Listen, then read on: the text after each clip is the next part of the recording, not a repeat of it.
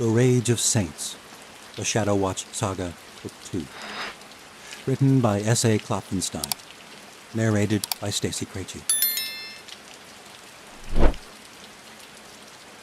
Prologue. The year 323 N.W. 6th year of the reign of Cyrus Morrow. Cyrus Morrow, the 16th Chancellor of Osha, should have been pleased. Exuberant, even. The leaders of the Shadow Watch lay in the dungeons beneath the White Citadel, their magic-rich blood filling him with power each day. Many of the Watchers had chosen to serve him rather than suffer this horrid fate, which made Cyrus Morrow even more powerful. Monsters ravaged the New World for the first time in centuries, and the people of Osha looked to their Chancellor as though he were their god. And he was their god. When the Chancellor revealed his magic to the people of Osha, the day he paraded the Watchers through the streets of Morrow-El, their mouths had gaped with awe. They'd melt in reverence as he'd ridden past. Magic had returned to the world at his hand. Nothing had gone according to plan, but everything had turned out better than he ever could have dreamed. The monsters that had come through the portal between the worlds had been unanticipated, but they had turned into a precious opportunity. Rulox and Nosferati had returned from the realm of nightmares and myths to ravage the world.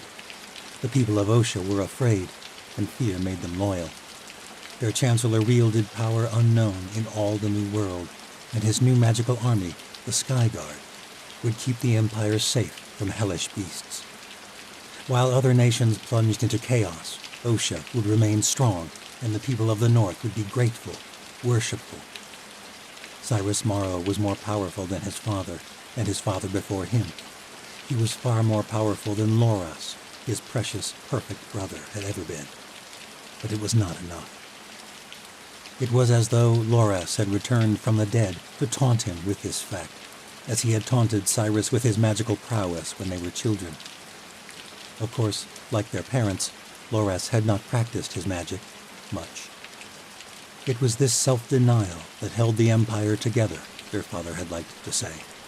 Cyrus had showed no prowess to deny himself of, but he had always thought it a ludicrous notion. Self-denial had made his father, and all his forefathers, and especially Loras, weak, far weaker than Cyrus had ever been. Cyrus had fashioned his own power. No longer would an ocean chancellor be mocked by foreign dignitaries as a vestige of another time. No longer would the nobles rule the empire like puppeteers. Now, more than ever, the chancellor was revered and feared, but for one thing, the gallows girl. Cyrus Morrow had hoped that in the turmoil of old-world monsters ravaging the New World, the gallows girl might be forgotten.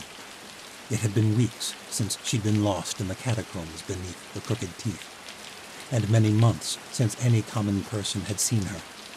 Yet here he was, on the balcony where he first drank the gallows girl's blood, and it was time to inflict pain on her account once more. There came a knock on the balcony doors. A morph announced the arrival of his visitor, and Cyrus motioned for them to enter. "The noble traitor, Ren, of House Andovier," the attendant announced. "That's Captain Andovier," murmured Ren weakly but defiantly as he entered. The Watcher was escorted to the balcony by a traitor to his own cause. Daja Bati had been one of the first Watchers to join the Chancellor's Sky Guard, and the dark-skinned Parjan seemed all too eager to demonstrate his new loyalties. He led Ren with a shove that sent him to his knees. "Careful," said the Chancellor. "Your captain might break." Despite his quick tongue, the captain of the Watchers looked like he'd been inflicted with a plague. His skin hung loose and was tinted a grayish hue, as though he were beginning to rot. Even his eyes had lost their luster. Brilliant blue now appeared dull and faded. "You're my captain now, my lord," said Daja, bowing his head. His long dreadlocks whipped through the air with the movement. "Reckon the best thing for Ren might be breaking." The Chancellor chuckled, pleased with the young Parjan's unabashed loyalty. Nevertheless, he motioned for Daja to help Ren up. Ren moaned. had enough of my dungeons, said the Chancellor. Daja's doing quite well. Daja stood behind his former captain with arms crossed, its expression hard. The Chancellor loved the anger that flared up at the mention of Ren's own soldier's betrayal. Suddenly, the Watcher captain didn't look so pitiful. There's fire in him yet. Good. Am I ready to betray my own kind? Said Ren bitterly. Like my brother? He spat the words, and the Chancellor grinned. Like you? Cyrus Morrow's lips curled. Betray? Your gallows girls set monsters upon the entire world, and you accuse me of betrayal? You sought to return the glory of the Watchers to the New World, and I have done that. I am sorry to have stolen your glory, but it is time you accepted the world as it is and moved forward. The Sky Guard awaits you, my friend. It will welcome you with open arms, as it did Daja. At this, Daja nodded coolly. A table had been set out on the balcony, and the Chancellor gestured to Ren. Sit, eat. You must be tired of the stale rations of the dungeons. Replenish yourself, I insist. Ren sat and replenished, tearing into a leg of roasted venison. The juices splattered from his lips, staining the white tunic he'd been given for this meeting. As he ate, the color returned to Ren's cheeks, only a little, but nothing was missed by Cyrus Morrow. See, I'm not all blood and horror, the Chancellor said. Ren did not answer, but he did not stop eating. You know, you might have been part of all this, said the Chancellor. The return of our kind. Ren coughed up his wine. You're no Watcher, you're a parasite. The Chancellor tensed, though he tried not to let it show. Instead, he smiled, reached out with his sense, and summoned the second goblet. It floated through the air to his hand, and he drank a glorious red liquid. It was not wine. As its coppery taste left his tongue, he could already feel his power increasing like a stoked fire. Yes, said Cyrus Morrow, our kind. Or are you naive enough to think that magic is restricted to your old world orders? It was that sort of thinking that led to the fall of the Watchers, my friend. I thought you were more sophisticated. I know what happened in the old world. My ancestors were there, said Ren. Yes, they were. As you were there when I discovered what can be done with Watcher blood. So was Solero. And yet both of you have the audacity to paint yourselves righteous. Ren's expression grew hard, and the Chancellor was pleased. He knew Ren regretted serving him those many years ago. Those events had led to the death of the royal family, all but Cyrus. Much as Ren might hate to believe it, he had helped make the Chancellor what he was. We are more alike than you think, Ren. We'd both created a problem. Astoria may be the one who let those beasts through your portal, but you made it possible. Don't you paint yourself righteous? The Chancellor laughed. Still bantering, even after weeks of bloodletting. Your strength is returning. Good. Why are you treating me so well? Said Ren bitterly. I'm reminding you of the finer things, the things you have longed for ever since you fled the city. You may have spent the last few years out in that God's forsaken tower in the woods, but you are still a true noble of Osha. I'm trying to seduce you, of course. For a moment, Ren looked taken aback. The Chancellor enjoyed surprising people with the naked truth. Ren recovered and took a loaf of bread. It steamed as he broke it open. And why else are you treating me well? Ren said. The Chancellor was pleased. Nothing got past Ren and Ovia. There's something I need you to do for me, and for that you will need to be strong. The Chancellor procured a parchment from his robes. It was such a little thing, found in the pockets of a mere servant boy. But if Tori had taught him anything, it was that servants could pose a considerable threat, even to him, especially to him. Ren unrolled the parchment. Inscribed on the crumpled paper were no letters or words, servants were rarely literate. No, there was only one symbol, small in the bottom corner of the page. So small it might have easily gone unnoticed, mistaken for a scribble by one of the scribes. The symbol was that of a gallows, the overhanging beam cleft in two. Though it was not his writing, Ren's face betrayed horror at the sight of it. "What do you want me to do?" "Commander Redvar, you may enter." The servant boy, who had been brought up from the dungeons, did not tremble when the commander of the Chancellor's Sky Guard forced him into the Chancellor's presence. The boy was expressionless, and this infuriated the Chancellor, though again he tried not to let it show. "Here is your insurrectionist, my lord," Darian said, shoving the servant boy to his knees. Sparing the gallows boy had turned out to be one of Cyrus Morrow's greatest decisions. When the Chancellor appointed Darian Redvar as commander of his magical army, the people of Osha had been in awe. The Chancellor had proven cunning even in his own apparent grace. The gallows boy, who once had defied him before all of Osha, who had triggered the gallows girl's very demonstration of forbidden magic last year, had turned into his most feared servant. Darian's expression was cold as he stood over the defiant little rebel. "This will be interesting." The Chancellor smiled at the boy, offering his hand, and the boy looked dumbly at it.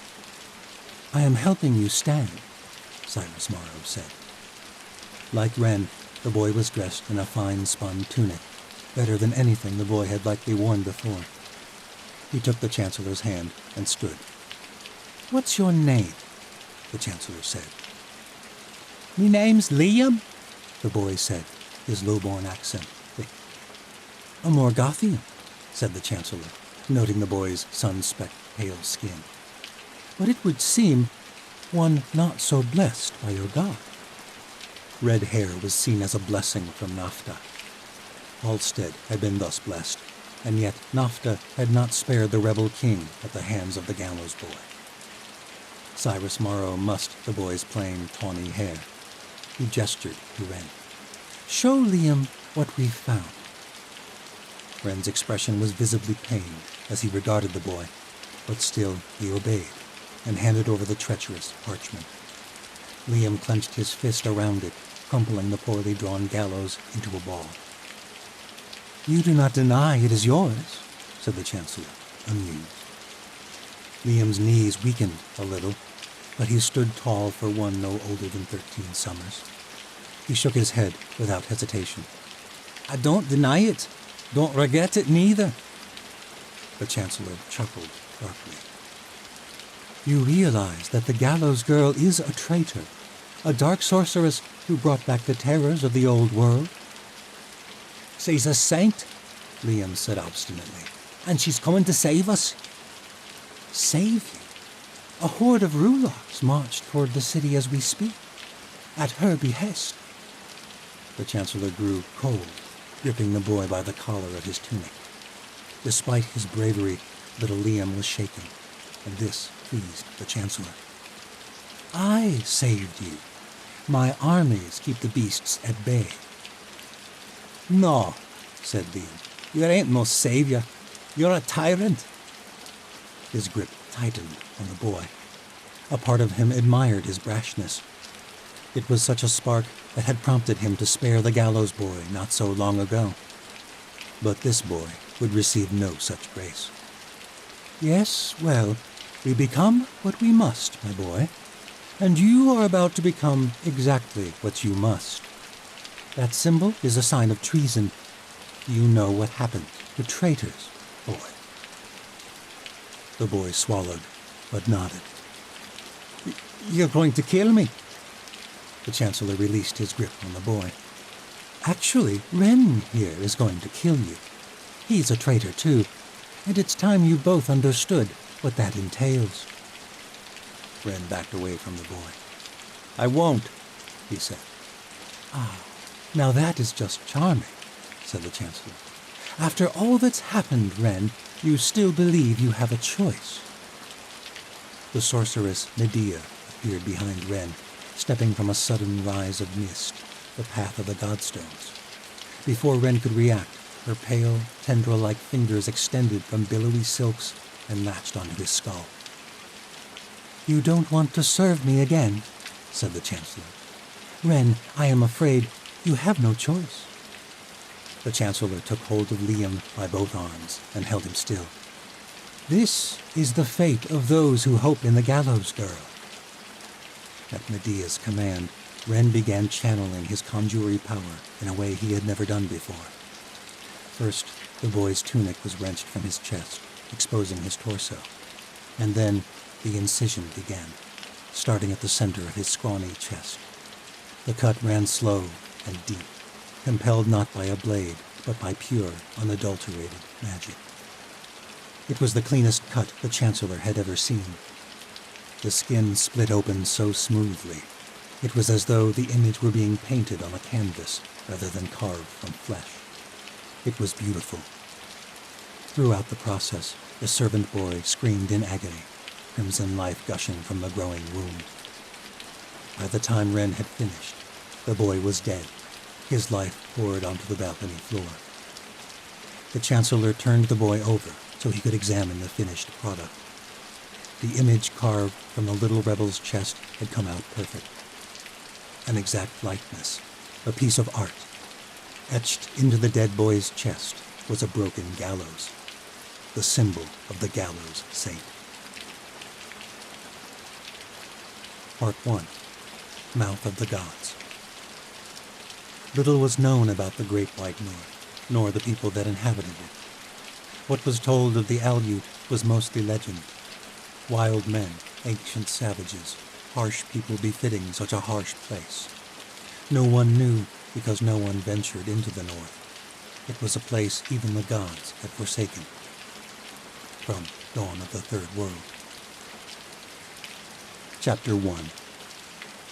The north stretched out like a great frozen sea, powerful and infinite, beyond the mouth of the gods. Between two mountain ranges, the northeastern reaches of the Crooked Teeth and the westernmost peaks of the Spine of the North, stretched a gaping glacial valley of ice and crevasses, known to have swallowed many who dared venture through its treacherous passage. This was the mouth, and it was the only way to the Great White North.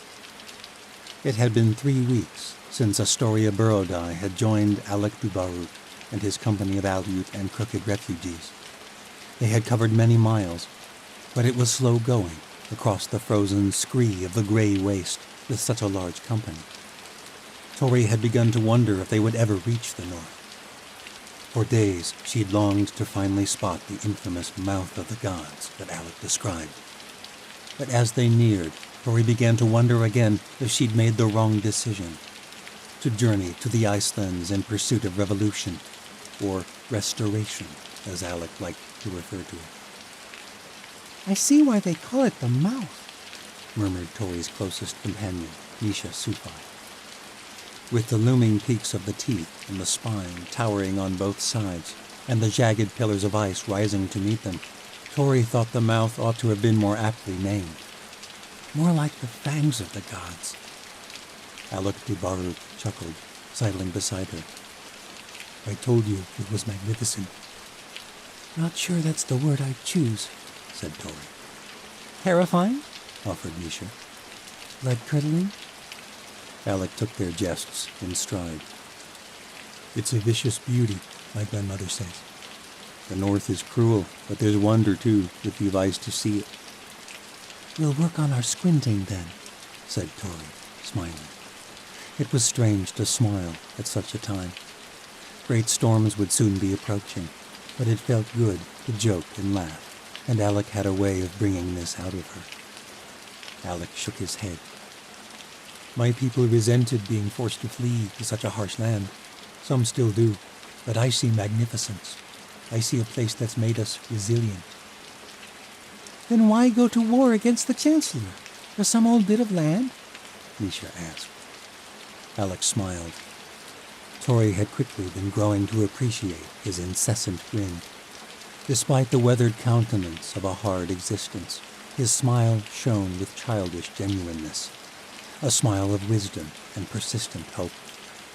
For some, it is revenge, justice, but for me it's spiritual.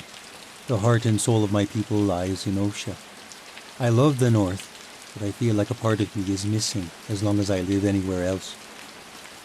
Have you ever been there? Asked Tori. Few living Aleut have. I've heard the tales of the traders in the Ice City.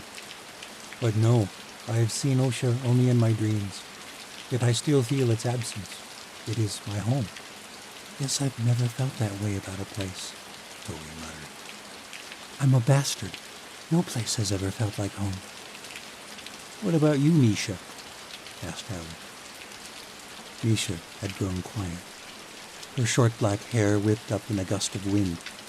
She gazed off at the massive forms of rock and ice known as the Spine of the North, the natural barrier between the known world and the mysterious Great White North. I miss the islands, Misha said eventually. The sand and swimming in the silver sea. I miss the scent of flowers, the taste of citrus and salt kisses. But not the castes and the code of my people or my parents and their damned honor. It's the people that make a place. I never want to go back to Melanesia. Alec's expression softened. Well, we will both just have to trust me. Nothing is more sacred to the Aleut than our homeland. Someday, maybe it can become home for us all.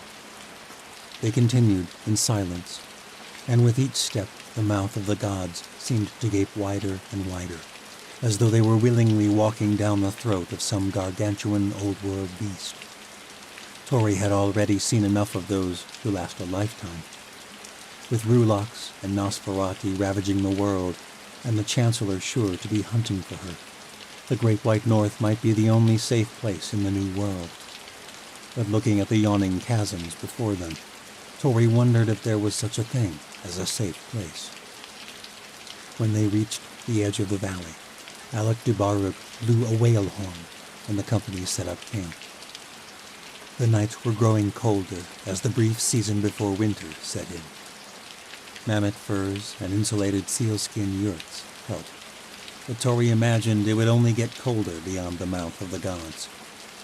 As the sun fell behind the crooked teeth, the jagged shards of glacial ice that formed the mouth glowed with a bloody hue. A vicious beauty, said Tori. She sat down beside Misha as the Aleut set fires and prepared supper.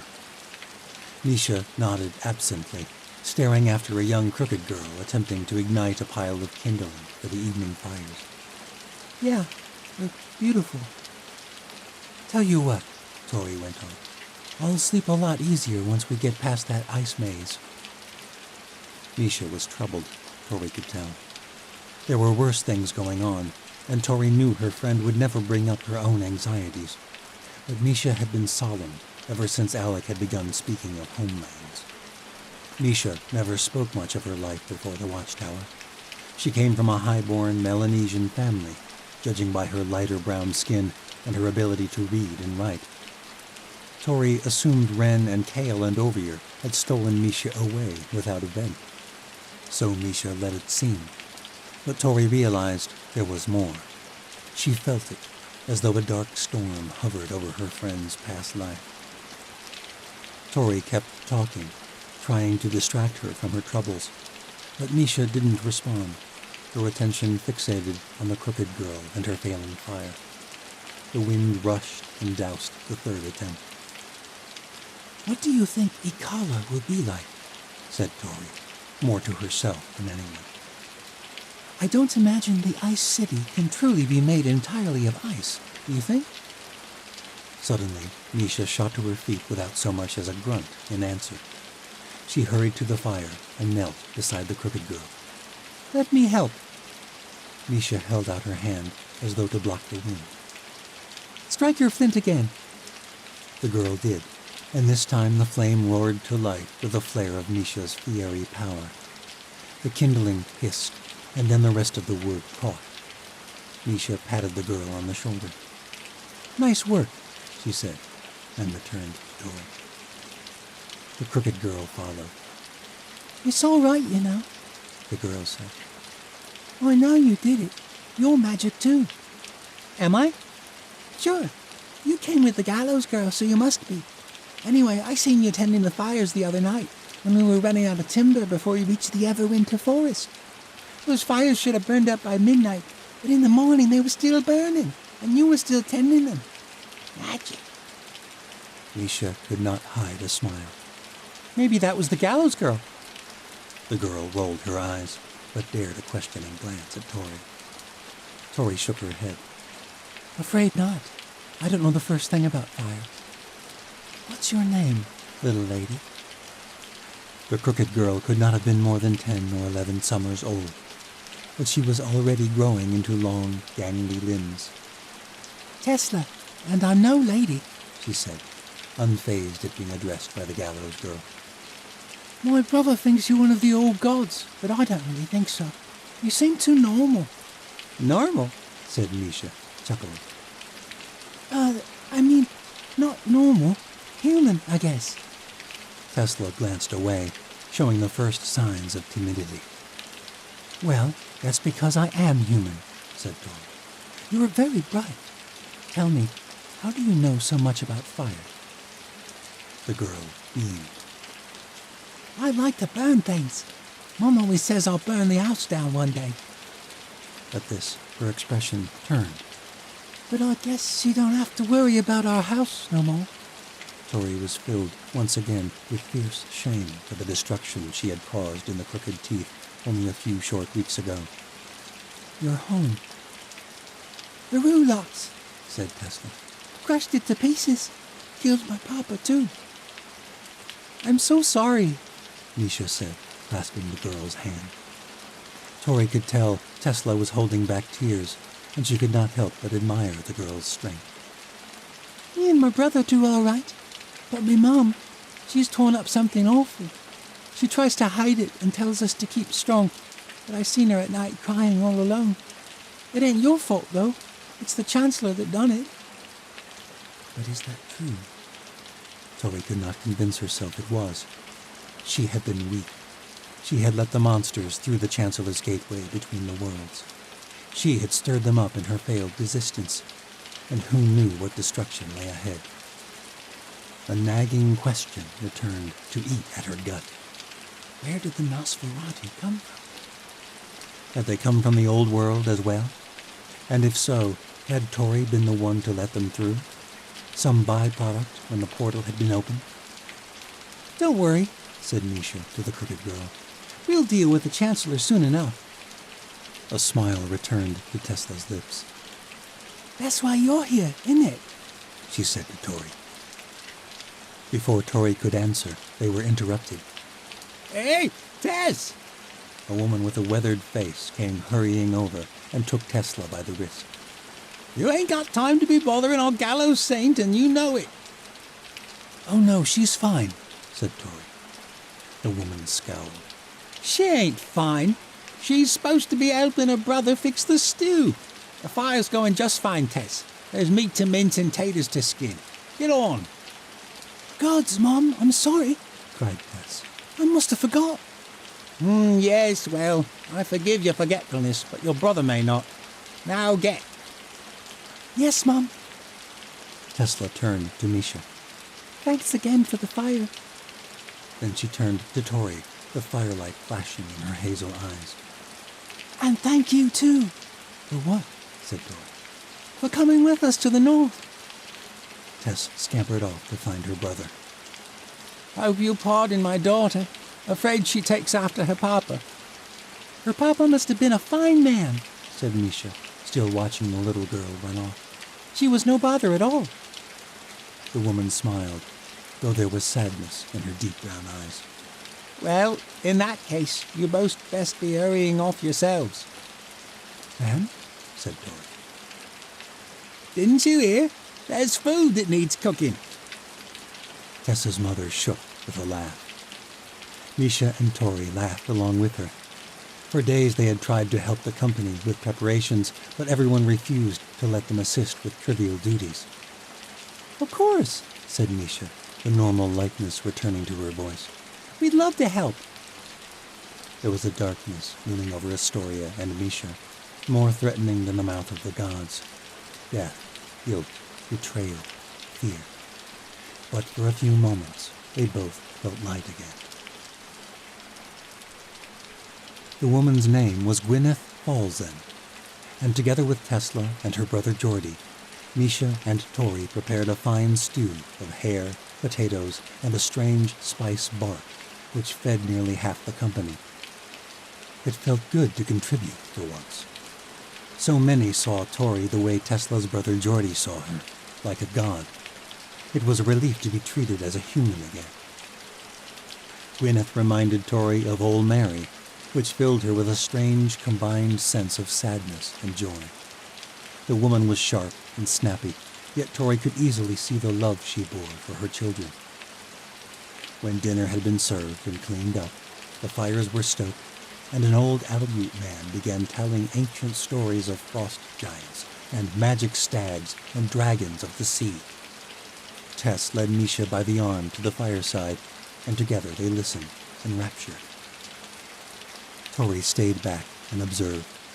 She was glad Tesla had managed to distract Misha from her haunted memories, though every time Tori saw her, she thought of the godstones and the rulocks, and pangs of guilt surged anew. She was responsible for what happened to Tesla's village, and who knew what else? Though out here in the wild, even those recent horrors felt like something from a dream. Tori loved the simplicity of their company. March, eat, and sleep. Out here, it seemed there was no OSHA, no chancellor, no need for magic or wars. She was not sure she believed Alec, that a land could be worth the bloodshed that would inevitably come with a revolution. Suddenly, a hand grasped her shoulder from behind, and she leapt, barely stifling a shriek. Alec chuckled, but Tori did not. The unexpected touch took her back to the catacombs beneath the crooked teeth, to dark chambers where the soldier, Jujin, had shoved her against a damp cave wall and very nearly had his way with her. In all the chaos and mourning that had followed, Tori had thought little of the terror and helplessness she'd endured in those moments, but at Alec's touch it returned in full force. Jujin's twisted gaze roared to life in her memory, and she could feel his wiry hands again, clawing at her clothes, searching for skin and tender places. Tori jerked away, instantly feeling foolish. "Tori, it's okay," Alex said, confused. "It's just me." She tried not to reveal how shaken she really was. He touched her shoulder again, reassuringly, and she forced herself not to pull away in spite of herself. Alex seemed to sense her uneasiness and quickly withdrew his hand. "I'm sorry I startled you." Tori sighed. "Gods, no, I'm sorry. It's just, I keep going back to the catacombs." She had told no one of what Jujin had nearly done, not even Misha. In the wake of the nightmare they had survived, it had seemed unimportant in comparison to the betrayals of Vashti and Kale and the others, the deaths of Mary and who knew how many of their friends from the watchtower. Alec knew about the Nosferati, and she let him believe that was what she meant. "It's like reliving a nightmare, isn't it?" he said. "Once you've seen death." Yes, death is much worse. But that was not what haunted her just now. Tori merely nodded. "When I was young, my youngest sister and me went fishing at the place where the ice meets the frozen sea in summer. There was a hole where seals would come to the surface. We'd fished places like it 100 times before. I dropped our bait on our way there, and I asked Lysa to get it while I set up the lines. I heard the crack when she fell through. By the time I got there, she was already gone beneath the ice. It was 3 years before I fished again." "Alec," Tori did not know what to say. "What can you say about nightmares?" And she felt guilty for being haunted by a terror that almost happened. Why didn't she see flashes of Rulox or Nosferati at a startling touch? But no, it was that pig, Jujin. "I'm so sorry." "Thank you," he said softly. "Well, that's not why I told you. I guess we all have nightmares, but None of us should have to carry the burden of them alone. Tori smiled. Maybe one day I'll take that offer. It's always there, he said. Tori noticed him reach to touch her again, but he caught himself and pulled back. The reason I startled you was because I wanted to show you something. He pointed toward the edge of camp, out into the darkness of the gray waste. What could you possibly need to show me out there? She said skeptically. Well, technically, you'd probably see it inside camp, but the fires tend to pollute it. Pollute what? The lights of Enora, goddess of the northern sky. We're far enough north, we should see them, even this early in the season. Tori followed him out past the circle of yurts, beyond the ring of light emanating from the evening fires. Twice in her life she had seen traces of the lights, but only in the deepest winter upon the northern steppe. In Osha, there were too many lamps, and they were too far south. But even traces were extraordinary to behold. Alec led the way across the frozen scree, never faltering, and soon the camp was but a flicker in the distance. He found a large boulder that suited him, and he sat with his back to it, the rock blocking out the light of their camp. Tori sat beside him. She enjoyed the young Aleut man's company, and she trusted him, even though at times it felt foolish. But it was those times she reminded herself that Alec had almost killed her, with his blade and his strange shaman's power that negated her own. But when he realized who she was, he had saved her life. She could sense his kind heart, and see it in the way he treated the people in his company, the way he did not pry, but was willing to share about his own tragedy and hardships. And so, her flashback to the catacombs fading from her memory, Tori scooted closer to him, so she could feel his warmth through the furs of both their parkas. They sat in silence for some time, waiting to see if the lights would come out. Finally, Tori broke the silence. Do you really believe revolution is the answer? Don't you? He said softly. Can more darkness bring light? Night comes before day, doesn't it? Tori sighed, staring off into the darkness. Somewhere the spine and the teeth were looming. I know the injustices of the Chancellor's rule. I've lived them. And yet I wonder, how much bloodshed will it cost to fight it? I don't know how many of my friends died in the catacombs. All of them, it is possible. All in the name of revolution. Sometimes I wish the gallows had never happened. Sometimes I wish I was still just a servant girl in Maro El. Alec went quiet. He gazed off at the inky night, watching wisps of cloud drift into the valley from the peaks of the spine. You won't be forced to join us, you know, Alec said. If you want to leave when we reach the Ice City, you can. You can sail off to the Southern Isles with the traders in the spring, or the Triumvirate, anywhere in the world, if that's what you want. But it won't stop this revolution. This isn't about you or the gallows. It has been brewing for decades, centuries, since the days of the old world. My grandmother envisioned it before I was born, and long before she saw you. Whatever blood has been or will be spilled, it is not your doing. No one can carry the dead. Tori said little else for a while.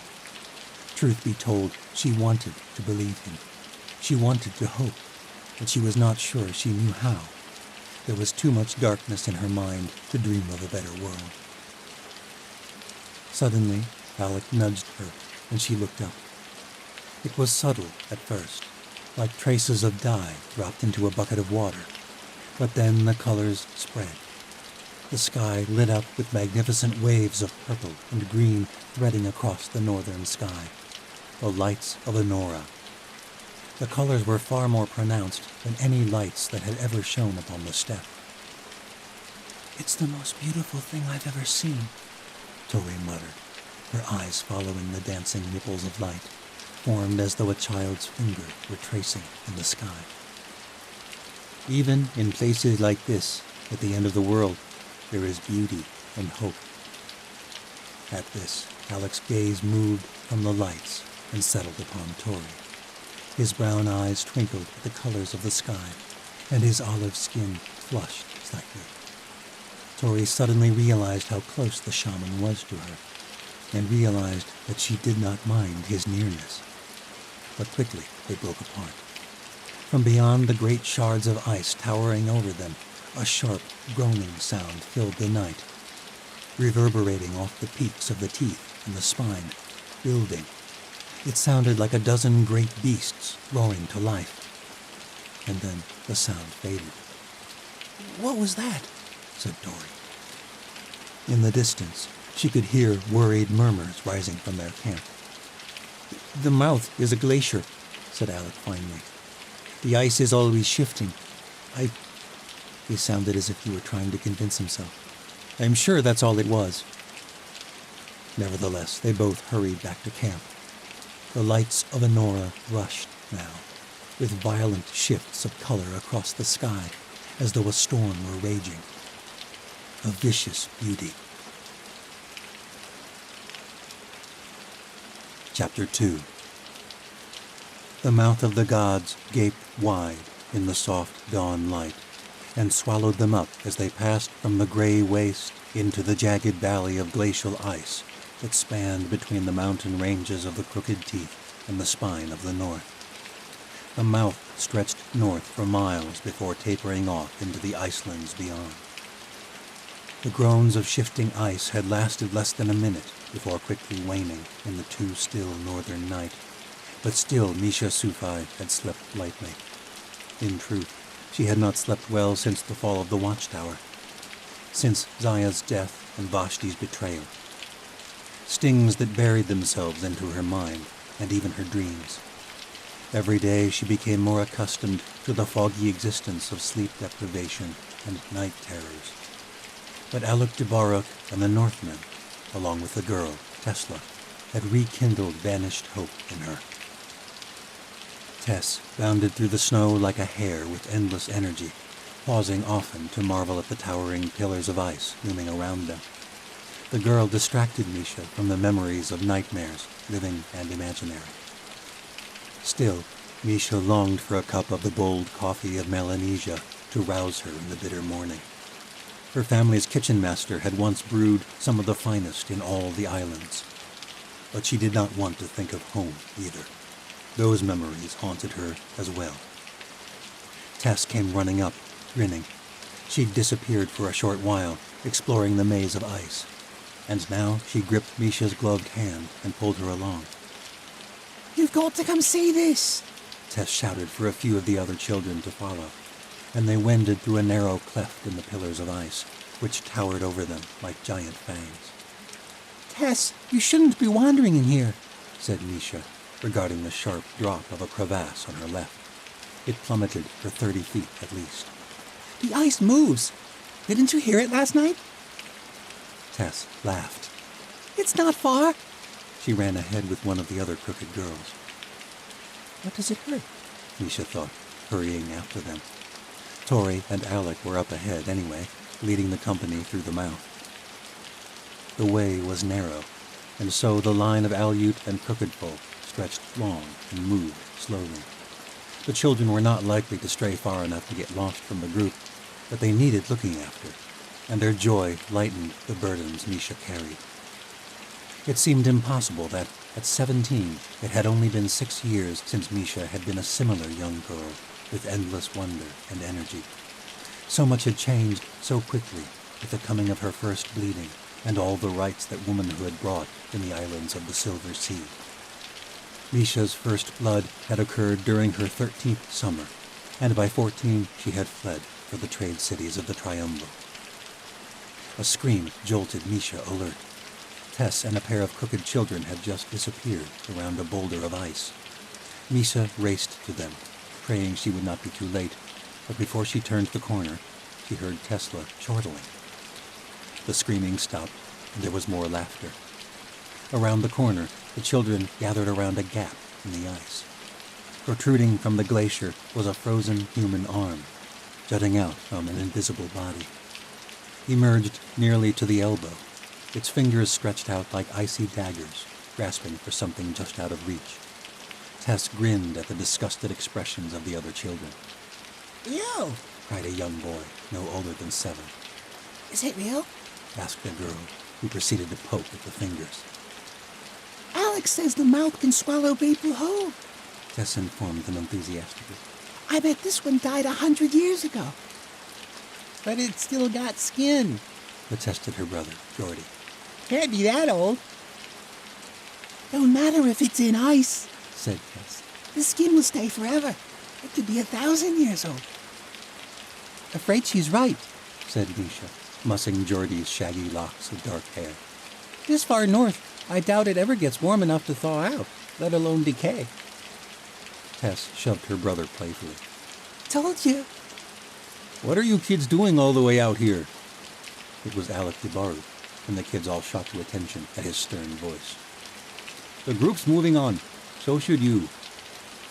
We found a hand, said Tess boldly.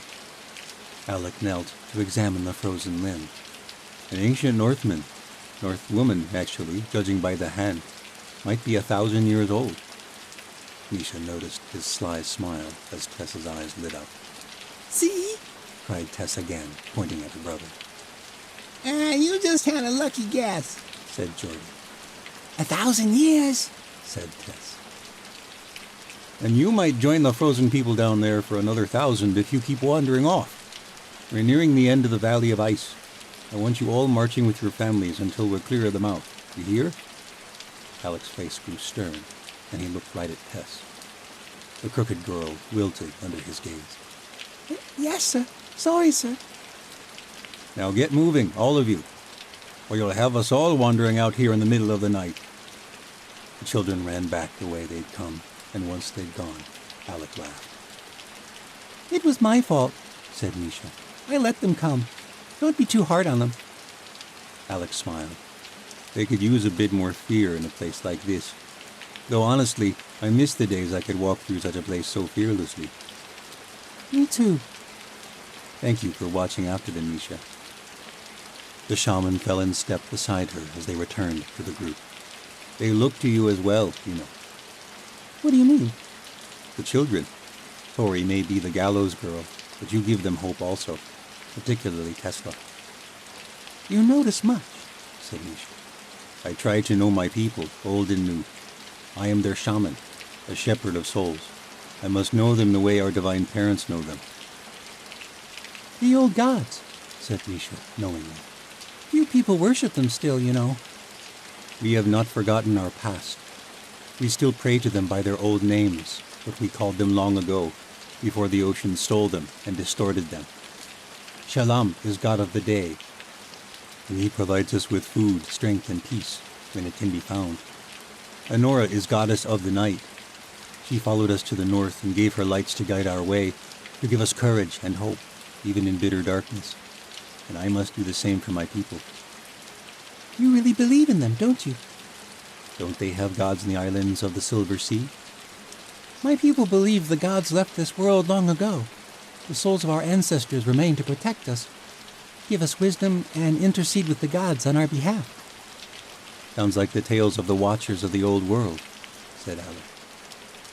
Melanesians believe the souls of our ancestors spring forth in the trees in our gardens where we sprinkle the ashes of our dead. But I have not prayed in a garden of souls in many years. Your people pray in gardens. In Jerka, they sacrifice doves in temples. The Watchers burn incense and prayed on rugs. I bet we all get it wrong, said Misha. Perhaps, said Alec. He thought for a moment. Or perhaps we all get it a little right, like shades of the same sunset. My people believe the gods are all around us, and so we pray wherever we are. Perhaps it does not matter where you pray. That doesn't sound like a holy man. I suppose I am not like most holy men in the New World. I point others to the great mysteries beyond our world. I don't care if you call them by the same name. You do not seem to care for the gardens of souls, I sense. So, what then? Misha thought a moment. She had given little thought to gods of late, and since the destruction of the watchtower, She had often wondered how any gods could stand by and watch powers of evil continue to rule over the world. In the Triumval, Misha said at last, people pray to gods from many lands. There are temples and shrines throughout the cities where traders may worship any god they desire from any nation in the New World. But there is a temple at the outskirts of the Holy Center dedicated to the Unknown One, the Forgotten God. It is said she watches out for strangers and orphans, the people we've forgotten, just like we forget about her. Somehow, she always made the most sense to me. Alec smiled at this. Then I shall thank the Unknown One for remembering you and leading you and Tori to us. Misha and Alec reached the rear of the stream of people winding through the maze of ice. Where is Tori? Said Misha. Leading the way, said Alec. I thought it would be good for her to be the one to lead us into the Great White North. You told her where to lead them, didn't you? Of course. Tori has never traveled through the mouth, after all, but her followers don't need to know that. Misha laughed. Some gods we watchers make, huh? I imagine even your Unknown One was young once. Misha never had the chance to respond. The ice trembled violently and sent Misha to her knees. A jarring pain shot up her thighs. From the depths of the mouth came a horrendous groan and a boom like thunder, and suddenly the ground disappeared from beneath her feet. A crevasse split wide like a massive wound in the earth, rent by some giant invisible sword. Instinctively, Misha caught herself, reaching out with her sense, and flew to the edge of the expanse. Her heart thundered in her chest. The rumblings increased, the crevasse stretched wider, and Alec went plummeting. Misha's entire body tingled as her senses honed in. She caught his wrist just in time and pulled him to safety. They collapsed in the snow. But there was no saving the Aleut and crooked folk ahead. The mouth of the gods swallowed up 4 that Misha saw, and who knew how many in the maze beyond. Screams echoed from all directions. The rumblings faded, the ice groaning like a dying beast, but the crevasse did not grow any wider. It fell away at least 100 feet, narrowing into the dark innards of the earth. There was no hope for those who'd fallen. Misha rose to her feet and held out her hand to help Alec up. The shaman stared at her dumbly. His hands quavered as she took hold of them. We have to help the others, she said. Come on. But there was no time to help anyone, for no sooner had the thunder faded than it was replaced by a new sound. From the depths of the gash in the earth, there ushered a mighty roar, followed by a horrid scraping sound, like nails upon glass. A great gray hand, which looked to be composed of ice and scree, emerged from the abyss.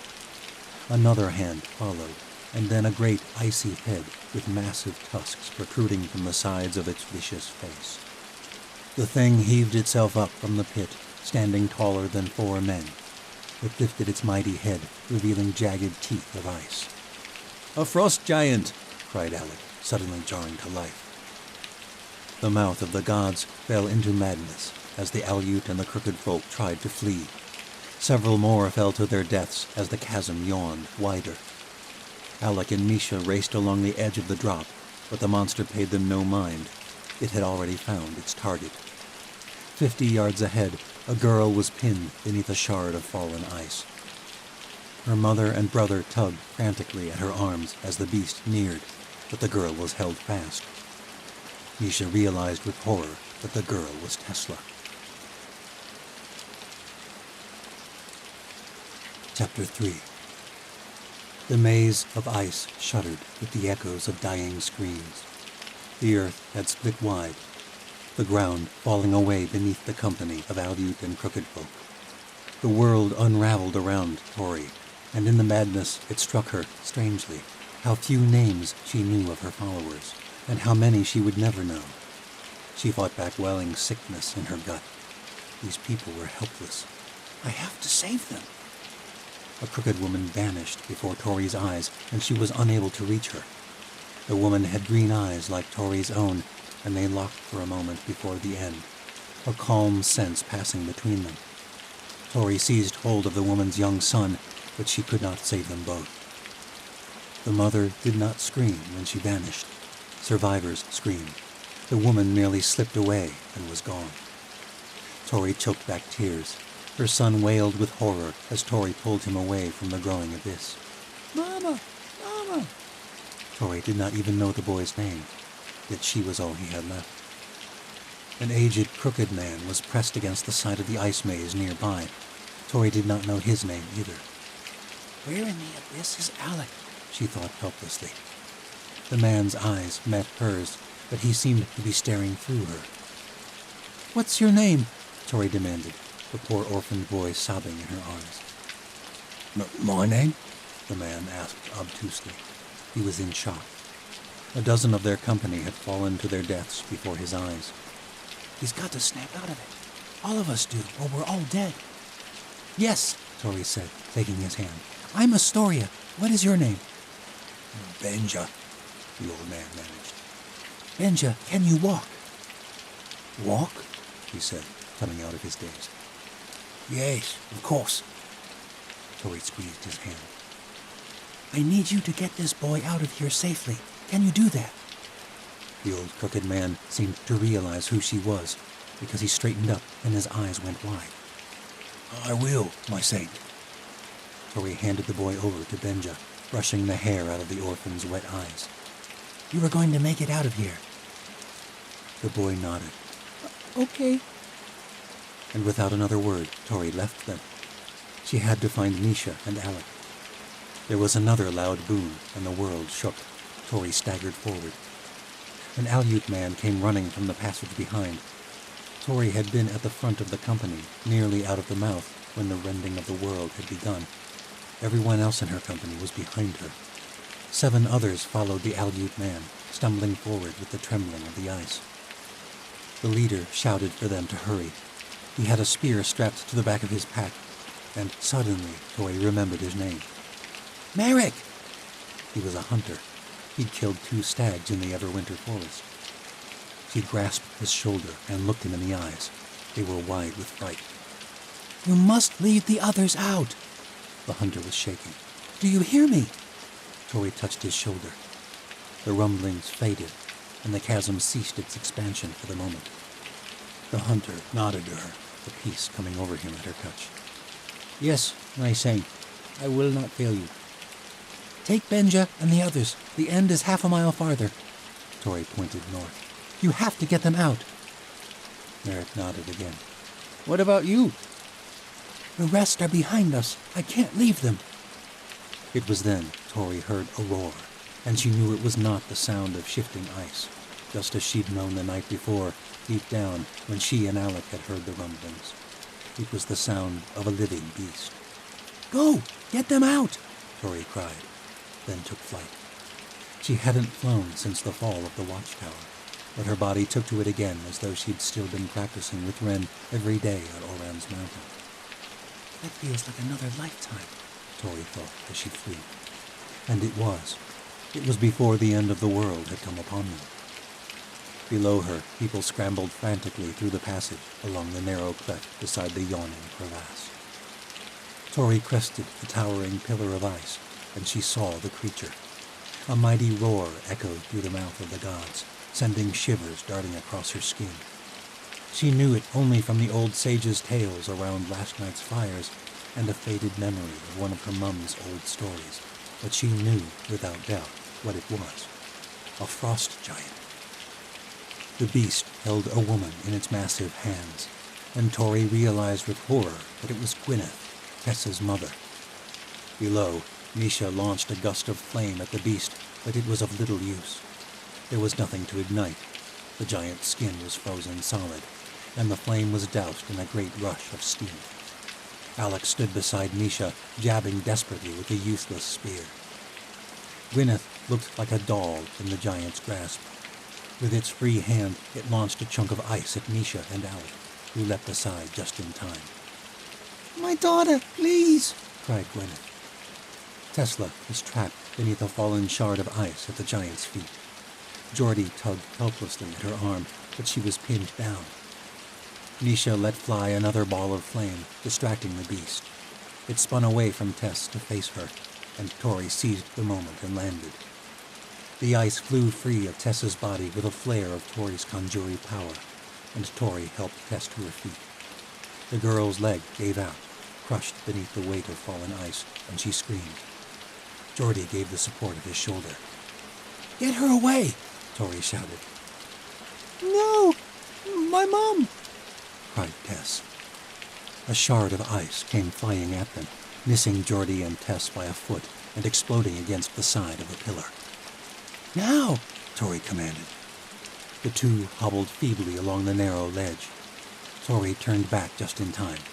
A great icy arm the size of a tree trunk swung at her, and Tori leapt aside. The monster roared. Leave me! Cried Gwyneth, still in the giant's clutches. Get my children out! But there was no way Tori could leave her. She had already lost Mary and the Watchers and probably half their company here in the Mount of the Gods. Tori reached out with her sense, and everything seemed to slow. She could feel the makeup of the world, the tiny frozen droplets that composed every grain of ice. Her heart filled with rage at all the death, all the suffering. A massive shard of ice broke away with a twinge of Tori's sense and launched into the giant's legs. It dropped to its knees, but it was not enough. The shard of ice she'd thrown came flying back at her from the giant's hands. She dodged to the side, tumbling in the snow, and in that same instant, the giant tossed Gwyneth aside, and she disappeared, swallowed up by the crevasse. Just like that, Tess and Jordy's mother was gone. The beast lumbered toward her, ice flying at her like cannon fire. Misha launched another ball of flame to no avail. Tori blocked a few shards with a flare of conjuring power, but it was too much. The giant launched chunk after chunk of ice the size of boulders. The earth trembled again, and Tori stumbled to her knees. When the ice hit her, Tori could feel the crunching of her ribs, the collapsing of her left lung, and the rush of blood within her chest. She lay in the snow and tried to move, but her limbs had been rendered immobile. Her head felt light, and she felt herself fading. The giant reached for her with icy paws. Vaguely, Tori could feel the pieces of her body fitting back together, her regenero power keeping her alive, but it was slow, and she had no time. The beast's fingers wrapped around her torso, and Tori was too weak to fight it. Someone behind her screamed. No! High-pitched, like the shriek of a falcon, the sound seemed to build and build, filling every space in the glacial maze. It reverberated off the ice, building louder and louder, louder than any scream Tori had ever heard. Her ears rang and her head pounded.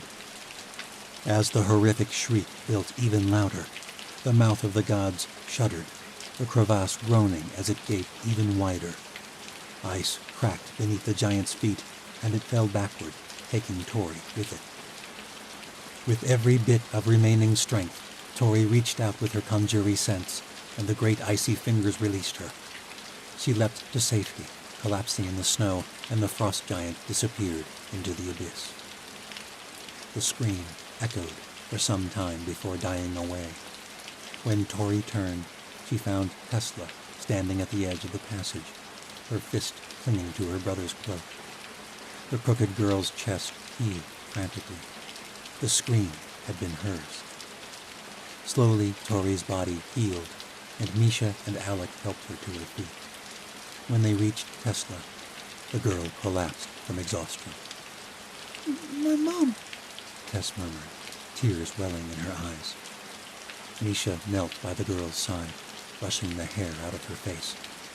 Shh, you're all right. No, I'm not. She's dead.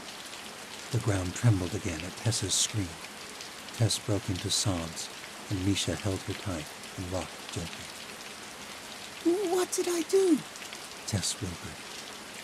Tori took the girl's hand, realization dawning on her. That scream was magic awakening, just as it once had in Tori so long ago on the day of the gallows. You saved us, Tess, Tori said. You saved us all. Part 2. the unraveling of the world. There was a saying that arose after everything was over. The world must be undone before it can be remade. But no one believed that in those days. There was no hope, no world to come, no world to remake. To those who lived through the unraveling, it was the end of the world. From Dawn of the Third World. Chapter 4. Kira Fane was in a constant state of anguish, and therefore so was Cale Andovier, for he felt responsible for what the Chancellor had done to her, and there was nothing he could do. For weeks they had been secluded in the den of the Ilya, buried deep beneath the Yanavi capital, Liani, but this time not as prisoners. Cale had not seen Sala Burodai, the newly crowned Great Sultane, since he had been chosen in the twisted game of power that was masked as the choosing of Arayeva.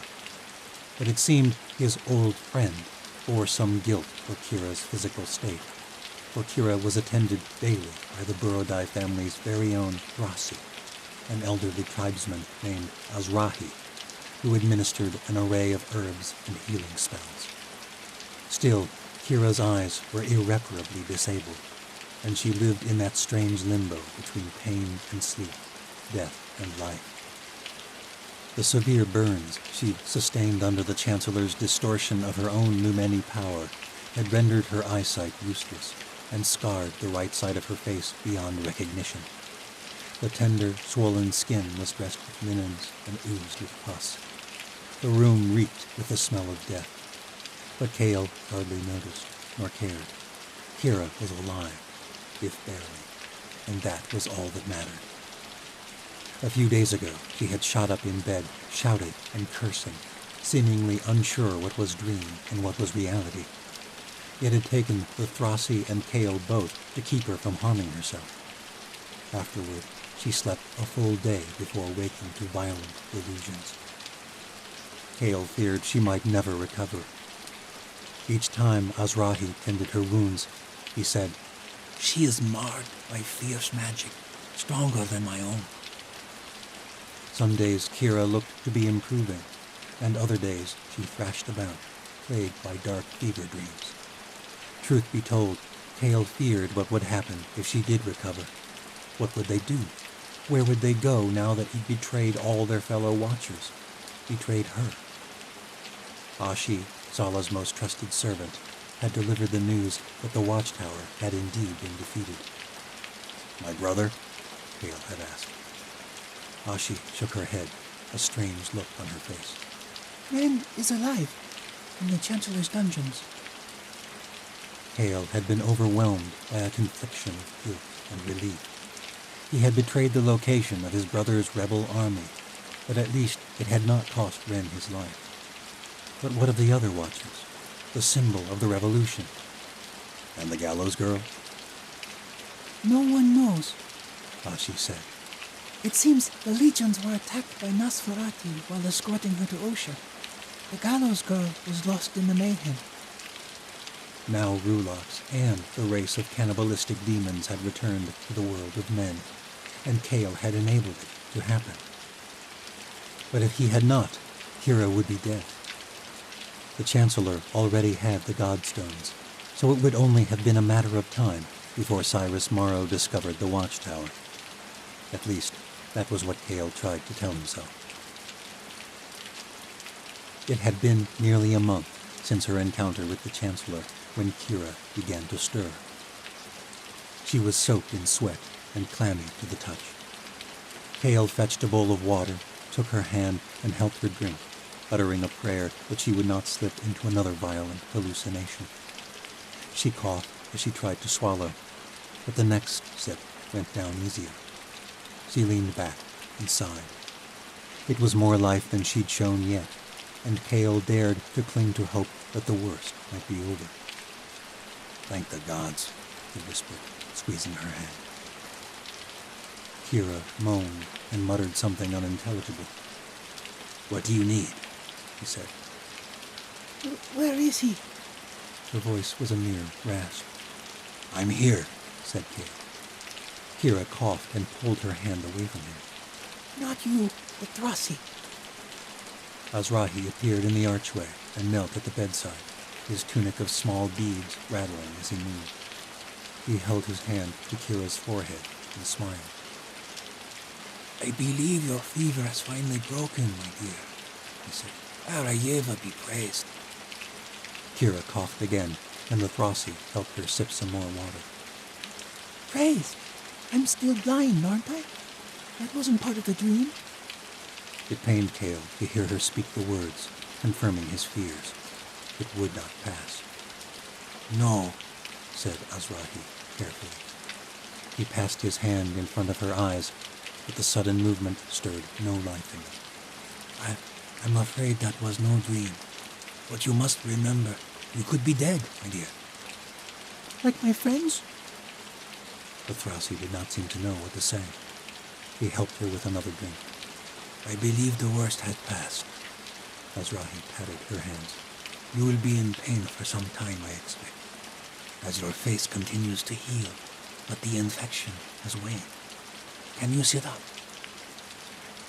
Kira was still terribly weak, but she managed to shift herself upright in bed. The Throssi began unbinding the wraps about her face. The oozing had eased up, and now the ruined skin shone red and swollen. He treated her wounds with a healing salve, then wrapped her eyes with a fresh layer of linen, thinner than the last. Tender flesh was left visible at the sides of the bandage, but it was good to see more of her face. It made her seem more like a person, and less like a corpse being prepared in burial cloths. Thank you, Throssi, Kira said sincerely. I owe you my life. I'm afraid I did precious little. The dark magic binding itself to you has lightened, though not by my doing. Arayeva is not finished with you yet, but you are welcome, all the same. He patted her hands once more, and then left them alone. Suddenly, the gravity of everything they had endured together washed over Kale. He loved her, and she was awake, and he knew they should speak, but he feared what she might say, now that she was coherent. How do you feel? Kale said weakly. Hungry. I've had nothing but a bit of broth in... How long has it been? Nearly a month. Gods, said Kale. Is there any lamb in this pit? Kale smiled, grateful she'd not lost her sense of humor along with her sight. Maybe you ought to start with Yoki. He fetched her some of the Yanavi flatbread, and she ate voraciously. As she chewed, she winced, but it did not stop her eating.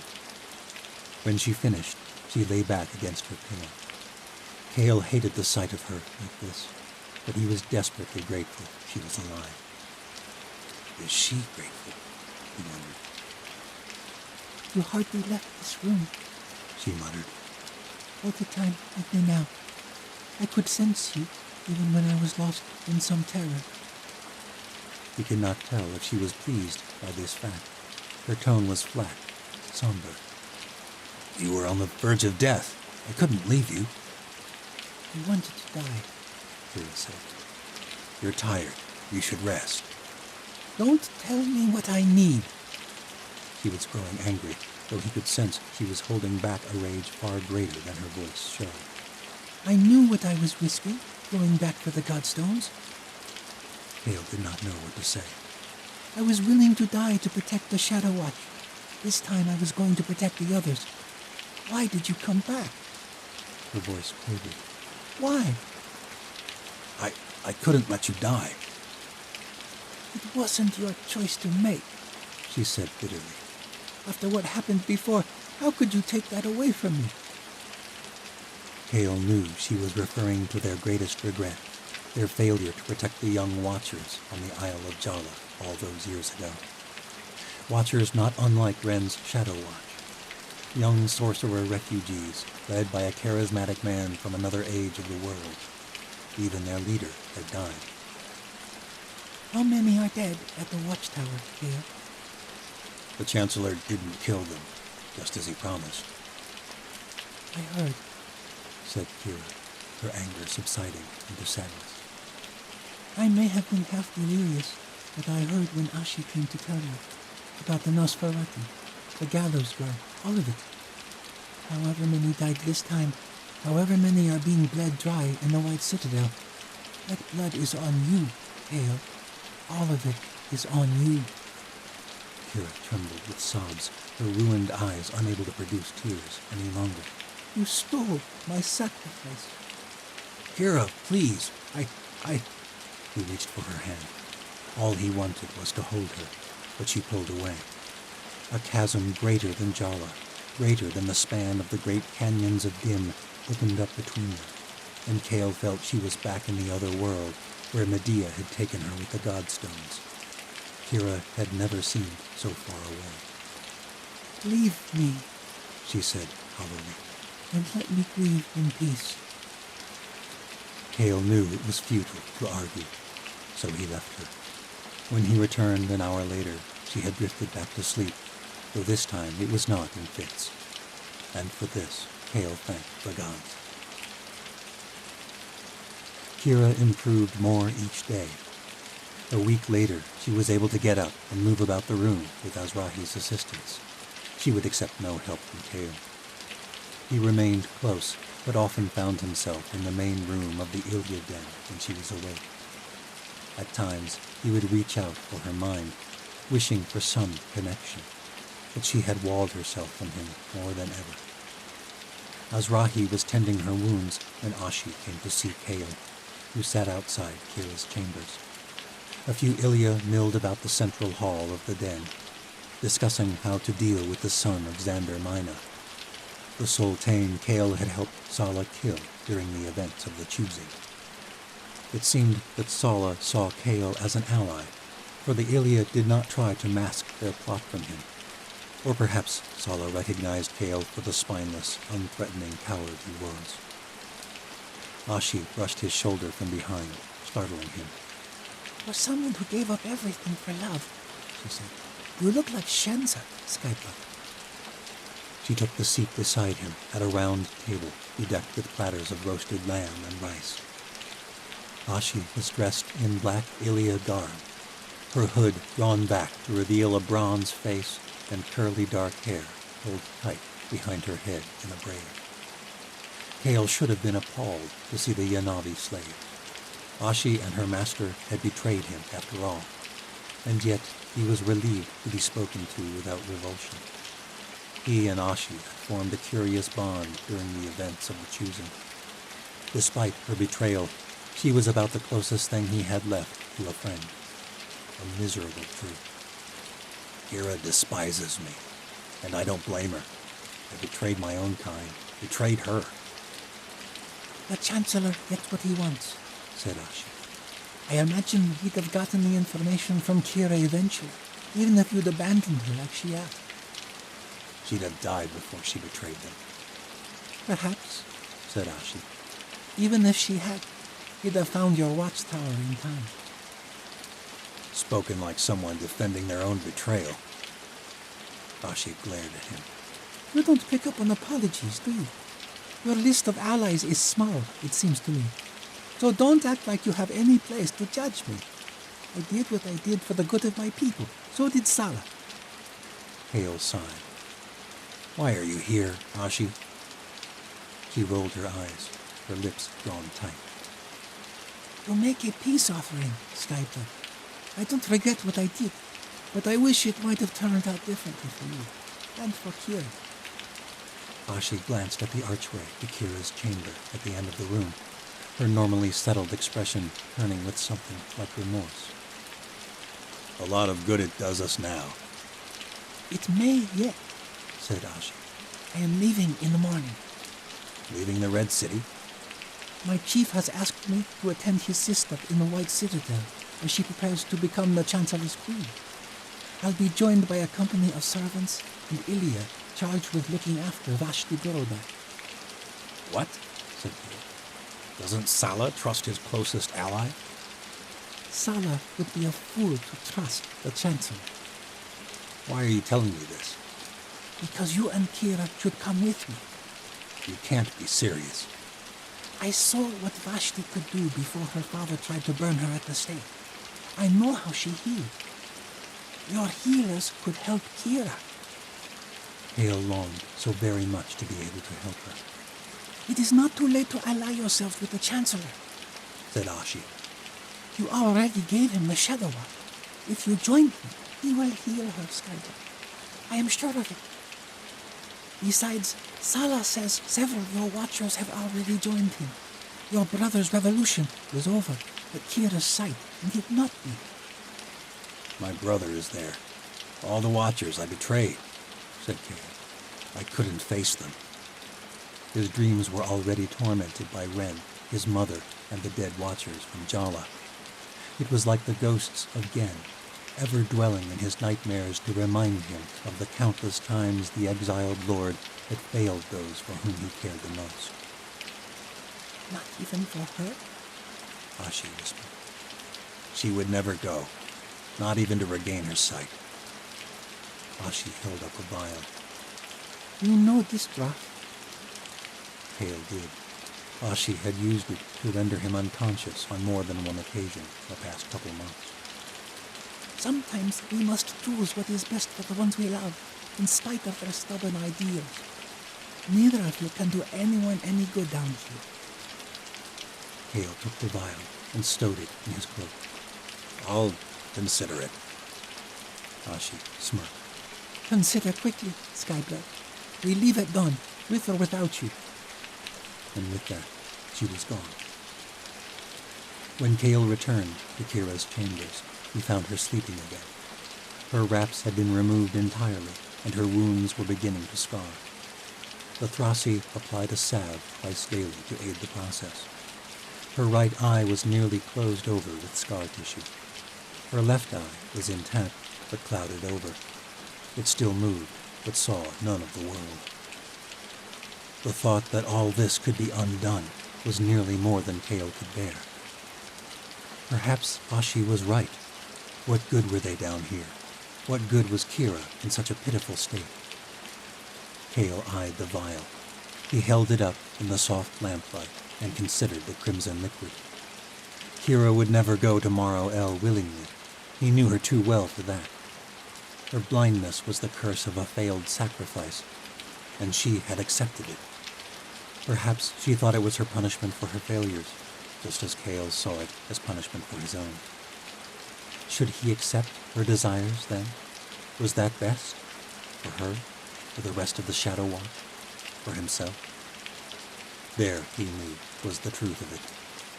To take her to the White Citadel would be to temper his own guilt. It might restore her sight, but it would not bridge the chasm between them. To drug her would be to betray her all over again. That night, Kale did not sleep. Into the waking hours, he watched over Kira. It was the one time she seemed at peace with him there, and if he tried, he could catch glimpses of her dreams. Her subconscious was not lined with the walls she constructed when she was awake, but he quickly withdrew. With his cerebral magic, he sensed she was dreaming of being able to see again, and this pained him beyond his capacity. It was all he could do not to slip the Ilia draft into the bowl of water beside the bed. It was what she longed for deep down, to see, to be able to help the others. But no, he could not do it. Scarred and blind though she was, he still found Kira beautiful, so strong, so fierce. He stroked her hand tenderly as she slept. How he loved the feel of her smooth olive skin. The touch brought back torturous memories of the night he'd beheld her in all her beauty, before the world had filled with horrors and guilt, when his entire world had been nothing but her lips, her skin, her love. The night on the Isle of Jala. So many times he had wished to return to that night and never leave, never go beyond it, but never more than now. The space between them was filled with blood and nightmares and betrayal. But once they had been as close as two people could be. Back before the night of the slaughter. The night they were both trying to redeem, both trying to forget. And now, because of Kale, they had one more night to regret. Their chasm was expanding wider and wider.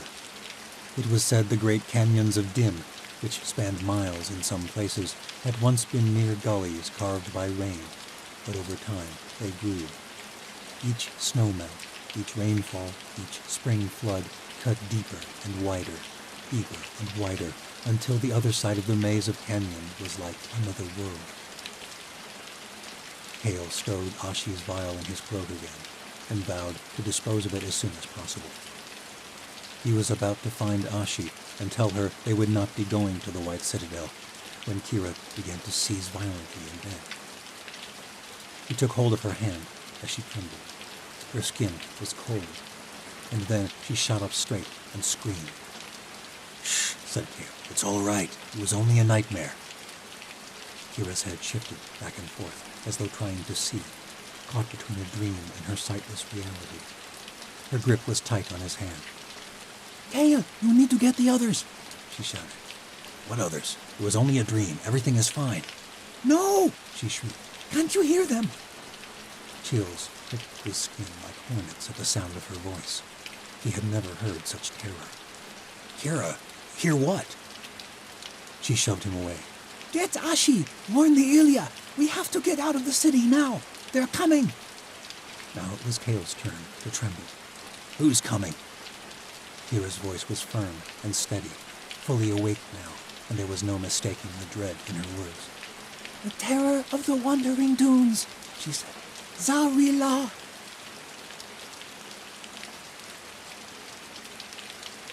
Chapter 5. Zarila, thought Kale. It's not possible. Though Kale heard nothing, he did as Kira ordered, hurrying to find Ashi before she left the Red City for Osha. The urgency in Kira's voice left him without doubt. He did not understand how Kira could hear Zarila, but her tremulous voice had filled him with terrible chills. The monsters were the most notorious beasts in all Yanavi folklore, said to have plagued the people during their years wandering the desert at the dawn of the New World. Kale had always thought them nothing but a superstitious explanation for the sandstorms and sinkholes common in the wandering dunes. The thought that the beasts might be real made Kale's stomach lurch. First Rulaks and Nosferatu, and now this? He found Ashi in the den of the Ilya, loading supplies with a pair of young Ilya boys. The moment Kale told her what Kira had heard, Ashi begged him to fly to the Red Palace to warn Sala before it was too late for the entire city. But Kale hesitated. I can't leave Kira. You must. Kira came stumbling blind into the room after him. Ashi took hold of her hand and led her to a table for support. Kale, hurry, please, Kira murmured, clutching at her temples. It's getting louder. They are almost upon the city. I'll get her out, said Ashi. Or I'll die by her side, but only if you can get to Sala in time. I don't know the way from the den, Kale said. Ashi took his hand fiercely. Her skin was searing. For the second time, the Yanavi slave let down the mental walls Sala had taught her to build against Kale's cerebral gift, and she opened her mind to him. Through her eyes, he saw vividly the network of tunnels beneath the Red City, the Ilya's secret path. Now fly, Skyblood! And Kale did. He flew down dark, winding chambers, following Ashi's intricate mind map. When Kale emerged from a drainage grate outside the Red Palace, it was dawn, the sol glowing blood red as it crested the wandering dunes. The sudden light stung his eyes. He had not seen the sun in weeks. It was a red dawn, a sign of Arayeva's anger and despair. And Zarila are approaching Gliani, Kale thought. Perhaps there is something to their goddess after all. Kale flew from the earth and rose above the radial formation of streets and sandstone buildings. The Red Palace rose above everything, the heart of the Yanavi capital, with the golden temple of Arayeva at its zenith. The temple glowed in the early light. Kale knew the great Sultan's chambers were situated beneath the temple. He had saved Sala from assassination there only weeks ago. Kale could sense Sala's mind dimly. It was still guarded by subconscious walls, but Kale sensed enough to know he was in his chambers. Kale flew to a ledge on the western side of the palace and entered through a high window. The Red Palace was well guarded. Through normal entrance, Kale would have had to pass through 7 gates and several companies of guards. But Sala's window surmounted a sheer wall of sandstone, which towered 200 feet over the awakening city. Even if someone could fight through all the security below, it would be nearly impossible to scale the smooth stone tower. Kale flew the distance with ease and landed softly in Sala's chambers. Set before the western window was a statue of Aryeva, a beautiful sandstone woman, naked but with a flaming saul held at her waist. Outside the eastern window, the saul crested the dunes, and Sala knelt in prayer before a second identical statue. Odd, considering the man's lack of fervor toward his people's faith. He wore only a plain white tunic. His dark hair was unkempt, and his face unshaven, a stark contrast to his normally well-maintained appearance.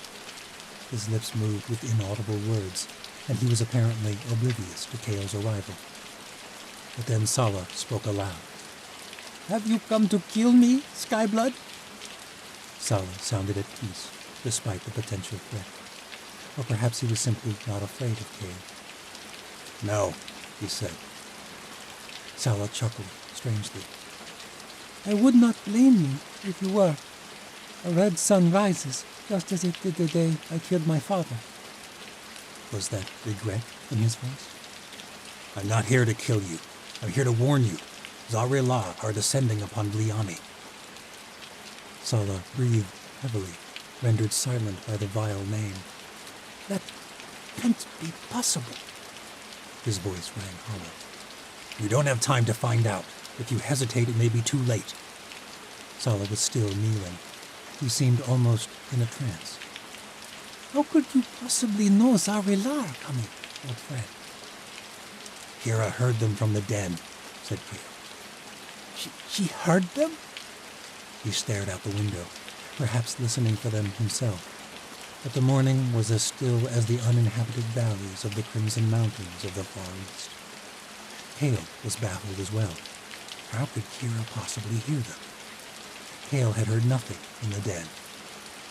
At first, he'd thought she was hallucinating, caught in the remnants of a nightmare. But Ashi believed her, and so must he. I don't know how, but Kira heard them approaching. We have to go. He took Sala by the arm, firmly, and jerked him to his feet. At this, Sala came back to life. Sala cursed, took one last glance at the rising soul, and murmured another prayer. Jeshu, Davin! He cried out, and 2 Ilya appeared immediately through the immense Socha doors of Sala's chambers. When they saw Kale, they drew their sabers. Filthy Skyblood! At ease, Sala said, raising his hands. Davin stammered. But my chief, how could he? We have not left your chamber doors all night, I swear it, pleaded Jeshu. He flew, said Sala simply. And now, so must you. Sound the horns. We must evacuate the city.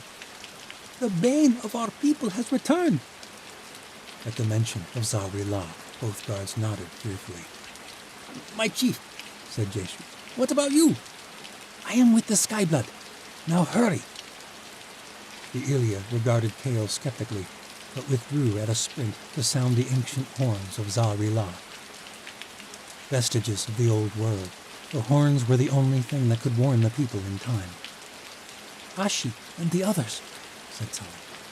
They're fleeing the den, said Kale. I realize it is much to ask, Skyblood, but my fate lies in your hands once more. Ashi is getting Kira out alive. I promised to do the same for you. Unfortunately for you, I am through with betrayal. Kale took Sala by the wrist. Let's fly. Kale and Sala flew from the window of the royal chambers. Kale was not a strong flyer, but he hoped he could reach the edge of the city. They soared over the gates of the palace. That was when he felt Kira's cry in his mind. Oh gods, they're still in the tunnels. Without explanation, he descended. What are you doing? Sala protested. I can't bear you any farther, Kale whined. Cradling Sala in his arms like a child, Kale slowed their descent at the last moment. He landed in a crouch outside the palace walls and set Sala down. The horns of Za-Rila began booming across the city. Giant tusks of an ancient behemoth, the horns were set along the walls of the Golden Temple, situated beside much smaller horns that rang out each morning and evening to call the Yanabi to prayer. The horns have not been blown in over 300 years, said Sala darkly as they hurried through the streets. Kale felt sick. They had to reach the tunnels quick. The deep bellow of the horns of Za-Rila resounded across the city, distinct from any other sound Kale had ever heard. The guttural booming made the streets themselves vibrate. At least, Kale hoped that was the reason. Though the people of Liani had never heard the horns in their lives, they responded immediately with terror and panic. The streets of Liani became teeming chaos, like a colony of war ants after their hive was destroyed. People screamed, flung belongings into the streets, and made frantically for the northern gates of the city, which led to the vast plains of the steppe. The horns bellowed beneath it all like a marching beat no one was following. The city seethed in one throbbing mass of mayhem, and Kale and Sala were stuck in the middle, weaving through walls of pressing bodies. No one even realized that their great sultan was in their midst. Sala was shoved aside like anyone else as the Yanabi fled. Kale seized Sala's wrist and jerked him down a side street, both of them shoving their way through the crowd. "We've got to go underground," Kale cried. He gestured to a cleft in a wall, similar to the one Kale had emerged from only minutes ago. What have you sensed? Sala demanded, stopping in the narrow, vacant alley of red stone.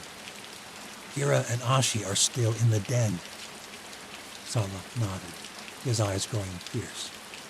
Kale didn't know for certain that Ashi was still with Kira, or even alive, but his words had the desired effect. Sala cared for his devoted servant. "Let me lead the way." They slipped through the cleft in the sandstone wall, slinked through a narrow corridor. Then Sala opened a grate, which led to the network of hidden tunnels beneath the Red City. Sala gripped his wrist and led the way in the dark. They reached the den to find it empty. Tables were overturned, provisions and crates and clothes were strewn about the room, and in the far wall there was a dark chasm that hadn't been there before. Za-Rila was here. Kale pushed back bile and reached out with his senses. No sign of Kira. Sala grabbed his wrist, and they hurried on down the twisted labyrinth of tunnels beneath the Red City. The noise of the fleeing masses faded, and Kale finally heard what Kira had somehow sensed from afar. A horrid, grinding sound, like soldiers marching upon a field of skulls. The ground trembled beneath their feet. It was the approach of Za-Rila. "Ela Yeva, have mercy," Sala murmured. He gripped Kale's wrist harder, and they pressed on as quickly as possible through the dark. Sala's prayer filled Kale with a greater terror than the sound. The grinding grew in intensity the deeper they ventured. Soon it was a mighty roar, and the ground roiled beneath their feet as they staggered forward. Without warning, Sala shoved Kale to the ground. The roar reached a fever pitch. There was a great rush of air, and a horrid stench permeated the chambers. And then, all at once, the roar ceased. The monster was directly ahead. Kale could sense its mind, or rather the mind of the many Rila. He could not tell whether they shared one mind, or were simply tethered together by some mysterious telepathy. But in one glimpse, he unraveled a mystery that centuries of myths had only guessed at.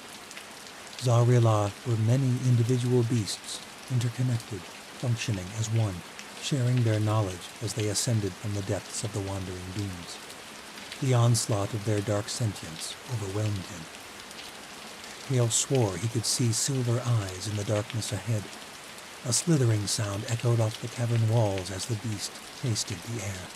It was searching for one thing, the scent of humans.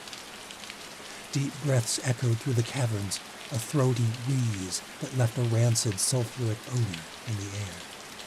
Kale and Sala held perfectly still, but Kale felt the foul breaths, hot and humid upon his face as though a wall of stench were pressing in on him. The beast sensed them.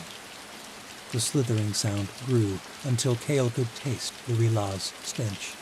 His stomach churned. But then he sensed an awakening in the shared mind of Zarilah. Some of the horde had reached the surface, where a delectable human feast awaited, all gathered in one place for the slaughter. And in a moment, the grinding sound returned. The stench faded, and Kale's sense of Zarilah drifted, until it was but a vague anticipation of blood and violence. He let out a long-held breath of relief. Saga was trembling. I thought we were dead, Skyblack. Let's pray the others are not, was all Kale said. He felt nothing in his senses. They were too overwhelmed with the countless dying minds in the world above, mixed with the bloodlust of Zarilah. He and Sala pressed forward once more. The beast left a yawning chasm in the tunnel, just as it had in the den. It had burrowed straight through the earth, cutting a brand new channel. Kale wondered if Zarilah had cut the passage they were in now, centuries and centuries ago.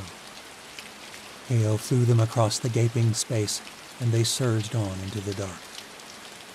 It took what felt like hours of weaving through the winding maze of tunnels, but eventually Kale and Sala reached the end of the depths. He knew they were close, and let out a deep sigh of relief when he felt Kira's mind open to him. They came to the end of the tunnel. A large stone shifted forward at Sala's behest, and they emerged in a red sandstone tower a league outside the city walls. Ashi and Kira and the other Ilya were waiting for them. Kale rushed to Kira and took her in his arms, beyond grateful that she was alive. And for once, she returned his affection. Kira gripped him tight. You took so long, he said. I worried you didn't make it out of the city in time. Why did you go into the tunnels? I heard you cry out. One of the beasts attacked the den. We barely made it out alive. Kale held her tight. Ashi and Sala greeted one another in the way of the Yanavi, clasping forearms. It was the formal greeting of equals, not of a king and his servant. Thank you, Skyblack, said Ashi, glancing over at him. For saving my chief. Kale nodded his own thanks, grateful to have Kira safely in his arms.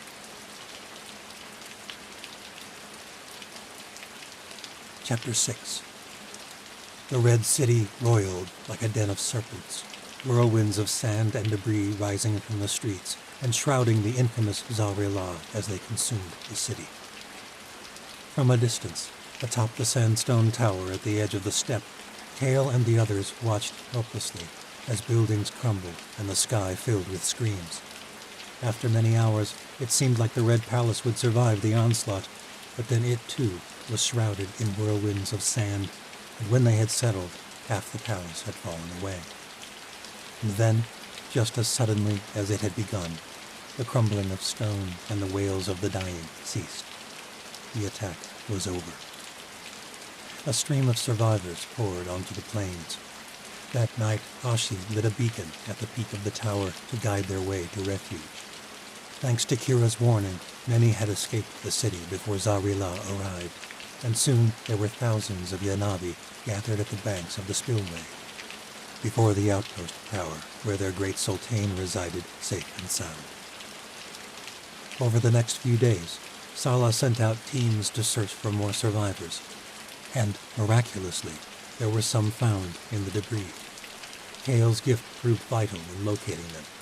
With his cerebro sense, he found many under piles of rubble and lost in gaping crevasses left behind in the sandstone. The city was riddled with 1,000 such holes, making it look like one great corpse after a firing squad had done its dark deed. The search was slow work, and it was many days before Sala called a council of the surviving sultans to declare an end to the search, to anoint successors for the dead chieftains, and to decide their next move as a people. 5 of the sultans had been safe on the steppe with their tribes at the time of the attack. Of those in the city, 3 were lost. and it fell to their eldest sons to rise up in their late father's steads. When the anointing ceremony had been completed, the great sultan gathered the chiefs of the 12 tribes in the commander's quarters in the sandstone guard tower. Hale and Kira were not invited. They waited by a cook fire outside, amidst the large refugee camp that had formed on the banks of the river. The great spillway was the life source for the Yanavi. The mighty river, formed from the runoffs of the Crooked T and the Spine of the North, weaved and built for hundreds of miles across the gray waste to the steppe. The spillway ran all the way to the Bay of Tryon at the southwestern edge of the continent. It was the largest river in the New World, and without it the steppe would be an arid wasteland, and the herdsmen would be able to maintain no livelihood upon the steppe. Littles were playing at the shore of the river, boys and girls running naked and splashing one another as their mothers washed clothes on the bank. They were squealing with laughter. It seemed absurd after so many dark days. It's amazing, isn't it, said Kira, how littles can find such joy even at a time like this. Childish ignorance, said Kale. Their world is in shambles. Their chieftains meet to decide how the tribes will survive this travesty, and they laugh and play, oblivious. It's a gift. What would the world be without laughter? Hale could not remember the last time he had laughed out of such pure joy, but he remembered a world before this darkness. He held on to the memory, though he did not dare entertain the notion that its world would return to him. He was grateful Kira was speaking to him again. It was joy enough for now. Hale squeezed Kira's hand briefly. She flinched ever so slightly at his touch, whether from surprise at the contact or subdued disdain, he did not know. It would be a world without littles, he said at last. A world with no future, one not worth fighting for. Gods. Kira's face turned toward the children's squeals. I wish I could see their faces. I've always thought it was one of the most beautiful things, the eyes of a child. Hale did not know what to say to this. Kira's blindness was still such a strange concept to grasp. He could not imagine how hard it must be for her. She had not spoken of it since she'd awoken, at least not to him. Your sight would be returned if we went to the White Citadel. But he did not say it. Ashi paced nearby, muttering irritated curses, but she soon grew tired of it and joined them around the cookfire. Well, you were right after all, Skyblood, weren't you? Ashi said, taking a seat. About what? That Sala's alliance with the Chancellor is in shambles. It just did not show until after the choosing, until after he'd gotten what he'd wanted from my prince. How so? How else do you suppose Zari-La rose out of the desert to attack our city for the first time in over 300 years? The Chancellor brought back rulers to the north, and now this. Ashi gestured at the skeletal remains of Liani in the distance. The sight reminded him of the ruined cities of the ancient world, the necropoly of the ruined empire of Fair. Once magnificent centers of a sprawling empire, now crumbling wastes overgrown with foliage and time.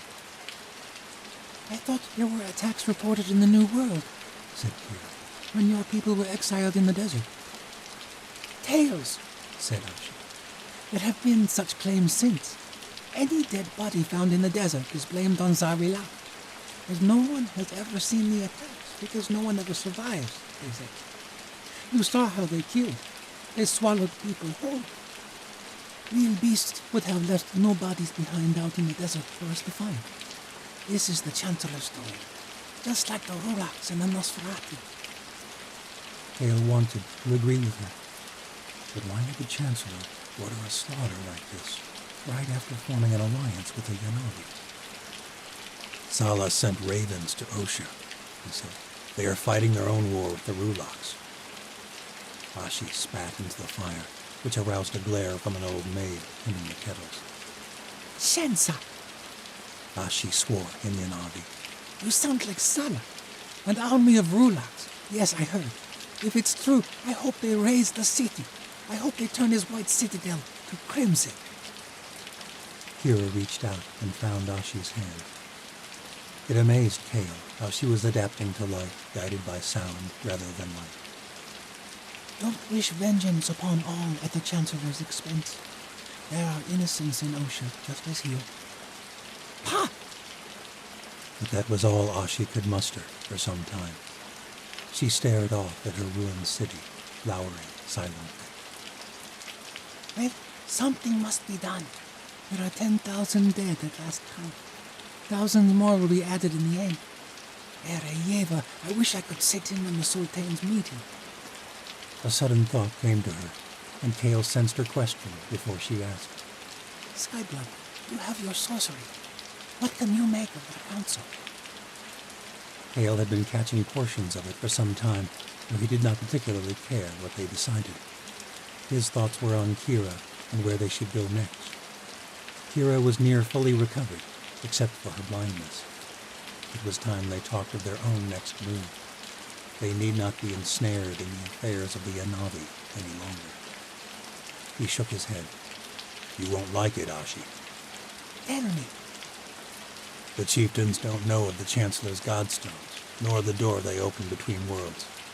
And Sala does not plan to reveal that knowledge.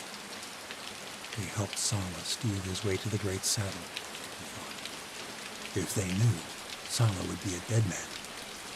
All they know is that Sala sealed an alliance with Osha.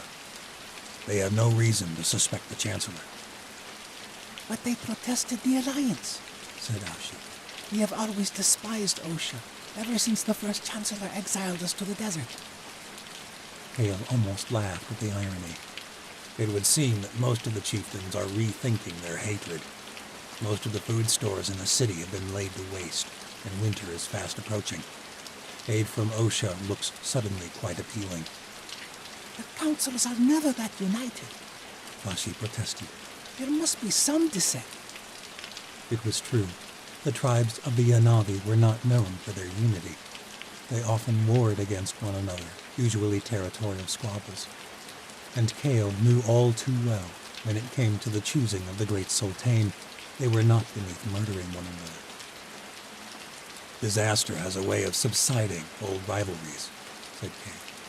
From what I can gather, Zerdin Mina is the only opponent, and since his father's manipulation of fate was exposed at the choosing, he is not exactly a convincing voice on the council.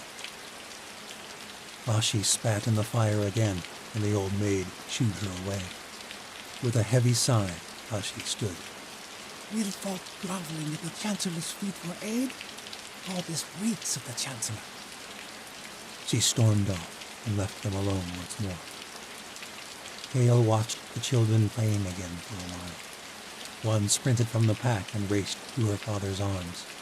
He'd just returned from guard duty, judging from his attire. The father twirled the little girl around. She squealed with joy, and together they made their way to their tent. Kale despised the Sultans and the corrupt workings of the Red Palace. Their system was riddled with cruel injustices, generally originating from the chieftains. But the Anavi people were much like all others. Littles, caring mothers, and doting fathers. Still, he was ready to be done with the Anavi. The council's nearly over, said Kira. How can you tell? Said Kale, surprised. I can hear them rousing in the tower. Kale had been wanting to ask from the moment she'd told him she could hear Zara-La. In his heart, he already knew the answer. Her hearing had never been so acute before. Kira, how can you hear them? How did you hear Zara-La? Kira did not answer at once. Her eyes blinked without sight, and she shifted her posture. My many gift is worthless now. She touched her scarring face and winced. I think a new power is growing, as though to replace it. Her voice betrayed her anger at accepting the finality of her lost sight. She crossed her arms and leaned against a bundle of supplies and said nothing for some time. A new gift. Kale did not understand how that could be possible. According to the traditions of the ancient Watcher Order, the realms of magic were static.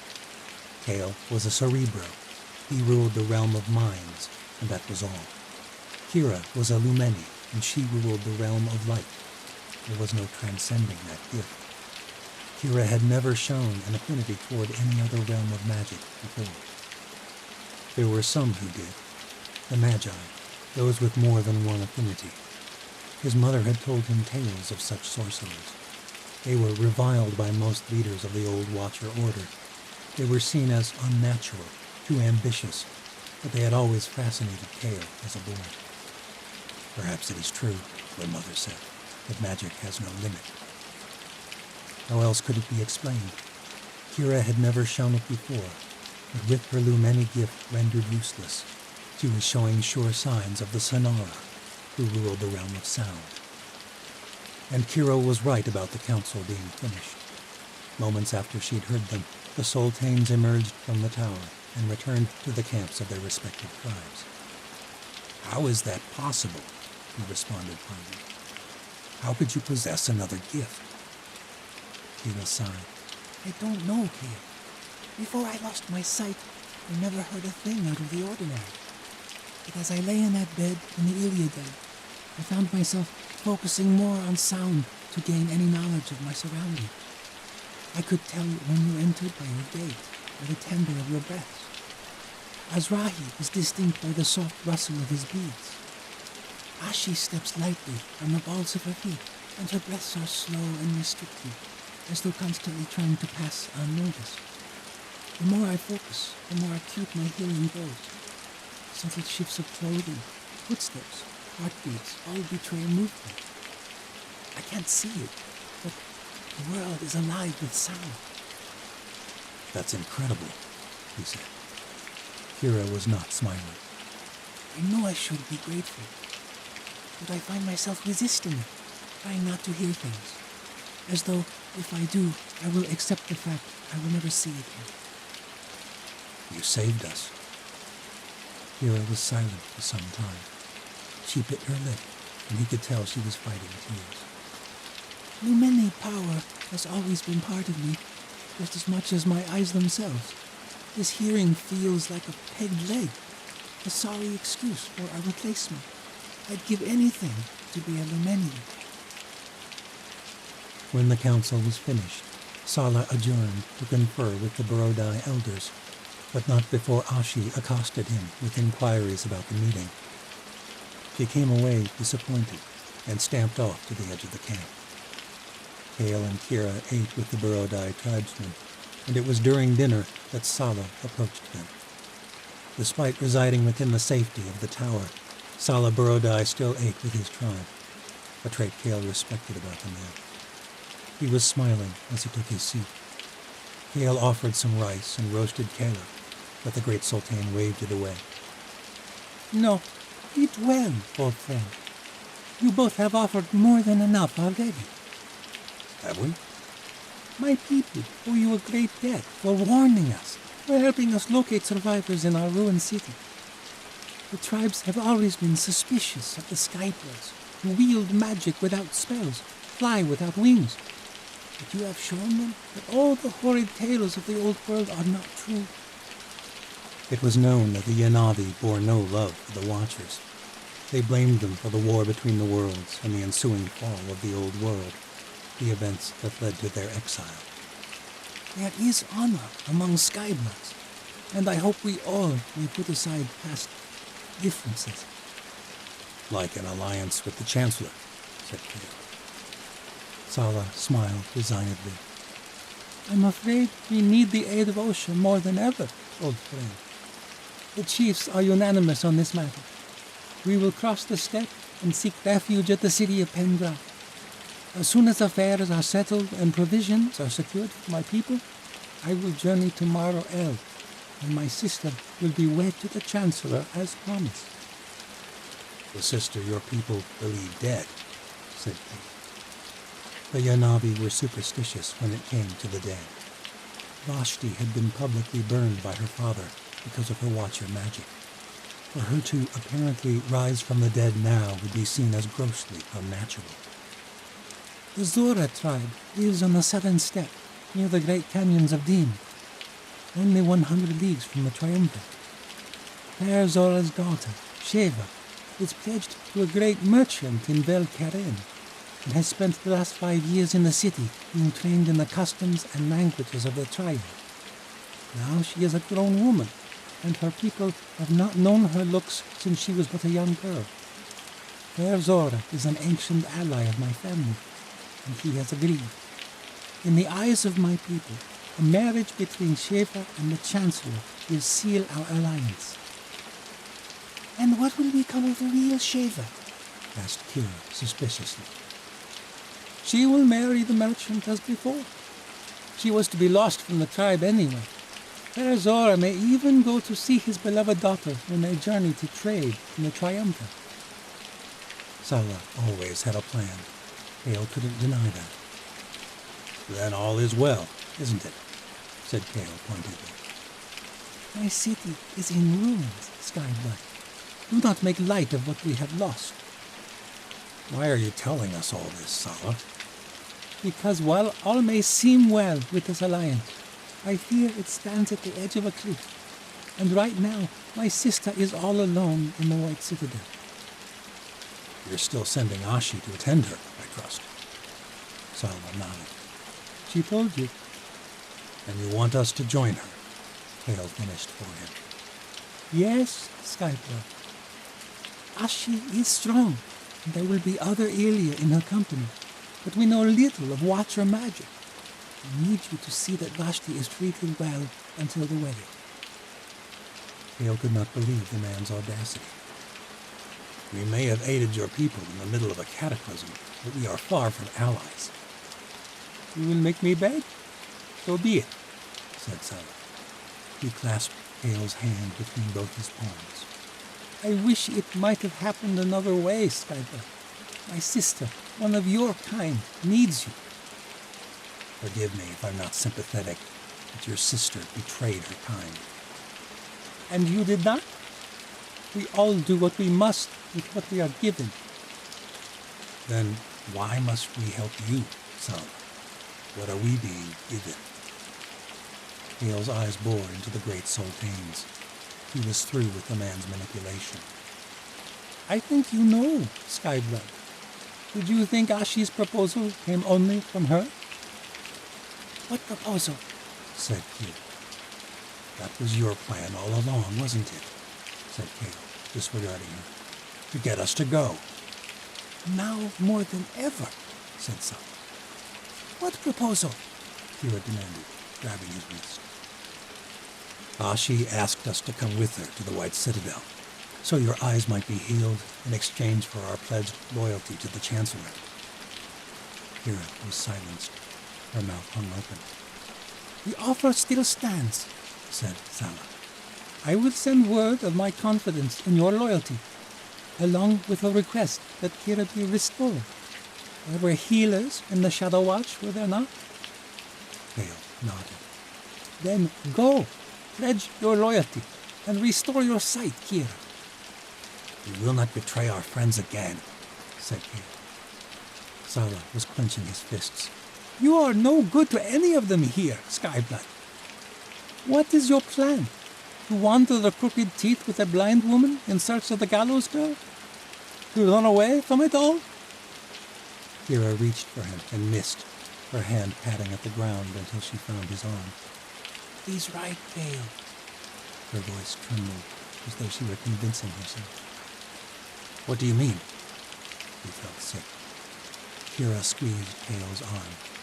We will not be the first Watchers to join his sky guard. Most of the others have done the same. Kira, the Chancellor can't be trusted.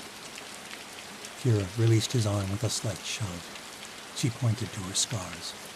Do you think I don't know that? No one can be trusted. What did he mean? It stung, but he knew she was right. He couldn't believe she was saying it, but he could not argue with her. He had lost that right. The Chancellor will truly restore my sight, Saga? Kira asked. In exchange for your pledge of loyalty, said Saga. I will make sure of it. Then we will go with Ashi, said Kira. We will go to the White Citadel and pledge our loyalty. Excellent, said Saga. You leave at first light. Part 3. The Ice City. The Aleut people once inhabited the lands now known as Osha. Long ago, in the ancient days of the Old World, they were driven from their lands by fair-skinned aliens with strange and powerful gifts from the gods. Aleut hatred for the southern peoples ran deep in their blood, passed down generation to generation for centuries. From Dawn of the Third World. Chapter 7. 19 of the company died in the mouth of the gods, leaving 40 alive, but they had no time to mourn. Only the gods knew how many more giants lurked in the depths of the crevasses. Tori and her followers fled the treacherous maze of ice and headed north, toward the Aleut settlement of Ula. And no sooner had they set out across the sprawling icelands than a fierce roar rose up from the mouth, followed by a series of others, building and building off one another into a haunting cacophony. Tori shuddered. The giants are calling to one another, Misha muttered. I think it's a cry of mourning, said Tori, unsure why she thought it, or how she could know it, but she felt strangely sure. Tess had killed one of their brethren, and we must get far away quickly. Misha shrugged and pressed on, dragging a sledge filled with supplies behind her. All of them were shaken to the core. No one said more than a few sparse words. Tesla was pulled along on a sledge due to the injuries to her leg. Misha kept close to her, but the crooked girl remained speechless, withdrawing into her own mind, eyes staring off at a formless world. Her young brother, Jordy, was shell-shocked, but occasionally Tori noticed him regarding his sister with a querulous look, his eyes narrowing at her. Alec would not let them rest until they were well clear of the mouth of the gods and the frost giants that were rising there. The company trekked into the dark. The nights were growing much longer, Tori had noticed. Alec said that in the depths of winter, there were times the darkness never ended, one black night bleeding into the next. Tori hoped she would not remain in the north long enough to see such unending darkness. Finally, they made camp, their work illuminated by the lights of Anora, brilliant streams of haunting green hues. When the yurts were set, Tori took a look at Tessa's injured leg. It had been nearly crushed by a shard of ice. At the watchtower, Tori had brought Ren back from the brink of death, but she wasn't truly a Medici healer. The bones in Tessa's leg had been shattered, and Tori couldn't hasten the body's growth of tissue and fusion of bone. She could only fit things into place. And when she did, Tess felt every bit of it. But the young girl never screamed. She bit down hard on a strip of leather and held still until it was over. You're very brave, Tori said, squeezing her hand when it was finished. And strong as an ox.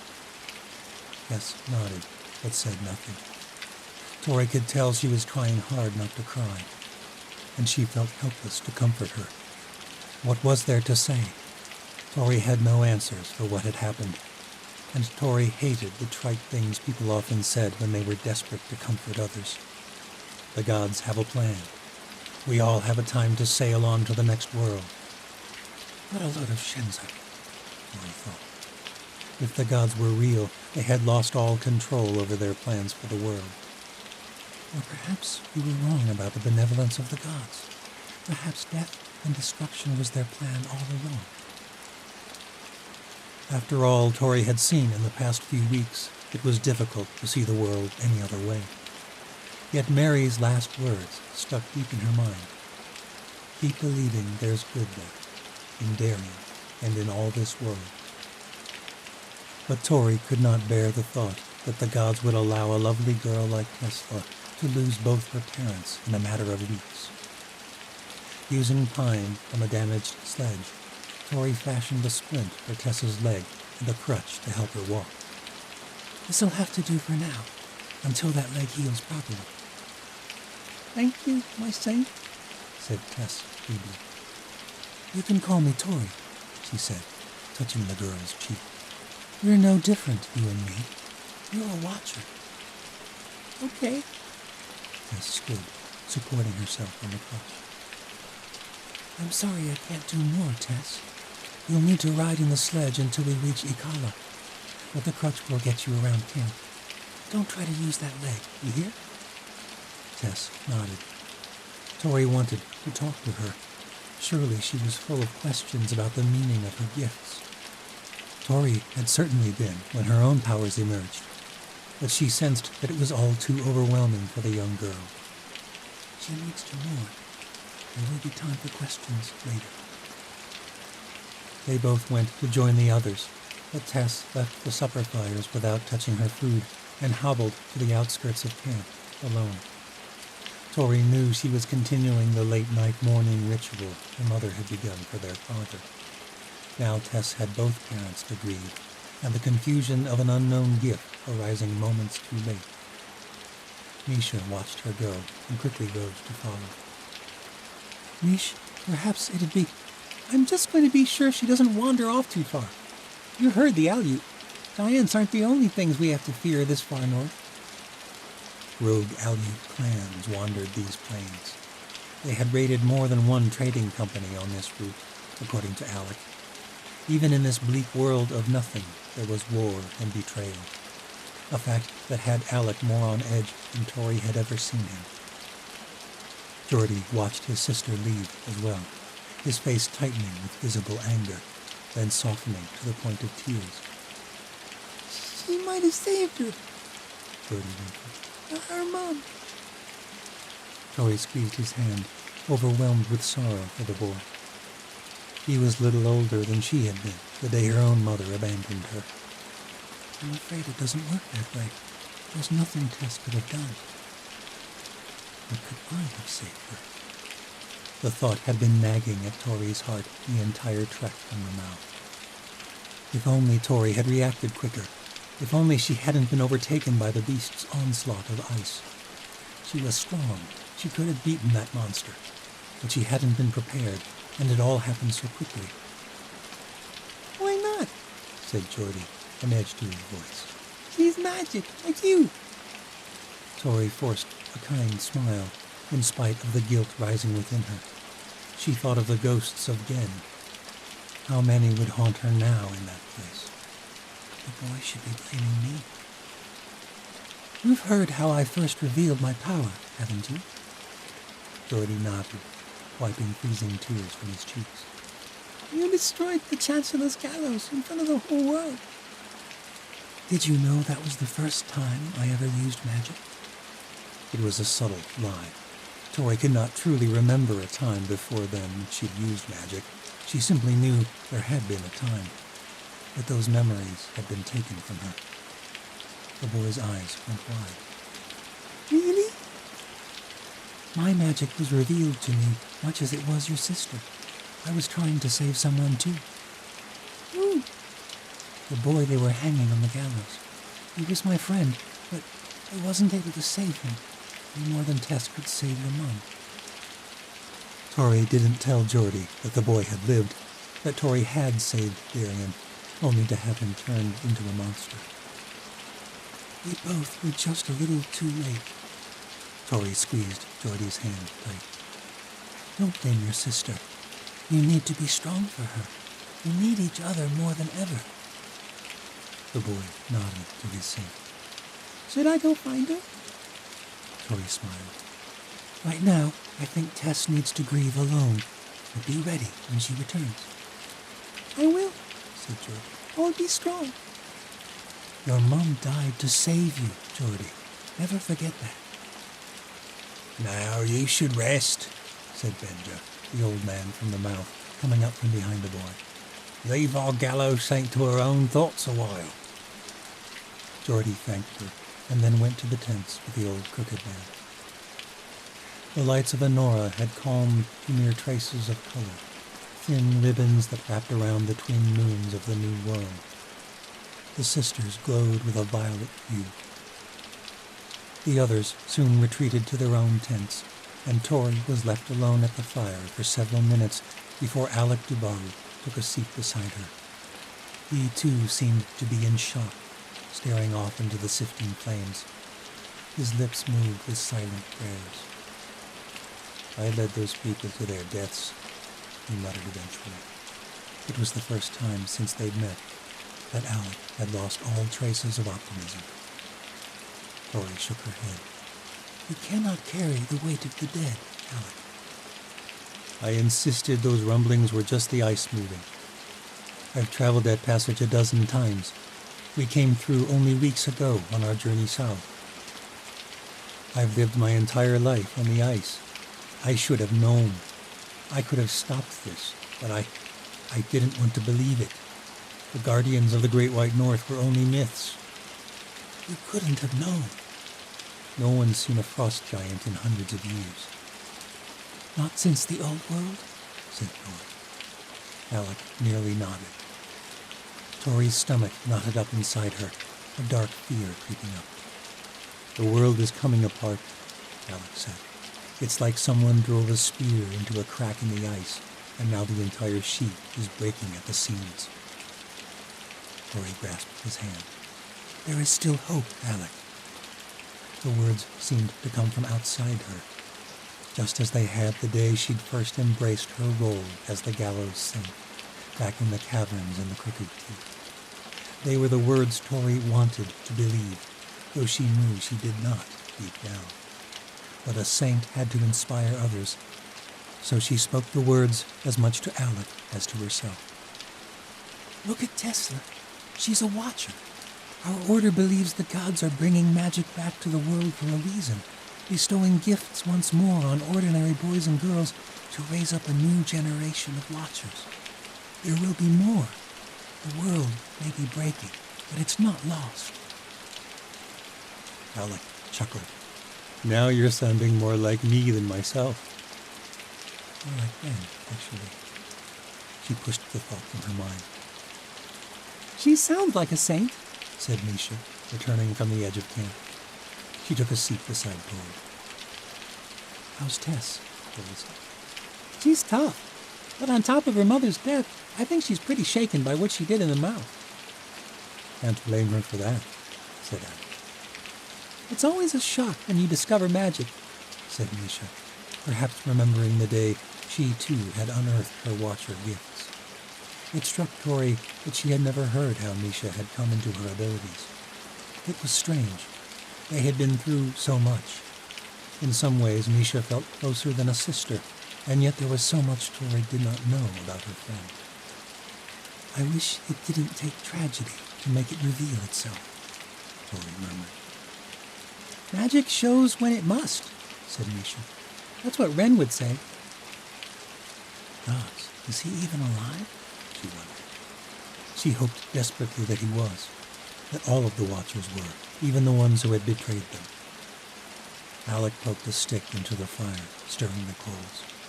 Well, that's good news, considering the state of the world.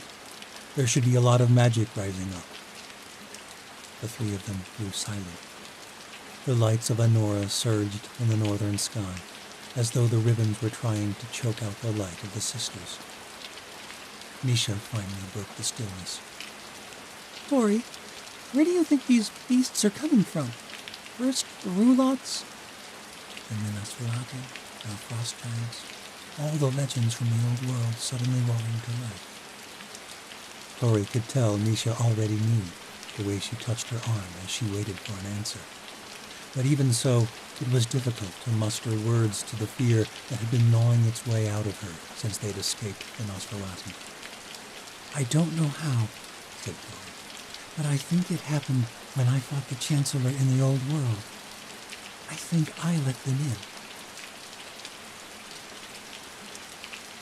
Chapter 8.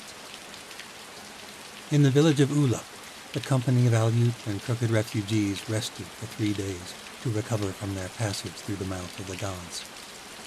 The isolated Aleut village was situated at the edge of the last forest, a small outcropping of tall, narrow snow pines in the northernmost foothills of the Crooked Teeth. The Tuba clan, tree folk in the common tongue, was glad to house the weary travelers in cabins made of logs and sod. The village was situated within a fort, with a tall and fierce-looking wall made of logs carved with points like massive spears. "To protect against the rogue clans," said Alec, when Misha asked during their first supper. What happened? Why would they attack their own people? "The Aleut are one family, but like most families, it is a dysfunctional one. When we were exiled to the White North, we banded together better than ever. But over time, there were quarrels. Many believe the Ice City is not our way. They say we are becoming like the invaders. The rogue clans left the unified people long ago. They wander in the north, small bands of hunters and warriors. They fight with one another. They fight with us. Sometimes their numbers are small, but they have been growing recently. Rumors have been spreading of a fierce warrior who has been uniting them. The elders have been growing worried. If the rogues ever banded together, they could threaten Ikala and forever change my people. Even within the walls of Ila, they were not safe." In contrast to the sealskin tent Misha and Tori had been sharing, the cabins, with their roaring hearths, felt as warm as Melanesia. There, the stilt huts were little more than a thin lining of reeds enclosing a bamboo frame. During the hot summers, Misha would sleep out on the beaches of her village. It was one such night when Misha had first seen Ala Sunai, and it was on that same beach, at the end of that glorious, horrific summer, that her father had discovered their moonlight trysts. After that, nothing could be the same. Here in the north, all hints of summer had drifted away like a morning fall. Despite a year in the Crooked Teeth, Misha had never grown accustomed to the northern chill, and in the Great White North it was even worse. She had never been so cold in all her life as on this journey, and she mourned the day they left the warmth of Uluk's cabins to continue north once more. "There are few logs in Ikala," said Alec, as though reading her mind. "It lies beyond the northern tree line, but the walls are layered with firs and the hearths stoked with firestones. You'll be warm again, soon enough. Don't worry." Misha smiled. What you and I consider warm are quite different things, I think. Alec clapped her shoulder. "Stay strong, island girl." He laughed as he trudged ahead to join their sink. Tori had said nothing more about the beasts from the old world, and Misha had not tried. But Tori was retreating into her own thoughts more and more after what had happened. She had begun embracing her role as saint, and Misha knew she hated that she hadn't been able to save the Aleut and the Crooked Folk in the mouth of the gods. Misha shared her guilt, but the people in their company did not. They saw the Watchers as their saviors. They had killed the Frost Giant. The people seemed more devoted to Tori than ever, and Misha had a feeling this had contributed to her mood. Uluk villagers outfitted the company with a pair of mammoths to haul their supplies. Immense sledges were loaded high and rigged so the beasts could pull them. The white woolly beasts stood 15 feet at the shoulders and left tracks that Geordie could have climbed inside.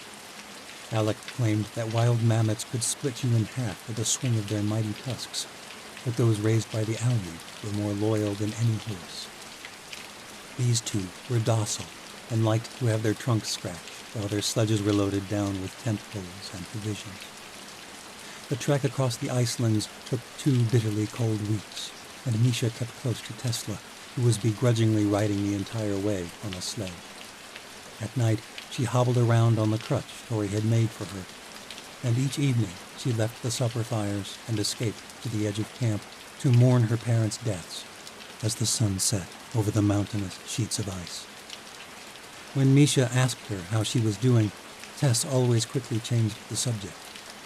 The girl loved Misha's tales of the islands, however, where there was no snow and the world was green and warm year-round. The girl was stubborn and strong, and Misha found herself caring for her as she once had her own little sister, Lena. Tess and Geordie shared their tent each night, along with the old crooked man, Benja, who had taken a grandfatherly liking to Geordie, as well as the boy he had saved in the mouth. Tori said that when she'd encountered him in the mouth, when the ice split wide during the frost giant attack, the man had seemed like a shell-shocked child. But Misha never would have guessed it to look at him now. The orphan boys clung to his side as if he were their father. There were others left without parents after the attack, and soon all the orphans looked to Benja. The old man grinned at the children, told them fantastic tales, and helped them press on in the increasingly harsh conditions of the north. Benja had grown stronger from the horrors of the mouth. They all had. They had survived a frozen hell, and they would keep surviving. If only Tori could realize that. As they neared the ice city, they made camp in an outcropping of porous black rocks that felt like they were from another world. Violent gusts of wind made it difficult to raise the yurts. Snow whipped at their faces, hard as specks of rock. But even still, Tori wandered to the edge of camp. It had become her nightly ritual, and normally Misha left her to her thoughts, but not tonight. Alex said a storm was stirring. Tori crested a hill and looked out at the great white plains of the Icelands. Plains was an inaccurate word. It made the place sound like a peaceful, snow-dusted prairie. The Icelands were harsh. Jagged shards of ice and rock jutted out at harsh angles, making it difficult to maneuver the sledges across the gnarled terrain. They were forced to weave between the obstacles, and Misha guessed that their twisted path had added days to the journey. Misha reached the top of the hill and stood silently at Tori's side. Not sure I see the beauty that Alec does out here, Misha murmured. Tori nodded. She said nothing for a long time. It's not your fault, you know, Misha said. The Chancellor took you to the old world. He did this. Tori nodded, wordlessly. Misha was about to leave her alone when Tori finally broke the silence. I've been thinking about Ren and the others. Anyone who didn't join the Chancellor, any that survived the catacombs, they're rotting in his dungeons, their blood getting sucked out of them every morning. Just like the Chancellor did to you. Tori turned to her and held her gaze. We have to help them, Mish. This world is only getting worse and worse. We have to end it. We will. Misha pointed to the camp behind them. Snow was beginning to fall, darting violently on the wind. Look at them. They will follow you to war.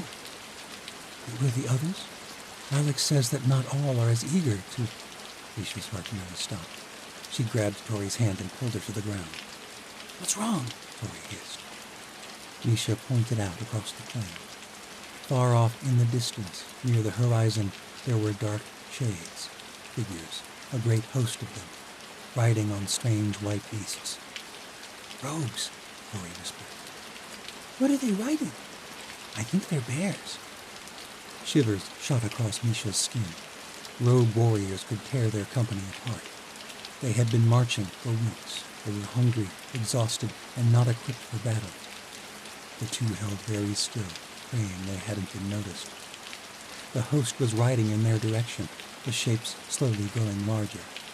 But suddenly, the wind picked up, stirring up whirlwinds of snow that filled the plains beyond. Dark clouds pressed in around the roads, and the riders disappeared in the storm. Wind and snow cut at Misha's face, making her eyes water. She grabbed Tori's hand, and they hurried back to camp. While the Aleu prepared for one of the legendary squalls of the north, Alec assured them that it was very unlikely the rogue clans would have wandered this close to Ikala. They were within a couple days' march of the center of Aleu's civilization. It might even have been bear rider scouts from the city, but Misha did not fully believe him. Despite his assurances, Alec increased the guard detail that night. The wind howled throughout the night, and the yurt shook as the fierce northern tempest descended upon them. Misha did not sleep through a moment of the storm. Misha smelled the sea one day before they reached the ice city. It was not as sweet as the islands, where fragrances were accented by flowers and ripening fruit, the sense of living things. This smell reminded her of the fish markets of the Triumvirate, but it lifted her spirits all the same. The last night of their journey, Misha slept soundly and dreamed of the beaches of Melanesia. Allah came to her in the night, and the salt on her lips was sweet as sugar. It felt so good to be held close again, to be loved, but Misha woke up cold and alone. The furs beside her were empty. Everyone was already awake. Misha did not hurry to leave. The dream had been good. Usually her dreams of Allah ended in tragedy, but this one never turned dark, and Misha wanted to crawl back into the dream and return to the islands. That beach had been like a secret world she and Allah escaped to every night that summer. A world of midnight swims and nervous laughter, without social strata and honor and customs and arranged marriages. Her 14th summer was the last calm before the ensuing storm that had been Misha's life ever since she and Allah were discovered. "You are a disgrace to this family." Her father's words still stung, but what he'd done after was unforgivable.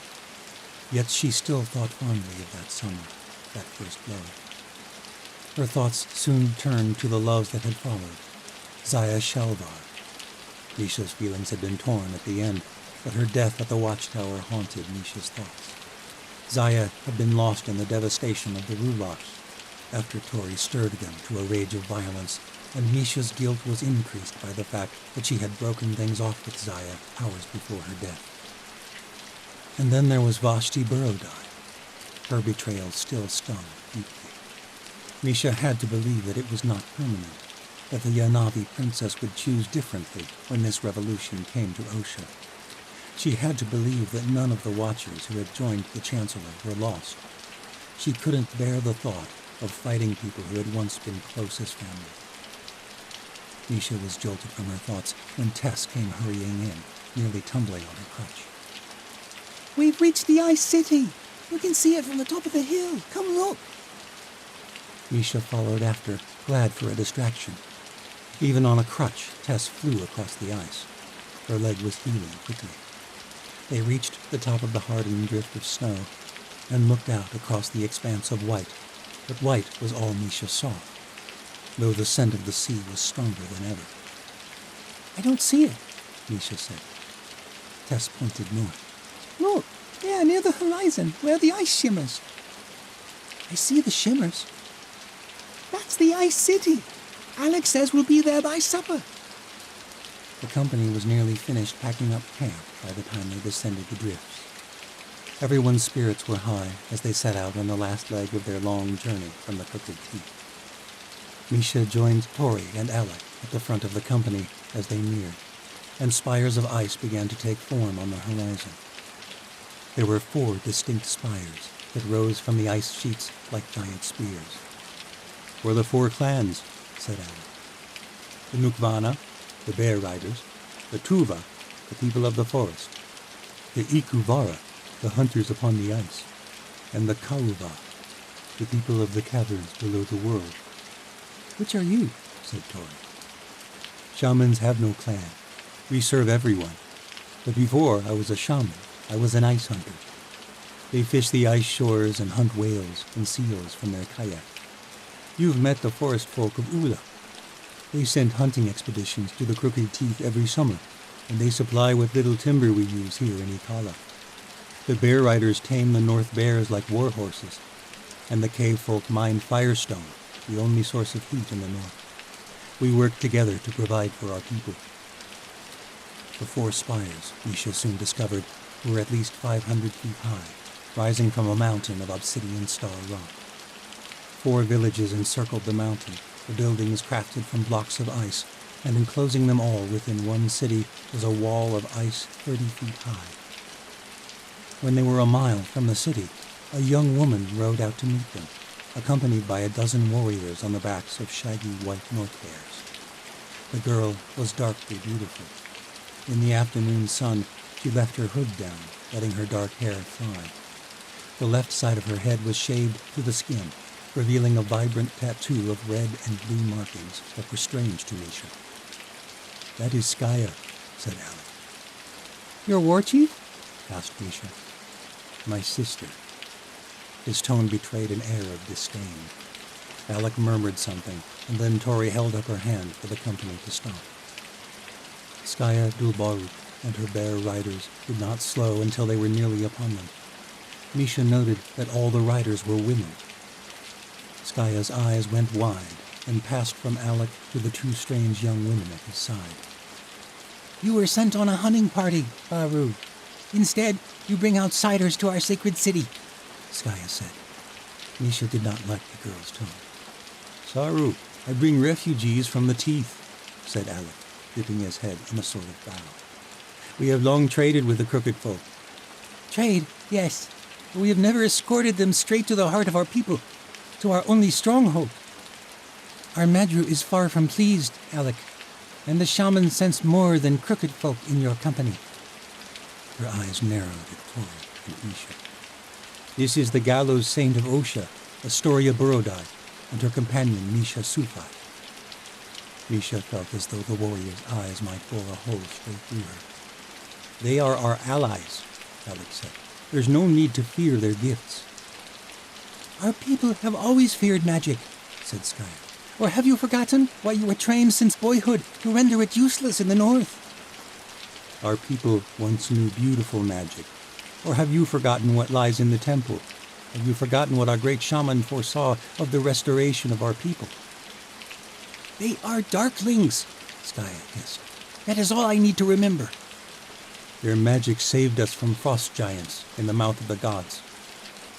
Skaya's eyes went dark, and her expression hardened. Yes, frost giants and Rulaks wander the north once more, and our traders return from their summer voyages with one ship lost, bearing tidings of sea dragons in the Channel Sea. To hear the tales, your darkling is the one to blame for this new threat to our people. Skaya pointed a long, tattooed finger at Tori. Tales told by our adversary, said Alec. The Chancellor bleeds lies. Tori is our ally. The High Elder will determine both their loyalties. Tell me, how many died during your journey through the mouth, Baru? Alec's face went tight. 19. Skaya motioned to her riders. Find them! A pair of fierce-looking women dismounted and approached. Each wore a necklace of long teeth and shared Skaya's shaved head and strange markings. Alec went pale, but he whispered quickly, Don't, Misha. It was then Misha realized she'd lost all sense of her magic. Was it Alec? Or another shaman? Misha did not know, but there was no use resisting. The warriors seized Tori and Misha by the arms. No, cried Misha. This is a mistake. Please. But Tori shook her head. Play along, she whispered. That is all we can do. Skaya's eyes went wide as she addressed them. Astoria Borodai, the gallows girl of Osha. You are to be put on trial for the deaths of 19 of the Aleut people in the mouth of the gods, for the destruction of one of our trading vessels in the Channel Sea, along with all its cargo, and the lives of the 43 Aleut crew members aboard. Tori did not argue against the woman's claims. She merely nodded in submission. Misha was furious. How can they do this? None of this is Tori's fault. But Misha knew she was fooling herself. Whatever had happened, Tori was at the exact center of all the chaos in the new world. Skaya motioned to her warriors. Take them to the caves. The trial will be held at the sign of the empty moons. May the gods judge the gallows girl justly. The Aleut warriors bound Tori's and Misha's hands behind their backs and led them into the ice city. It was not the welcome Misha had envisioned at all. Part 4. Battle of Gods and Monsters.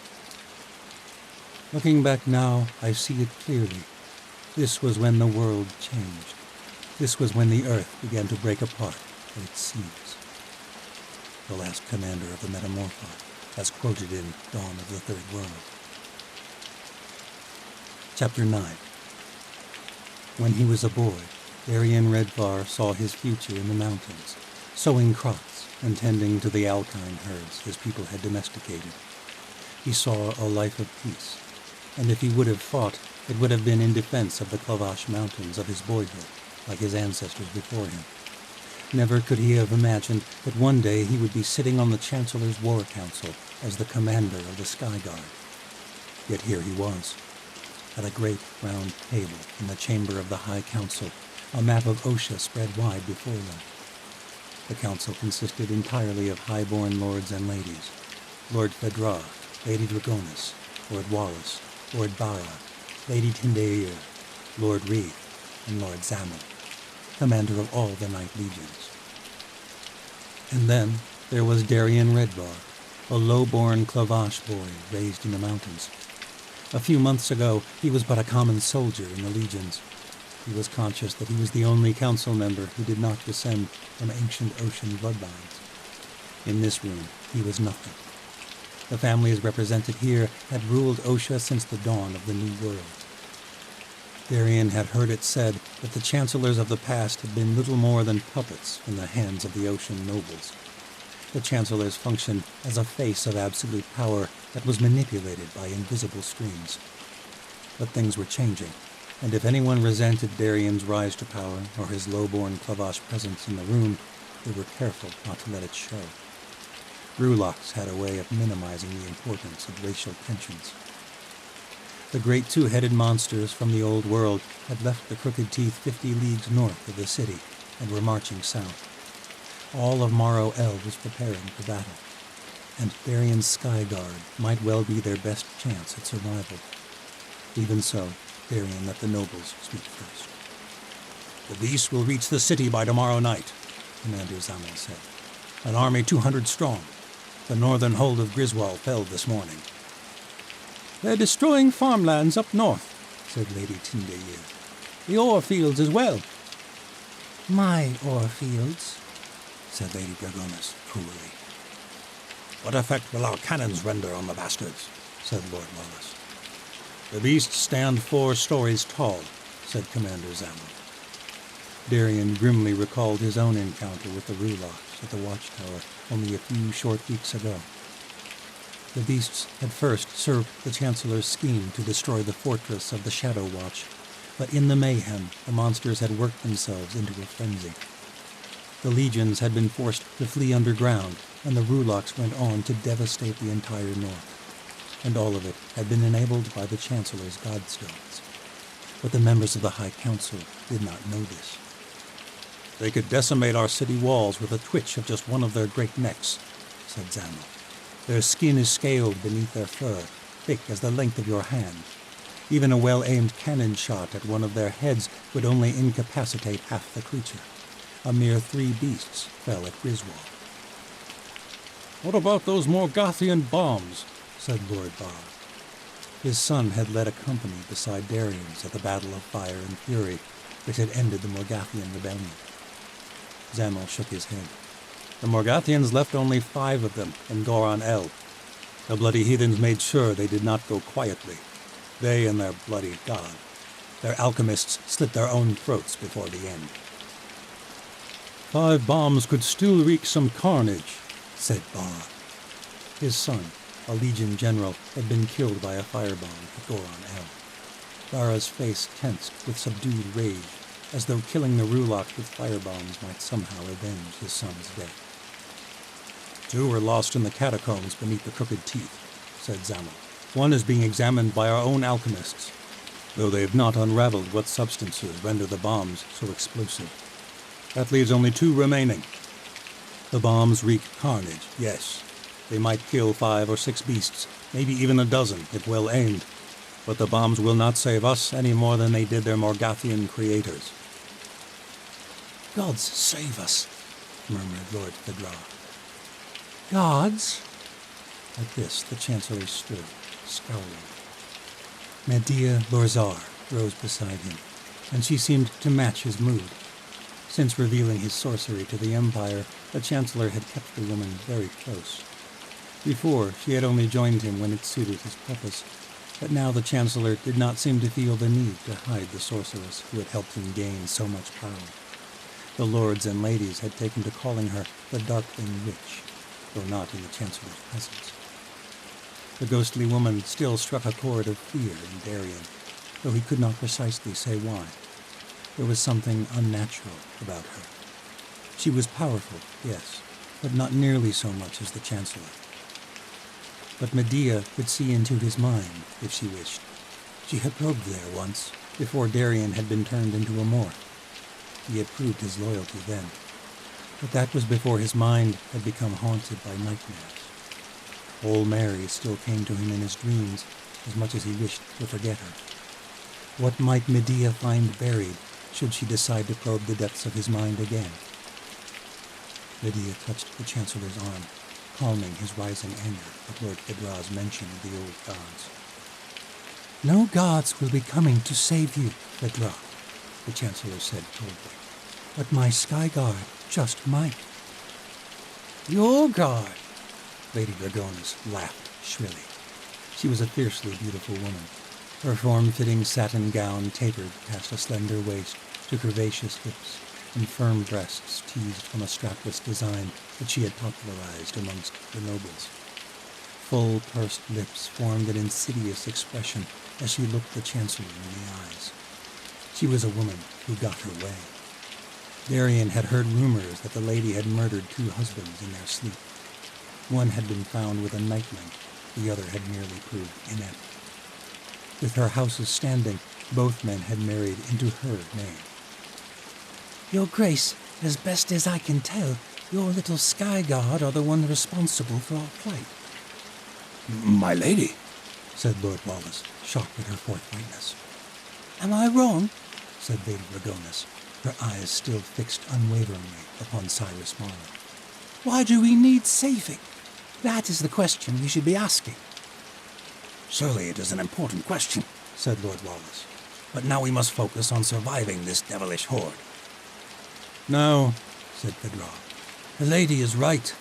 Why do we need saving indeed, Your Grace?" Lord Barra and Lady Tyndair nodded their agreed sentiment. "It was the gallows girl," growled the Chancellor, "as you already know." It was strange to see the Chancellor so rattled by these nobles.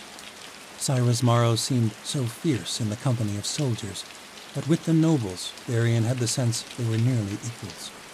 The Chancellor was fighting for control of this council. "Rulocks rise out of myth," hissed Lady Dragonis, "and we are to believe some vague notion that the gallows girl conjured them up out of nowhere to escape the clutches of your morphs? A situation, I might add, that was due to your own neglect in killing her the first time."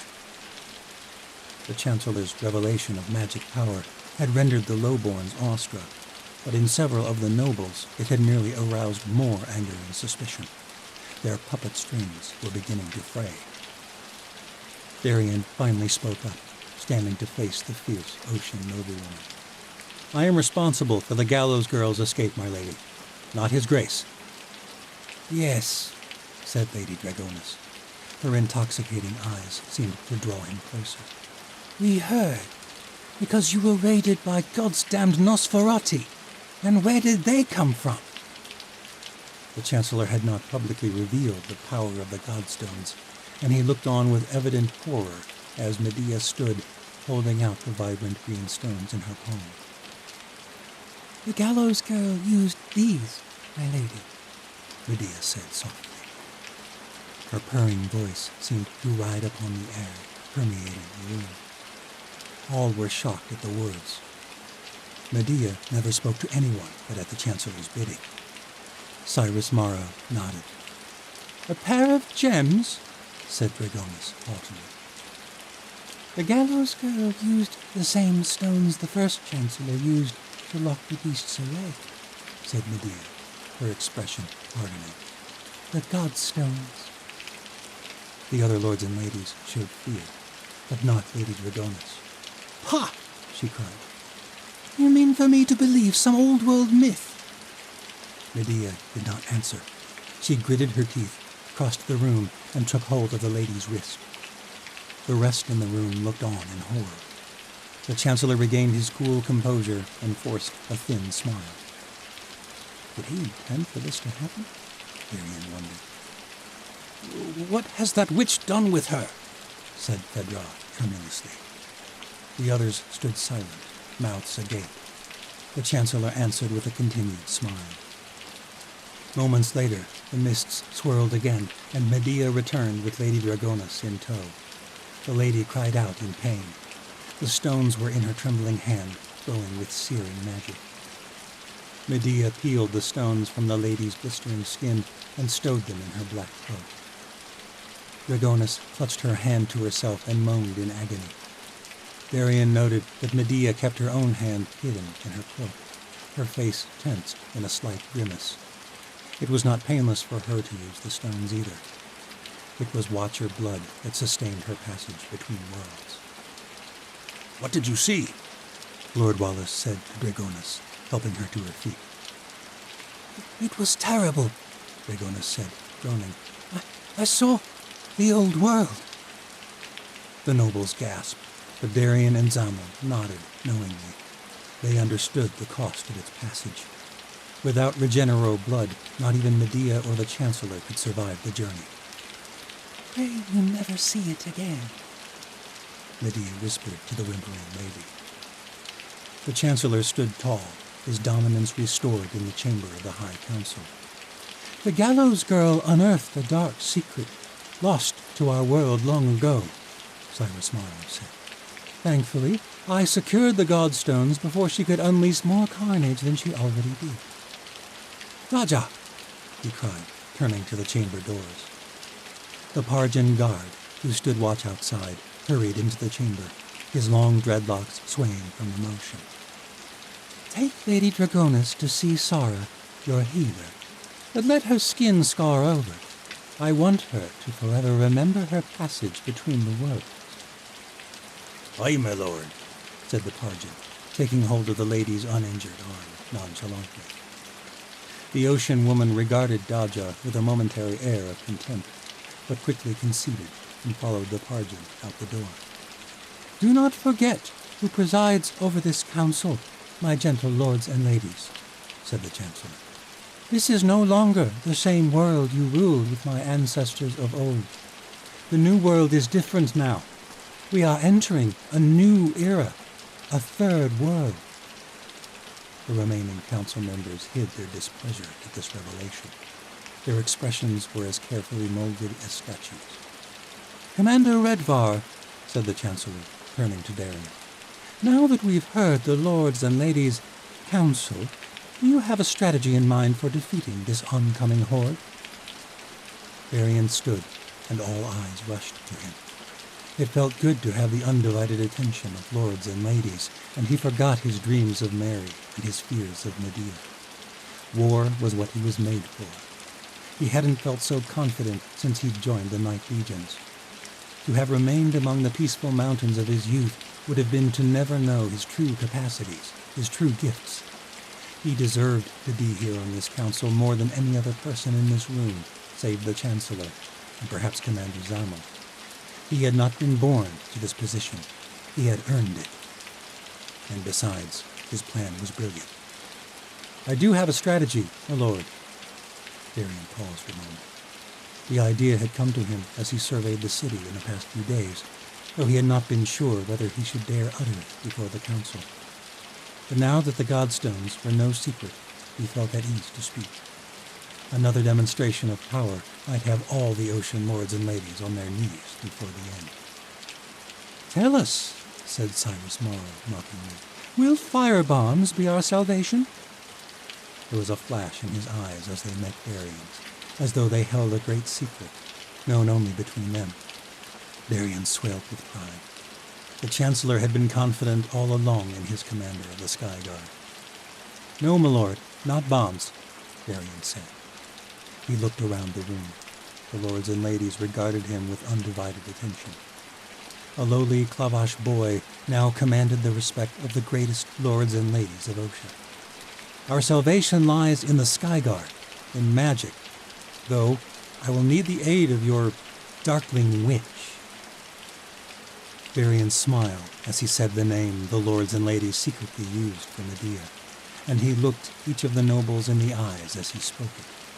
He enjoyed watching them glance away nervously. They were afraid of him, too.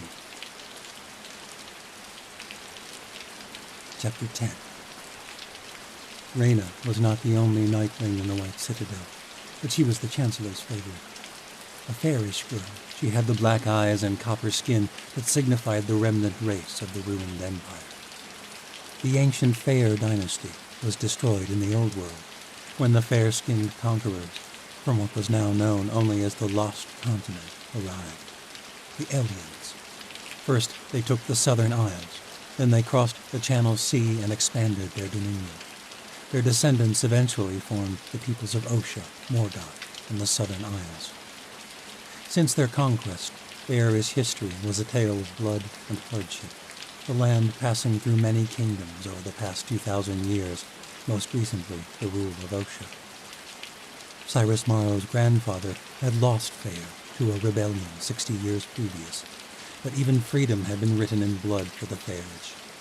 The realm seemed to pass on to another lord with each passing year, the Fëanor clans in a near-constant state of war and upheaval. Rhaena claimed she'd been an attendant to one of the many men who'd claimed lordship over the southern subcontinent during the War of Nine Towers, before she ran away from the capital city of Rune Cain and sold herself to a night house in Morrow El. The Chancellor knew Rhaena had lied about her past, but it was this boldness that the Chancellor liked about her, along with her effervescent beauty. Her skin was without blemish, which made Cyrus Morrow doubt she'd ever been a servant in the ruined empire. Her body slender and strong, and whether it was genuine or not, her smile and laughter made him feel something akin to passion. Or perhaps Rhaena simply kindled old memories of passion. Since Alara was stolen from him, about the only time he did not feel alone in the world was when he was with Rhaena. For a few hours, he would forget all the things that haunted him, and in her arms he could even capture elusive sleep. But not tonight. Rhaena lay naked, wrapped in a tangle of sheets, dozing peacefully. But Cyrus Morrow could not find sleep any more than he had found comfort with Rhaena tonight. He rose from the bed and wrapped himself in a fine spun woolen robe. The short summer had slipped away into an even shorter autumn season, and his chambers were growing cold, even with the fire simmering in the hearth across the room. He would need to layer his walls with furs once this damned Rulok horde was taken care of.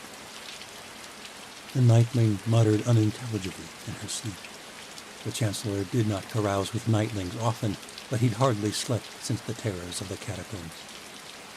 It was the first time he'd ever been so aware of his own mortality. Despite all his power, it would have taken but one bite from the Nosferatu, and he would have joined their demonic clan below the crooked teeth, never truly living nor dying. One creature had landed upon him, teeth bared. If not for Vashti, he might have been bitten. And the undead monster had looked so much like him. It was that face that haunted his sleep. The Nosferatu had looked just like his brother, Loras. If there are gods, they are mocking me, Cyrus Morrow thought as he paced his chambers. Of course, he knew it was impossible that the creature had been the reincarnation of his dead brother. Loras was utterly dead, along with Alara and both his parents, all of them thoroughly dead. And then there was the gallows girl. Ever since the Chancellor had made an example of the traitorous servant boy, he had been paranoid. A traitor right here in the White Citadel. How many more might be passing that witch's symbol around his city? It could be anyone, Lydia had cautioned him often. Soon, Cyrus found himself searching through Rhaena's cloak and nightling gown for hidden bits of parchment with a treasonous symbol. She had been thoroughly searched by his own guard before she came anywhere near the upper reaches of the citadel, but he couldn't help himself. Yes, Rhaena swore loyalty to his reign. She was treated well for her station. The Chancellor had made sure of that. Her services were reserved only for him. She was given fine quarters in the central citadel, where she enjoyed the amenities of nobles. Fine clothes, delectable foods, and rare working hours. There were times the Chancellor even swore she felt some care for him, taking interest beyond the expectations of her role. It could be anyone, even Rhaena. The gallows girl had ruined the one thing that still brought him pleasure. All night he could not shake the suspicion. Even the throes of passion had offered him little respite tonight. He replaced Rhaena's clothes and stood before the fire. It was dwindling, so he stoked it himself. He did not like sending for servants in the night. Not anymore. Everywhere he went, his suspicion was growing. Even the nobles of this very city were not above suspicion. If there was one thing he'd learned from watching his father and his father before him, it was that the nobles only loved their ruler so much as he was convenient for them. Alexander Morrow had bent constantly to their will, and even then there were some who had all too easily aided Cyrus's own schemes. Among them, Ren and Ovia and Commander Reuben Solero. Now, the Chancellor knew, he was becoming inconvenient as well. Ilyana Dragonis might have been dealt with for the moment, but once the Rulocks were dispatched, it would only be a matter of time before another noble grew bold. Maybe I'll have them all taken to the old world, he thought with satisfaction. But it was not that simple. The nobles were the backbone of the Ocean Empire. Their slaves mined ore and salt. Their smiths built cannons and muskets and sabers. Their merchants traded with the companies of the Triumvirate. Their fisheries, farms, and slaughterhouses supplied the city with sustenance. To replace them all in one fell stroke would be chaotic for the Empire, even disastrous. He needed to build alliances, find those he could trust. It had always been this way. Even with magic, things were not simple, a truth that he loathed. Nevertheless, the Chancellor had loved seeing Dragonis's face when she returned from the old world. Her scar would not soon be forgotten. It was surely being whispered of throughout the city. Medea's brilliant act had secured the compliance of the nobles, at least until the war against the Rulocks was over. But inwardly, Cyrus Morrow feared that act would have repercussions. There was a knock at his chamber doors. Was it early morning or late night? He could not tell. The night sky had not yet begun to turn gray with the coming light. "The Lady Medea to see you, my lord," announced the Morph outside the room. Reyna stirred. "Tell that witch to bugger off," she moaned sleepily, "and come back to bed. It's cold in here alone, my lord," she added pointedly, with a drowsy giggle. The Chancellor smiled. "Sleep on, my dear. I won't be gone long." Almost immediately, Reyna was sleeping again. The Chancellor dressed himself quickly and withdrew. Medea was waiting in the antechamber, impatient arms crossed. "It is time, Your Grace," Medea said. "The horde will be upon us in 2 days." "Can't it wait until morning?" "Do you want the entire citadel to know you are harvesting your own fiancé's blood?" The Chancellor nodded. "Very well, then. Let's be done with it."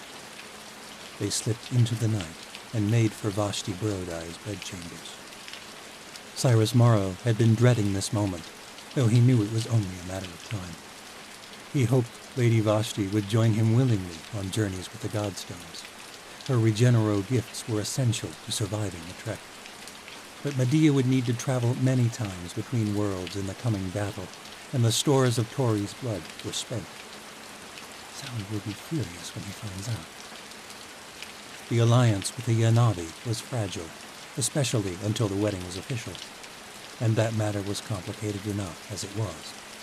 The nobles were not at all pleased with an alliance with the barbaric herdsmen of the steppe. It had been necessary to avoid an attack while the legions were exhausted from the war against the rebel Morgathians, but the nobles took the news begrudgingly. The fact that their chancellor meant to wed a bronze-skinned sand girl only exacerbated the problem. He could not please everyone at once. Power is a game in which you please the right people at the right time, Cyrus Morrow thought. Nothing more. Harvesting Vashti's blood might strain the alliance with Sala, not to mention his coming marriage. But right now there was an army of Rulocks 2 days' march from the city. There was no getting around the matter. Medea led the way to Vashti's chambers. The marriage had not yet been announced outside the chamber of the High Council. To the rest of the city, the Yanavi princess was seen as an ambassador from the Red City.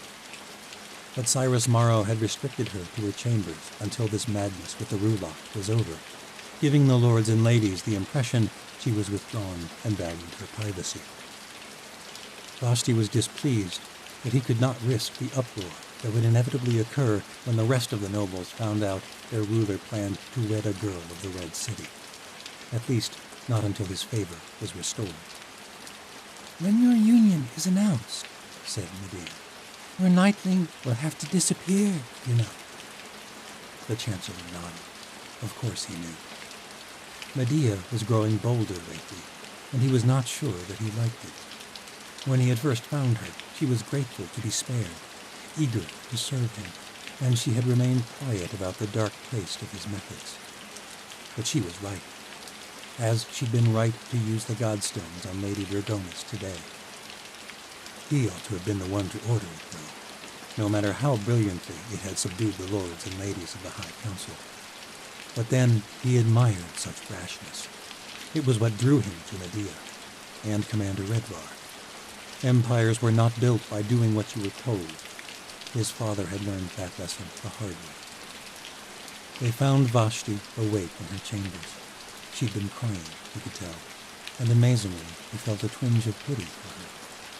The Yanavi princess had helped him take the watchtower. She had volunteered for her role in all this, but he of all people knew what it was like to feel alone in the world. He pushed the thought away. My dear, we've come... Don't patronize me, Vashti said. I know you've come for my blood, just like all the rest of my kind. You are not like any other of your kind, my dear, he said, touching her cheek gently. The Yanavi princess pulled away. Aren't I? Ren is locked away in the dungeon, and I'm locked away up here. We are both supplying you with blood. Tell me, what is the difference? I assure you, when this war is over, I will announce our marriage, and you will be free to roam the citadel as you wish. You'll have streams of attendants, anything you want. Vashti was silent. She gazed out the window. It faced the southern peaks of the Crooked Teeth, and beyond, across many leagues of mountains and forest, lay the vast plains of the steppe. I heard news from the Red City tonight, she said evenly. I overheard the servants talking. Damn the bloody servants. He thought of the boy Ren had killed and bit the inside of his cheek. He'd have whoever told her flayed.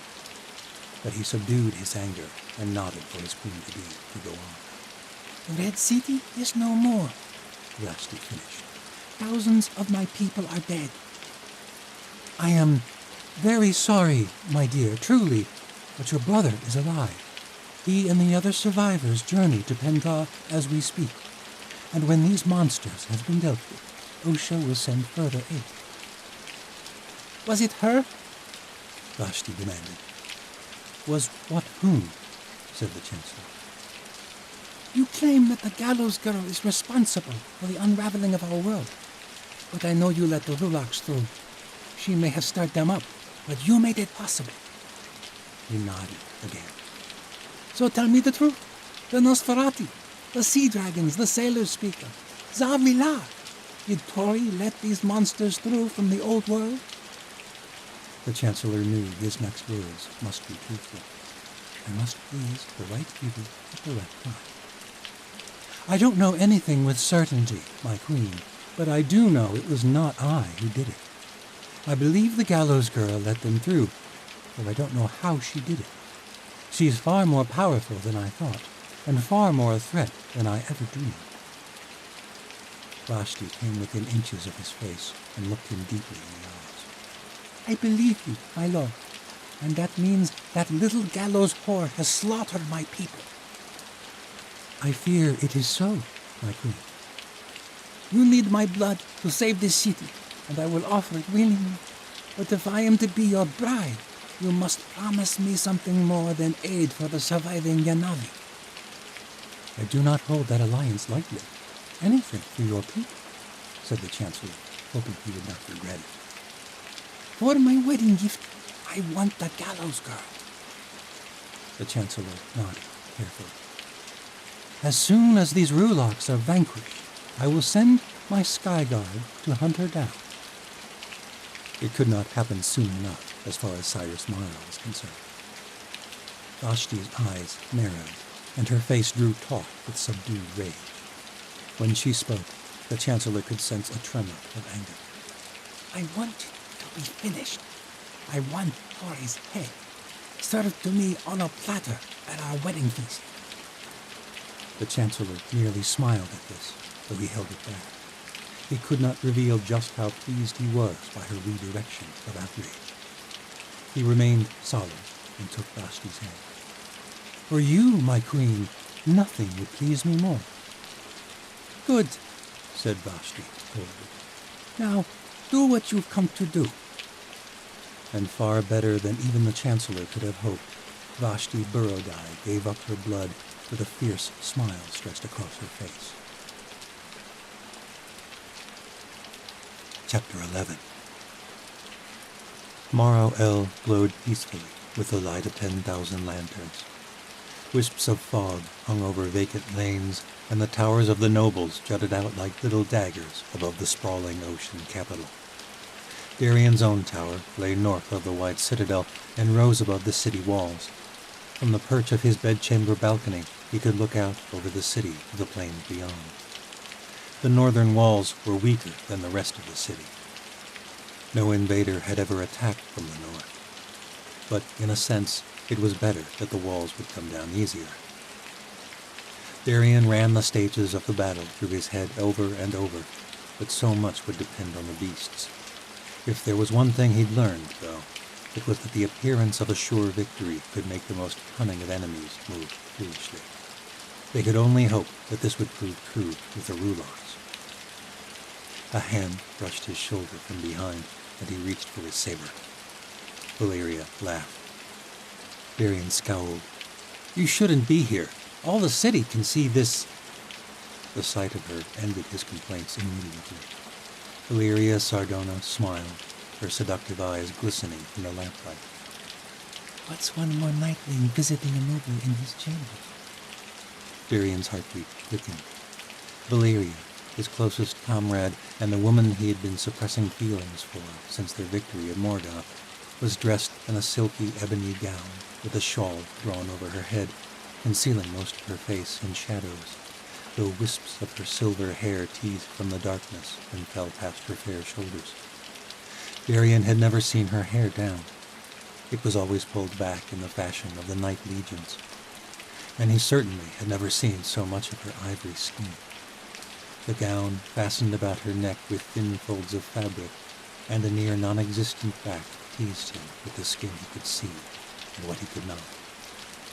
Valeria was right. No one would mistake her for a captain of the Sky Guard. Her hand traveled from his shoulder and came to rest upon his bare forearm.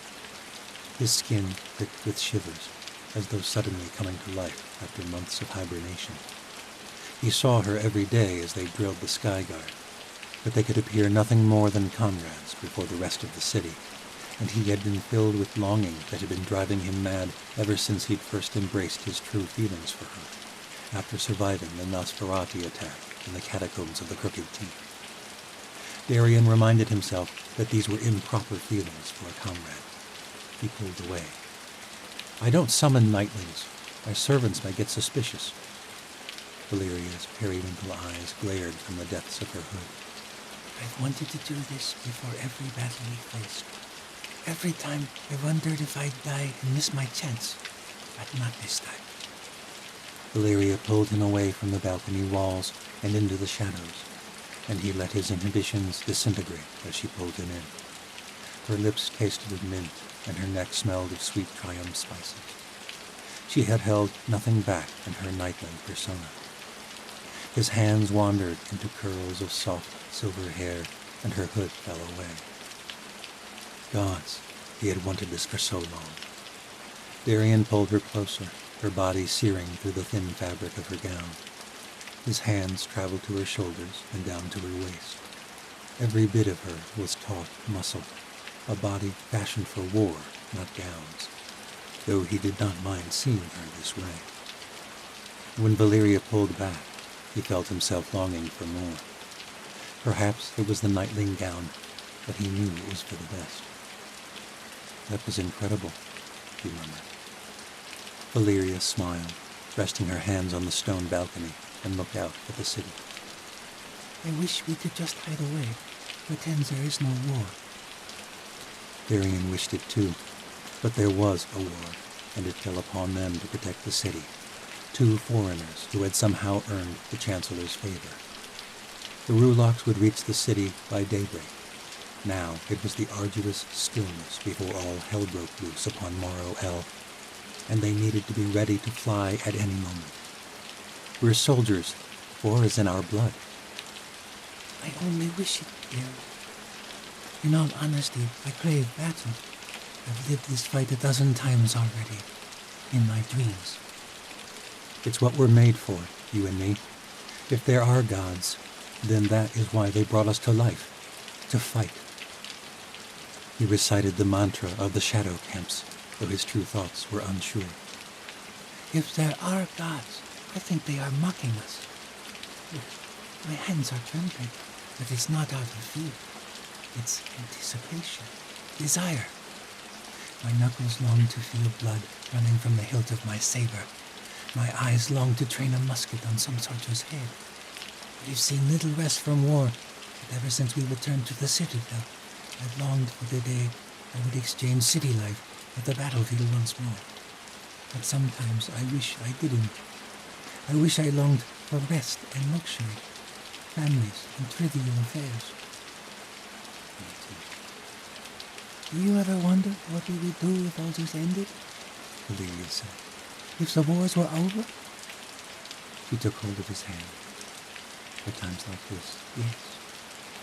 there's always another war to fight, Varian said instead. That's why I wish we could pretend. Varian wrapped his arm around her, and they stood for some time in silence. But even with her warmth beside him, his mind returned to the coming battle. It was true, he longed for it. It was the one thing he was good at. In the past few days, he had memorized every street, every wall, every tower in Morrow El. He knew where the cannons would have the best angle for fire. He knew the weakest sections of wall, where the beasts were sure to break through first. He knew the Rulocks would want to tear down the White Citadel most of all, the symbol of their oppression in the north since the days of the Old World. It can work, Valeria whispered, as though reading his mind. your plan. It was her plan as much as his, but he was the commander of the Sky Guard, and she'd insisted he take the credit when he presented his strategy to the High Council. It has to, he said. There are 200,000 people living in this city, and 500,000 across the meridian and the fringes. Only slaves, she said. It was the sentiment he should share, he knew. Your concern is in the city. They're not just slaves, they're comrades. I was a slave in the fringes. I served in the workhouses. You served in this estate, she finished. Varian nodded, thinking back to the days he and Tori had served Commander Solero in these halls, biding time until they were drafted into the Night Legions. Now, Solero was a traitor lost somewhere in the catacombs, and Tori. It all brought me here, Varian said. I was one of them, and now I can save them. Your job is to protect the citadel, protect the nobles. I don't give a damn about the nobles, he muttered darkly. Valeria turned to him. Careful, Darian. You speak treason. I speak the truth. All my years of servitude, I blamed the Chancellor for the injustices I witnessed. I went to the gallows to resist him. But now, being in this city, sitting on their councils, I see I was resisting the wrong power. The Chancellor has been nothing but good to me. The nobles are relics of an ancient system of corruption. The Chancellor is building a different world, one where a Clavash boy and a girl of the Isles lead Osha's finest soldiers. Truth be told, I think the Chancellor wants them dead more than I do. Valeria's hand rested on his own, and it calmed him. Osha is not the only land filled with injustice. My parents sold me into slavery in the Southern Isles, but I made the best of it, and now I'm here. One day, maybe I'll make things better for people like me, but... She turned and pointed at the looming crystal tower behind them. The White Citadel is our only concern today. The Chancellor and the nobles in that keep. We can't afford to consider anyone else. Darian nodded. He never had a chance to say anything further. The night was split by the piercing clangor of bells from the towers upon the walls. The ringing spread as each tower responded to the sound and rang its own siren bell. The towers lit up with torches, forming a wall of fire around the city. Valeria touched his face, turning him toward her. It lasted only a moment, and Darian wished it could last so much longer. This second kiss might be their last, and now, more than ever, he realized he longed for many more. To war, she said, pulling away, and then she morphed and disappeared into the night. To war, Darian muttered after her. It was still hours from daybreak. The monsters had crossed the plains faster than expected. Darian knew they were building speed for the attack. They hoped to surprise us in the night, but we are ready, more ready than those beasts could ever know. Darian cried out for his attendant, and the boy appeared with his armor moments later. The boy's name was Jan, a turned watcher of the Fieri Order, though Darian rather wished he was a Medici. The healer would be most valuable at his side today. But of course, Sara and the few other Medici were needed on the battlefield. Jan helped Commander Redvar don his thick leathern armor, though Darian knew it would help little if one of those monsters seized him with its fangs. Jan handed him his saber. The blade had cut through Morgothian heathens and undead devils, but it would barely scratch the thick hides of the Rulaks. This is my greatest foe yet. Jan was about to hand over his musket, but Darian stopped him. You keep it. The boy seemed confused. I need someone to cover my ass. The boy beamed with pride, and Darian knew he had chosen his attendant wisely. Jan longed to prove himself, just as Darian had once longed to prove himself to General Crane. The ground rumbled, rattling the chandeliers within Darian's estate. To the wall, Jan said. To the wall. Together they took flight, sailing over the city. Darian on thick black morph wings, the boy on nothing but watcher magic. Below them, the streets filled with legions readying their positions within the city. Somewhere in the madness, Medea was preparing herself with watcher blood. To the battle of gods and monsters, Darian thought. Chapter 12. Morrow El seethed with the throes of battle. Smoke shrouded the streets in a thick fog from cannon fire and rubble, but the pillared necks of a dozen Rulaks cut through it as the beasts moved into the city. The northern walls held strong for less than an hour. It was enough time for the cannons to take out a handful of the beasts before the real plan fell into place. The two weakest points in the northern wall fell first, and just as Darian had hoped, the two-headed beasts began to pour through those two openings, forsaking their work on the other ends of the wall soon to fall. The legions fixed cannons on those openings and let hell rain down on the first beasts to enter the city, taking several down. As the beasts fell, their comrades were fueled with rage and charged into the streets, swinging their mighty heads with fury. Valeria had concocted the idea of stretching wire from the rooftops, made from bound strands of forged steel and whittled down to a fine razor's edge. The wire was like a great scythe, decapitating the monsters as they surged into the streets with vengeful rage. One beast attempted to wrench a wire free with its teeth, ripping out its own jaw in the process. The wires held the onslaught of one or two beasts before the force would rip them free of their holds. The Rulaks surged forward to meet yet another wire at the next street. The beasts appeared to be overtaking the city, but with devastating losses. The gray cobblestone of Morrow El turned a strange purplish hue as Rulak blood bathed the streets. It was not long before the beasts figured out how to dislodge the wires by pummeling the towers that held them, but it was then the shadows deployed bombs made of pitch, ignited by a pair of Fieri watchers. Flaming pitch and the stench of burning hair melded with the fog of battle. Valeria attacked next, leading a force of flying morphs and turned watchers, while Commander Zammel led his shadows in the streets below. the lanes filled with even more musket and cannon fire, the winds bearing thick plumes west and shrouding the far ends of the city.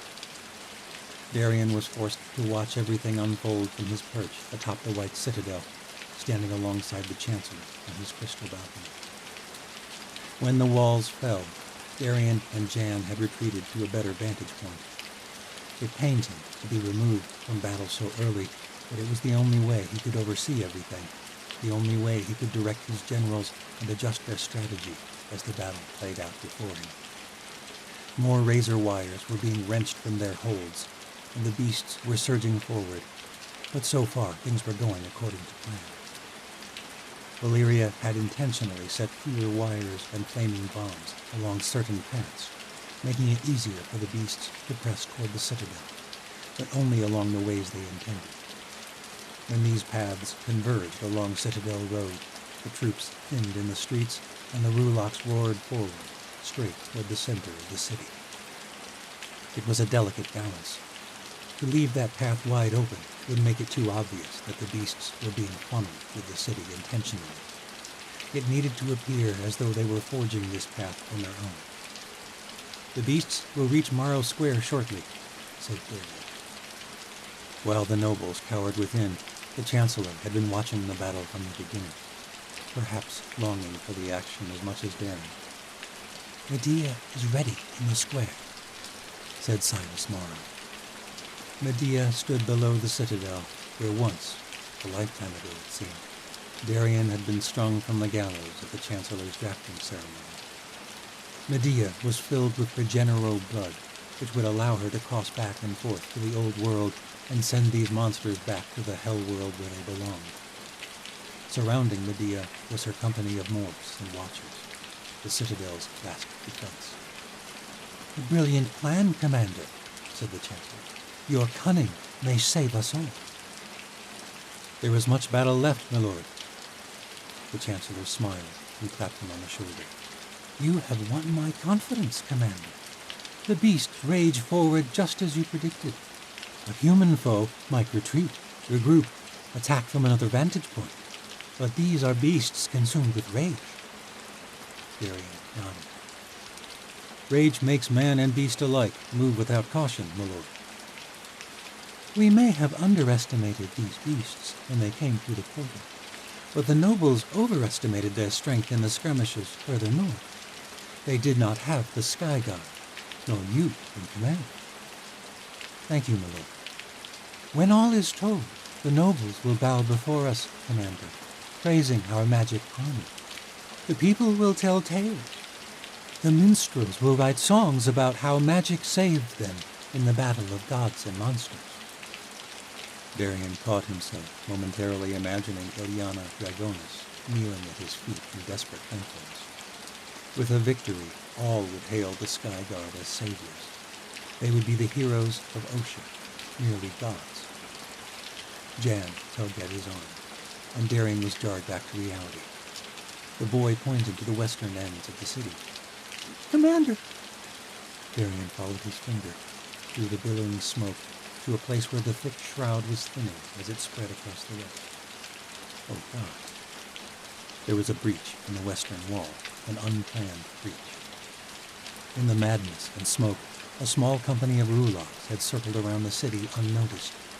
They were entering streets that had been rigged with no razor wire and were lightly defended. From that vantage point, they could rout the legions and watchers defending the streets in the north. Below, it appeared Valyria had also noticed the breach, for her legion of morphs and watchers was already flying to the western end of the city. A host of shadows followed after on the ground, but Darian feared it was not enough. "I must go, my lord." "I will not lose the commander of my Sky Guard. The legions will hold them." "I cannot stand by and see this plan fail, my lord. We have 2 Morgothian firebombs. We can seal off the streets and turn them toward the others." "Those bombs are meant to seal off the square," said the Chancellor. "It won't matter if the beasts never reach the square. If they break free of our intended path, they can storm the citadel from all sides, and the city will fall." The Chancellor had lost his cool assurance of victory. He surveyed the mayhem below, tapped his ringed fingers on the wall, and then nodded.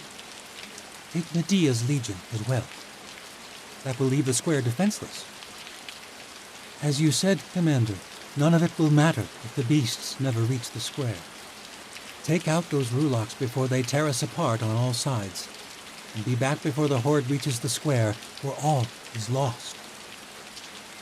It amazed Varian how swiftly battles could turn from sure victory to such fear of defeat, but they could be turned back just as swiftly. Varian clapped Jan on the back. The boy was trembling. To war, comrade! Jan nodded fearfully, but clutched his musket tight. Together they took flight from the white citadel and landed in the square below. Medea stepped aside, and Darian stood upon the great stage where he'd nearly been hung for defection only a year and a half ago. But the Chancellor had spared him, perhaps for this very moment, to do what he did best. To me, comrades of the Sky Guard! Darian shouted, raising his hands. The Watchers and Morse left their posts around the square and gathered around him. What news from the Citadel, Commander? Medea said.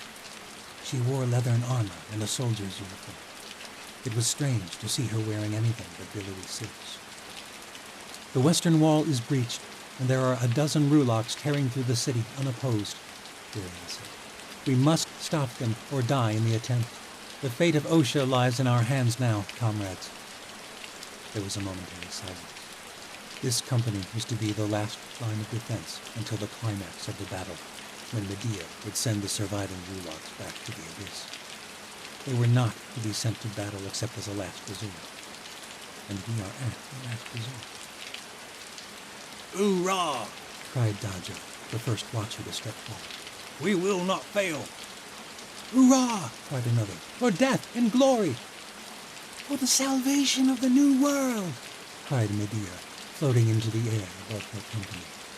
Darian took his morph form, great black wings stretching out. His saber pointed to the sky, and he rose to join her. The Morse and Watchers cried out, "Hoorah! Hoorah!" and pounded their fists against their chests, and clanged their sabers and readied their muskets. The Watchers and winged Morse took flight, and the wingless Morse donned their giant ward-like forms, bounding through the streets, all following their commander into the heart of battle. Darian and his small band of soldiers broke through the thick of the smoke to find their comrades in a desperate state. The rulocks towered over Valeria's company. Their twin necks were thick as tree trunks, and their heads reached 4 stories into the sky. Up close, the soldiers battling them seemed as absurd as a flock of sparrows against a dragon.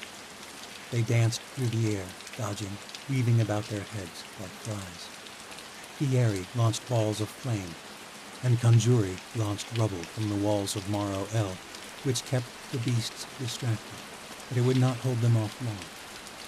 From below, a small company of shadows fired their muskets to no avail.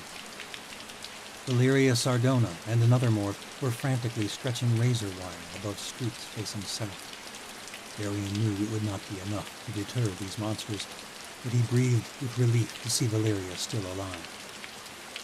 Already a half-dozen morphs had fallen. Darian landed in a square a short distance from the fray. Daja, Horan, Darian shouted. Take the firebombs to Captain Sardona. If we don't seal off the southern streets, we're doomed. The 2 watchers were both Enduro, and they would get the bombs set quicker than anyone else. They heaved the great sacks over their shoulders and flew away. The rest of you, when the bombs go, attack with everything you've got. Watchers, use your gifts. Push them together. Bring them to this square. Aye, sir. The Watchers and Morse took flight. Medea, how much blood do you have? Darian asked. The problem isn't the supply, I'm afraid. Vashti's blood gives me her regeneral power, but the travel takes its toll. It takes time to heal. I don't dare more than 2 passages now, or I'll never have the strength for the horde in Morrow Square. It won't matter if the beasts don't reach the square. Darian clasped her shoulder. Her cloak fluttered in the wind, and he could see a line of vials at her belt. Then we must make them both count, he cried. Stay close to me, Jan, he shouted, turning to his attendant. "You cover Medea, no matter what. Even if I'm dying, you cover her. She is the key to our victory." The boy nodded to him tremulously. Darian gripped the boy's shoulder. He had been afraid, too, at his first battle. "Be brave, Jan. War is our great test, and we must not fail." The three of them flew to a tower overlooking the square below. There they could see every piece of this haphazard plan, and all they could do was wait until their part in it came, and hope the others would not fail. Everything that followed seemed a haze to Darian. The streets shuddered with the detonation of the Morgathian firebombs. Shards of stone the size of horses filled the air. The two widest southern streets were sealed off in an explosion that brought down taverns and towers and shops alike, rendering the streets impassable. One Rulock was taken in the explosion, both its heads crushed by massive debris. Shaking away chunks of rubble, a second beast rose back up, swung its necks in fury, and charged a small street. Valeria's razor wire did its work, slicing through bone and sinew, and the Rulock's necks flopped like felled trees, exploding with rushes of dark blood. A third Rulock tore maniacally at the towers holding the wires. As the beast ripped at the stone, the soft tissue of its throat was exposed, and the Conjuri launched 2 spears with the flare of his power, lodging them deep into both skulls. The other beasts veered from the explosion. Fire and debris filled the air, wielded by Conjuri and Fieri. Morphs flew around their heads and lashed out for their eyes with blade-like talons. The Conjuri with the spears took one more Rulock down, but another took him from behind and rended him in 2 with teeth. The soldiers could do little against such mighty beasts, but still they managed to push them north. Before Darian knew it, their time had come. 3 of the beasts had entered the square, pushed forward by a pair of Fieri and a host of morphs. With Medea able to manage only 2 passages, Darian had hoped for more. The other 5 monsters were nowhere close, but they could not let these beasts pass. "Now, Medea, now!" Medea and Jan flew to the ground. Darian flew straight at the 3 beasts. 6 heads towered above the streets, and Darian had to keep them all distracted. He flew on thick black wings, weaving in and out, narrowly missing sets of spearhead-sized teeth. The other morphs took the cue and did the same. Somewhere in the madness, he spotted Valeria. She swung her saber deftly, wounding the eye of one head, and managed to skirt away before the monster lashed out. The Fieri let balls of flame fly at the beasts from behind, pushing them forward. They built speed and charged for the open lane beyond the square. But just then, Medea opened the portal. The square opened up, and suddenly beyond the square, rather than a street, there was a dull gray meadow. The Rulock did not have time to slow their charge. The portal disappeared, and so too did the monsters. A cheer rose up from the sky guard. The Watchers and morphs landed in the empty square, a sudden burst of relief and confidence coming over them. Darian felt it as well. "We may win this battle yet." Valeria barked an order from the rooftops. "This is not over, comrades. In case you've forgotten, there are 5 more Rulocks to be dispatched. Now fly and bring the last of them here." "Hoorah!" they roared, and Valeria and the others disappeared beyond the rooftops. Moments later, there was a rift in the air, as though a giant invisible door had been opened. Medea staggered back from the old world when the opening disappeared. But something was wrong. Her face was riddled with pain. She was bleeding from a wound in her shoulder. Jan sprinted to her side and supported her, but still she crumpled to her knees. Darian knelt beside her, morphing to his human form. "What happened?" She grimaced. "Only grazed me as they were coming through the portal. It'll heal." Jan removed the spalder from her shoulder. The leathern armor was tattered and shorn, drenched in blood. The wound was deep, despite the Regenero blood coursing through her veins, and it was not healing quickly enough. Blood gushed like a fountain. "Press it down, Jan," Darian ordered. Jan ripped a shred of cloth from his shirt and pressed it hard against her shoulder. The white cloth was soon freezing. Gods, I wish he was a Medici. The wound closed slowly, the blood magic weakened by the passage to the old world and back. Medea went pale with loss of blood before it was done. The air filled with a cacophonous roar. Darian saw 1, 2, 4 heads rising above the streets beyond, and then more. The other beasts were being herded into the square, and there was no way Medea had the strength left to open another passage to the old world. She needed time to heal, but they had to stop these beasts. Beyond this square, the streets branched out, and the Ruloks could wreak havoc on the citadel. That left Darian only one option. Jan, get her to safety, No, Commander. protested Medea. I'll be all right. I can open the passage once more. Darian had once feared the sorceress, but now he felt a strange bond with her. Battle had a way of sifting out old differences. It was how he'd grown close to Valyria. In the battle of fire and fury, something had changed, and they seemed to share something new, something that kept them alive. And with Medea, it was similar. The sorceress was brave, cunning, and unrelenting. A soldier he could proudly stand beside, and one he could not afford to lose. He took her hand. Her fingers trembled with pain. Regain your strength. You've a horde of your own to come in Morrow Square. Commander, what do you... He already had the godstones. She dropped them while Jan was pressing her wounds. He showed the emerald gems to her. Give me one of your vials, he commanded. She nodded grimly and squeezed his hand shut around the stones. I see what the Chancellor sees in you, Commander. Medea drew a vial of Vashti's blood from her cloak. When the time comes, close your hand over the stones and open your mind to their power. Think of the old world, and the stones will do the rest. I should warn you, Commander, it hurts like nothing you've ever felt. Darian nodded. Jan, get her to safety in the citadel, now. The first of the Ruloks entered the square. Jan and Medea staggered away, leaving Darian alone to face the beasts. Chapter 13. The Yanavi princess's blood tasted strangely sweet at first. Then it went briny, and then sour. It made his stomach churn, but he held it down. In moments, Darian could feel something coursing through him. He felt warm all over, and he became more aware of his body than he'd ever felt. He had never noticed the warmth of blood in his veins, or the relieving sensation of each breath as its life-giving air spread through him. Nor had he ever so sharply realized how the intensity of battle managed to mask pain. Suddenly, he felt it, like the instant agonizing chill from jumping in an icy pond. His neck rushed with pain. In the chaos, he had not even realized he'd been injured by one of the 3 Ruloks they'd already sent back to the old world, and now it hit him all at once. Blood desperate to return to his body, skin desperate to be closed off from the world.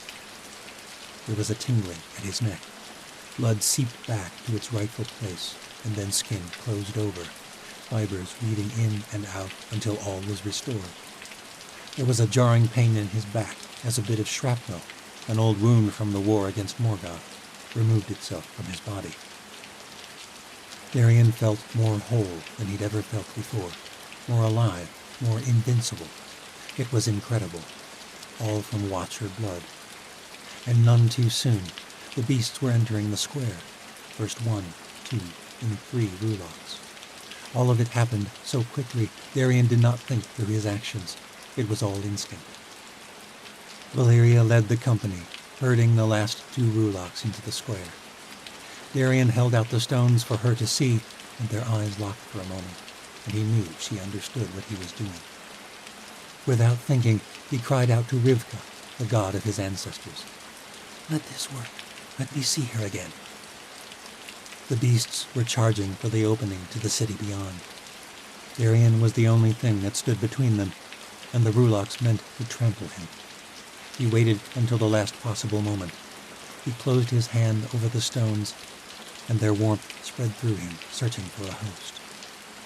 Open your mind to the stones, Medea had said, and he did. Think of the old world. The warmth became a fierce burning sensation in his hand. His palms screamed, and his mouth nearly did the same. He could feel power leaving him, the stones doing their work. The beasts were upon him. A rush of energy. A gateway opened, and Darian found himself standing at the edge of two worlds. He stood aside as the beasts charged past him. Before they realized what had happened or where they were, he released the stones, and the gateway was gone. He was alone with the beasts in a great gray world. He stood in a vast meadow. The grass was a dull gray. In fact, the entire world seemed to consist of shades of gray, as though all the color had been drained from it. He had been there once before, to help the Chancellor escape when Tori had resisted him at the watchtower, but that had only been a momentary glimpse of the horror of the old world. Realizing where they were, the Ruloks went into a frenzy, rearing up and thrashing their mighty heads around. When one caught sight of him, it lashed out with its neck, and Darian threw himself into the tall grass, narrowly avoiding the attack. His hand was searing with pain, and it wasn't going away. Magic doesn't work here. The ground thudded nearby as the beast attempted to crush him. Even Medea had not escaped their wrath. He clutched his fingers tight, but the stones were gone. Somehow, instinctively, he had released them as soon as he entered the world, his body seeking relief. Gods! He combed through the thick gray grass, looking desperately for the emerald stones. A great fanged head came bearing down, and he dove aside, wishing he had his morphed wings. He crawled his way back to where he'd first entered the world. Another attack, and he dove ahead, then scrambled back. There was a subtle glow a few yards off, a light gray glow in the dark gray grass. Another head swung into view, and he ducked. Of course, in here the stones would be gray like everything else. He dove for the glow, his palm closing over the stones. Warmth spread over him. A portal opened, and he dove back into the world of color and life. He landed in the square, on cold stone. There was a blaring noise ringing in his ears. This world was pain and confusion. His entire body seized with the pain. He felt like he was on fire, but he wasn't. Vaguely, he understood. I'm dying. And death was chaos. Motion swirled around him, bodies, sabers. The sky filled with blurs, and he didn't understand what was happening. Had there been more Ruloks than they'd thought? Had the battle lines fallen in the northern ends of Maro El? He felt himself slipping away and was unable to resist, as though the gray world was pulling him back. Was he still holding the stones? He didn't know. He closed his eyes to the chaos. His mind numbed his body to the pain that coursed through him. It was a glorious relief. He could still hear the blaring noise. War horns, he thought vaguely, but the noise was fading. His body was nothing. His mind was nothing. And then there was everything. His eyes spread wide. The pain returned with fury, and he was back in the square. Someone knelt over him, and he was shaking in her arms. No! Darian, gods damn you! Don't you dare! His vision focused on one thing amidst the world of blurs and pain and chaos. A face, smooth, pale skin, and hair the color of mist, eyes that shone like sapphires against a cloudy sky. Valeria. Darian shot back to life beside of her. Valeria was peeling something from his hand. The stones. Slowly, relief spread through him. Oh, thanks of gods! Valeria muttered so only he could hear. The pain dulled again, but this time not at the expense of his consciousness. His mind sharpened, and he realized that the blurs were soldiers rushing past them, watchers and morphs taking to the sky, rushing to battle. What's happening? The beasts have reached the citadel. Darian felt as though he'd been stabbed in the gut. He was too late. He'd failed. They'd taken too long in sending the beasts to the old world, and now the battle was lost. Darien was not strong enough to fly, not yet, but there was no time to wait. His body slowly healed, his skin pricking with sharp pangs as he and Valeria staggered through the shambles of streets and toppled buildings. Morrow El seemed more like a graveyard than the capital of the greatest nation in the New World. The bodies of comrades littered the streets, good men and women chosen by the Chancellor to defend the realm. Darien had been chosen to lead them all, and he had failed. His side was on fire from running. The Godstones had left him weak, and his lungs ached with each breath. He had never felt so tired before. The cries of the dying and the roars of the triumphant beasts hung over the city, as though they were echoing off the face of the heavens. "We're too late," Darien moaned, clutching his side, staggering across a ruined marketplace. Citadel Road led straight to Morrow Square. The white citadel was visible from the very end of the road, but now the streets were enveloped in thick plumes of smoke. A smoldering corpse lay in a puddle of pitch, tiny flames lapping at the blackened remains. The sight made him thirsty for no good reason. Valeria wrapped her arm around him, supporting him beneath the shoulder. "The battle isn't over so long as we're breathing." Darien laughed darkly. "Look around you. Hundreds are dead. Thousands." The streets shuddered. "The city is lost, Valeria." Valeria slapped him across the face. "Those are not the words of the man who attacked the rebel king at the Battle of Fire and Fury." His skin ignited with pain, but this time it didn't last long. The pain in his lungs subsided, and he looked at his hand. The wound from the stones had closed over. Basti's Regenero blood had done its work at last. Strength and adrenaline returned to him. Valeria gripped him by the back of the neck and pulled him close. "We're still breathing, Darien." The streets around them were empty of monsters. The beasts might not have followed the intended path, but one thing was certain. They were all clustered in one place, Morrow Square. Darien pressed his hand against the stones in his pocket. He nodded to Valeria and drew close. "The Rulocks are all in the square. We have to get the stones to Medea." "Can you fly?" "I have to." His body was tingling with energy now that he'd healed. It was strange, as though his body were playing tricks with his mind. Moments ago he'd been staggering. Now he morphed and took flight with relative ease. Darien and Valeria became two dark forms in the haze of smoke, flying straight down Citadel Road. Morrow Square was a roiling, seething mass of blood, smoke, and chaos. The Rulocks filled the square, their immense necks swinging around like the tentacles of a giant sea dragon. There were dozens of them crashing and tearing at the base of the White Citadel. The legions attacked from the entrances to the square, but their musket fire did little. The surviving Morse and Watchers attacked from the air, but their numbers were thinning, and all of them were tired and weak from battle. High atop the citadel, Darien spotted Medea at the Chancellor's side. Below, several of the beasts took turns charging at the palace. The largest of the Rulocks, a beast with dark gray fur who seemed to be their leader, roared and led the charge. Each attack echoed across the city. They backed up and charged again. Crystal shattered. Stone crumbled. Darien held the Godstones high and caught Medea's gaze. She took flight.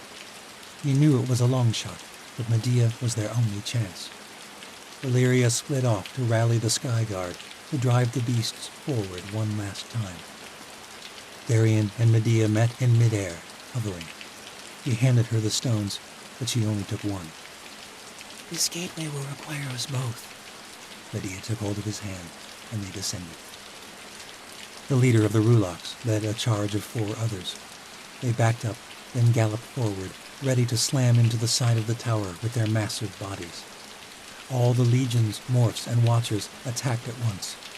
The horde pressed closer to the citadel. Darien and Medea landed directly in front of the attacking beasts. The portal opened, and pain shot through Darien's hand anew. The gateway stretched out in front of the entire palace, and Varian and Medea stood at the edge of it. 4 of the Rulaks stopped, but the leader did not. He surged forward at full speed, swinging his massive necks. The impact launched Varian from his feet, and Medea's hand was wrenched from his grasp. He landed 20 yards away. Instantly, the gateway disappeared, and the only thing standing between the Rulak and the citadel was Medea. The beast backed up for another attack, but she did not move. Medea stood tall, facing the Rulak. Clenching the godstone with one hand, she fearlessly reached toward the beast with the other. The beast lowered its heads and charged. Medea did not move. Her fingers remained outstretched. Her eyes were closed in concentration, and the godstone glowed fiercely. The stone in Darian's hand glowed as well. His skin stung as the stone surged with power. Suddenly, the Rulak leader eased its charge. It slowed to a walk, and then stopped altogether, lowering its heads toward Medea. Her eyes were still closed, her hand held out before her, the godstone glowing with a fierce emerald light. Darian did not want to watch the woman be devoured, but he could not turn away. The Rulak did not open its jaws to rend her in two. It stood still. Medea opened her eyes, her chest heaving as though she'd run many miles. She stepped closer. She touched each of the beast's heads carefully, as one might a stallion that was first being broke. The beast did not move. Its breaths slowed.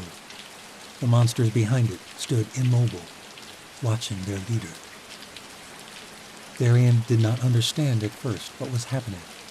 Somehow, Medea was alive. She brushed the fibrous fur of the Rulak, and the monster held still. A low moaning sound uttered. It was the only sound in Morrow Square. The streets echoed with a nightmarish purr. Medea released contact, and the Rulak leader's eyes opened wide again. They were as settled as a mountain lake. The leader turned to the other monsters and released a strange growling sound, speaking to its soldiers. It was then Darian realized the battle had ceased. The Rulaks were all watching their leader, and the legions were all watching Medea. The Darkling Witch walked silently past the leader, and all around the Rulaks lowered their heads to her. One by one, she reached out and touched their gray noses with her long fingers. She never said an audible word, but somehow Darian knew she was communicating with the beasts through her sorceress mind and the power of the Godstones. Part 5. Trial of Fire and Ice. There is no place more deadly than the Great White North. For centuries, the survival of the Aleut was an unnerving mystery to the southern folk. The Aleut must have been blessed by their gods in some special way. Perhaps that is why no one ventured into their domain. They feared the power of the northern gods. From Dawn of the Third World. Chapter 14. Time bled slowly beneath the ice city of Ikala. The cells where Astoria and Misha were taken were unlike any dungeons Tori had ever heard of. First of all, they were warm, beyond anything she might have expected this far north, where the harsh world above was composed of thick ice sheets, layer upon layer of snowfall, and fierce peaks of obsidian star rock. The porous stone beneath the city emanated a soft, seeping heat. Though they were given thick furs under which to sleep, Tori often lay on top of them, basking in the warmth of the cavernous cell. It was a stark contrast to the last cell she had called home, beneath the White Citadel, where Tori had endured the Chancellor's bloodletting for over a year. And it was a testament to the civility of the so-called savages of the Great White North. Tori supposed the notion had been perpetuated by the ancient alien invaders to justify their conquests, which had forced the Aleut to become people of the mountains and ice of the north.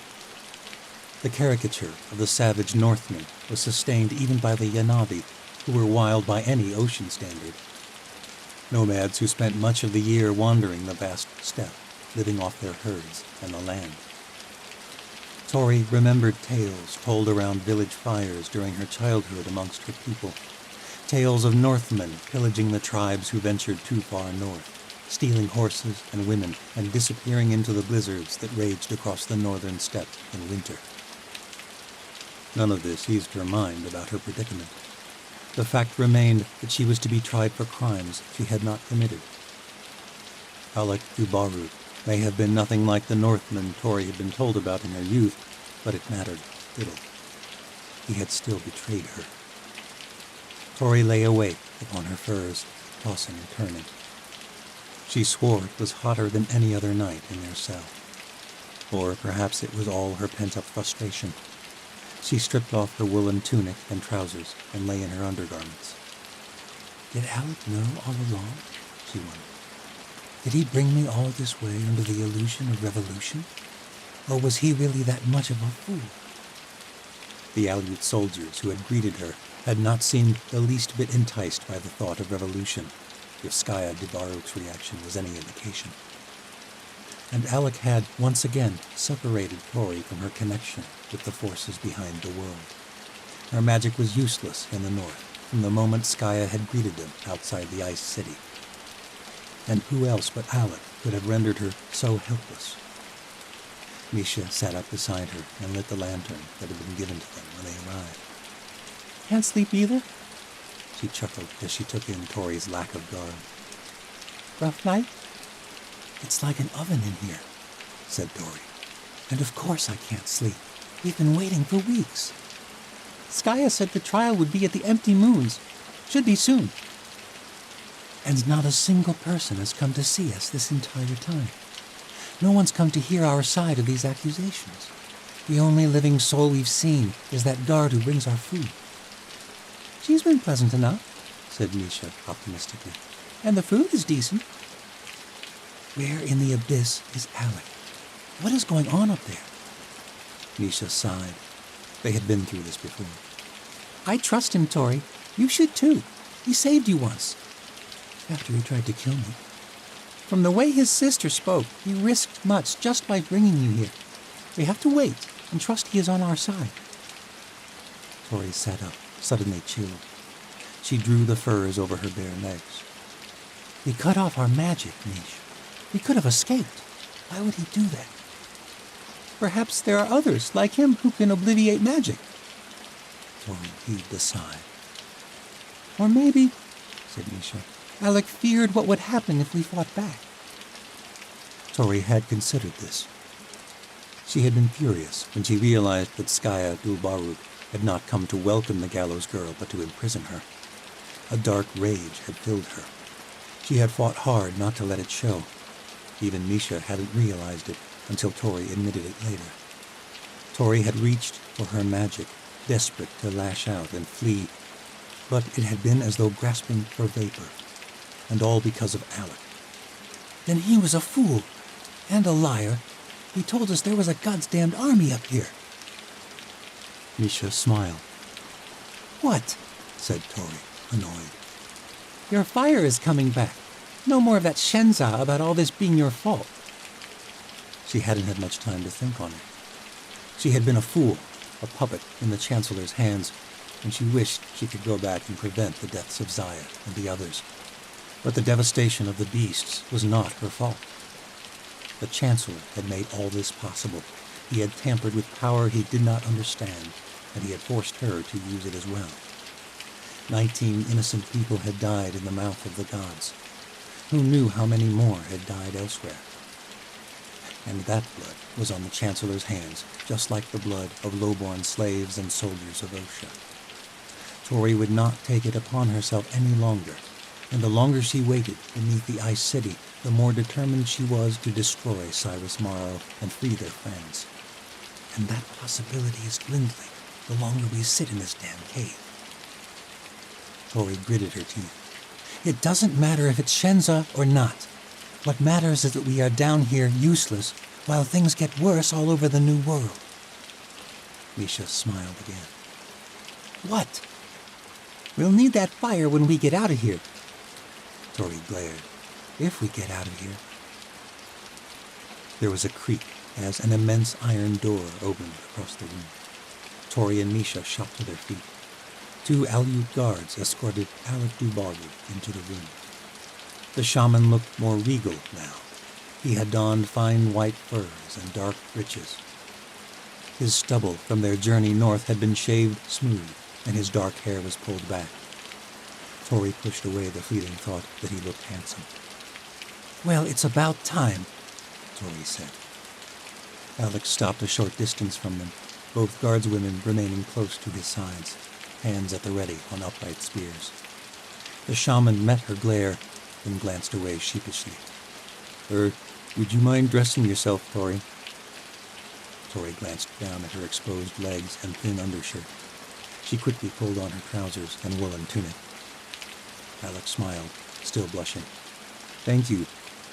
It was a little distracting. Tori nearly smiled back. She hated how easily he could disarm her, but she had to remind herself she was furious at him. Where have you been? Alec remained calm. You've been treated well? Yes, but... You've been warm and fed? The guards have not harmed you? Tori huffed. Yes, they've been fine. Good, he said steadily. By your tone, I was worried that something... My tone is like this because I'm bloody pissed at you, Alec Dubaru. You brought us all this way only to throw us in prison? Alex scowled. The guardswomen stood expressionless beside him, but their fingers tightened around their spears. That was my sister's doing, Tori. And yes, this is more complicated than I'd hoped. But I have been working hard to defend you in the preliminary discussions before your trial. Preliminary discussions? You said your people were raising an army. You said they were ready for their restoration. I did. Alec raised his voice, but it made Tori glad. She wanted to rile him. I was not lying, Tori. Restoration has been prophesied for many years among the shamans, but many others are not as ready to seize it as we are.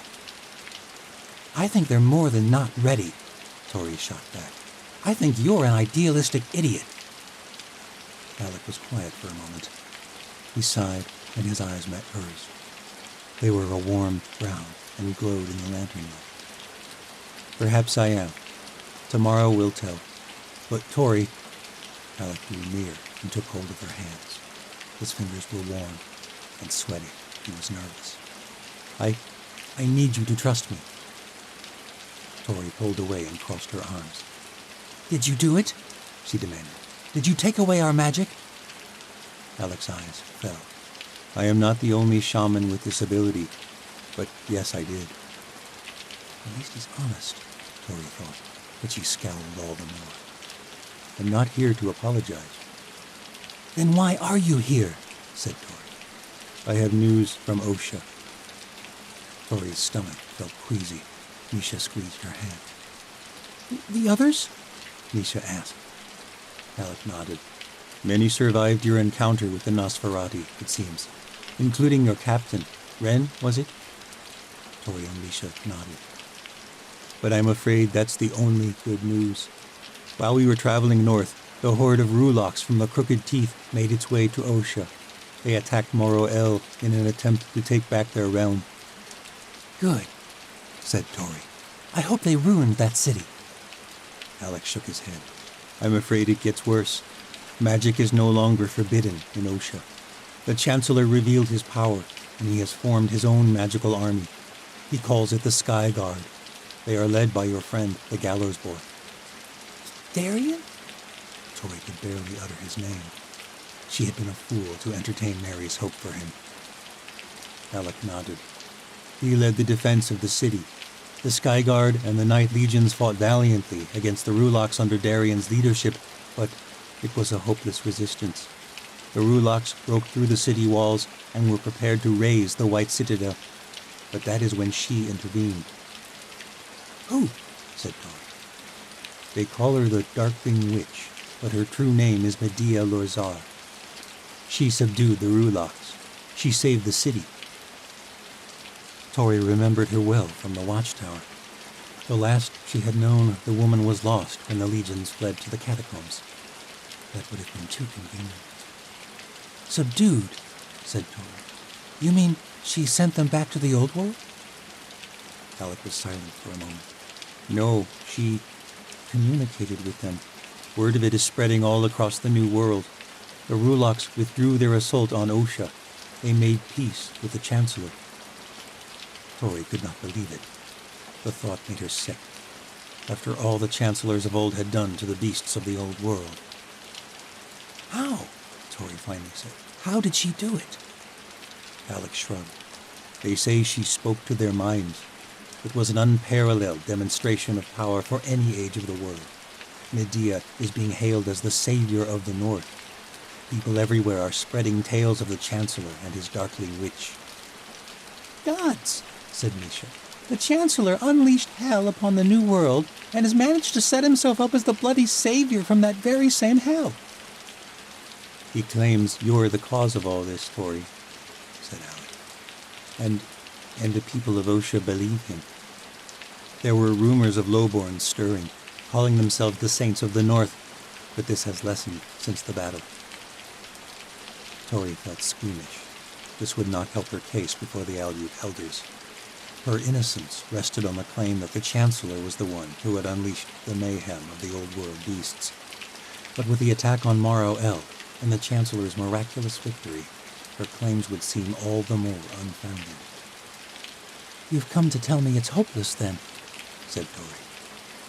Alec's eyes betrayed his uncertainty, though his words claimed otherwise. Nothing's hopeless, but things are not going well. The elders are skeptical as ever, and my Madru is chief among them. Who is your mother exactly? Said Tori. Why didn't you ever tell me about her, or any of this? You would have avoided the North altogether.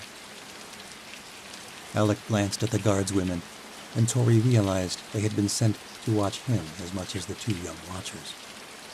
My Madru is Farah Dul-Baru, elder of the Nukvana, the Bear Rider clan. She is also the High Elder among the 4 clans. And I'm afraid she will be the hardest of them all to convince. Her lover was the captain of the trading vessel that was lost in the Channel Sea. Tori wondered if things could possibly get any worse. And even if somehow the others should decide to believe us, with this news from Osha, they are even more wary of any notions of restoration or war. And we have no allies. You have the crooked folk, said Misha. More would join us, I'm sure of it. You spoke of the Witch Queen of the Southern Isles, said Tori. Or was that more of your idealistic Shenza? It's not. Alec's face tensed. I saw the Queen in a vision, not long before I left for the Crooked Teeth. Not long before I found you. I believe she will play a part in all this. But all of those futures depend on convincing the elders of your innocence. Alec would not meet her gaze. Look at me, said Tori. Alec did. What will happen if they find me guilty? Alec gulped, but he held her gaze as he answered. If the elders find you guilty, you will be tried by fire and ice, and unless the gods intervene on your behalf, you will die. Misha gripped her hand. Tori felt weak. Had she really come all this way, only to be sentenced to death in the one place where her regeneral abilities could be rendered useless? Then let me speak to them, Tori said, more irritated than ever about being left helpless underground. Alec sighed. You will have your chance to defend yourself at the trial, but you should know our elders do not highly value the testimony of those wishing to defend themselves. It is, by its very nature, self-serving. That is the other reason I've come. The trial will be held tonight, at the rise of the empty moons. But before that time, they wish to speak with you, Misha. Misha nodded, but she did not hide her grim expression. The guardswomen lowered their spears and stepped forward. Misha squeezed Tori's hand. I'll convince them, Tori. Alec managed a smile in Tori's direction. The guards took Misha by the arms and let her out. Alec followed. And Tori was left alone in the dungeons beneath the Ice City. Chapter 15. Alec Dul-Baru led Misha through the winding passages and narrow stairways cut straight into the star rock foundations of the ice city. Their path was lit by pale blue crystals, which glowed with a warm luminescence. Misha had not noticed the strange light the last time she had journeyed Elmi's halls, where she and Tori both had been bound and blindfolded. The guards followed close behind, but Misha was not bound this time, which she hoped was a good omen. These stones are incredible, said Misha, gesturing at the curious sources of light. What are they? The crystals were the size of her fist, held by iron clasps fixed to the cavern walls. Alec paused, and with a gloved hand retrieved one of the glowing stones from its hold and handed it to her. Misha flinched as it touched her skin, expecting it to be hot, but it did not burn her. It's cold, she observed. The stone glowed brighter against her skin. Where does the light come from? Alec's lips parted in a smile. We call it ice fire. Its light comes from within, rather like glowworms. Glowworms? Said Misha, perplexed. Alec laughed. He gestured down the hall, and they carried on.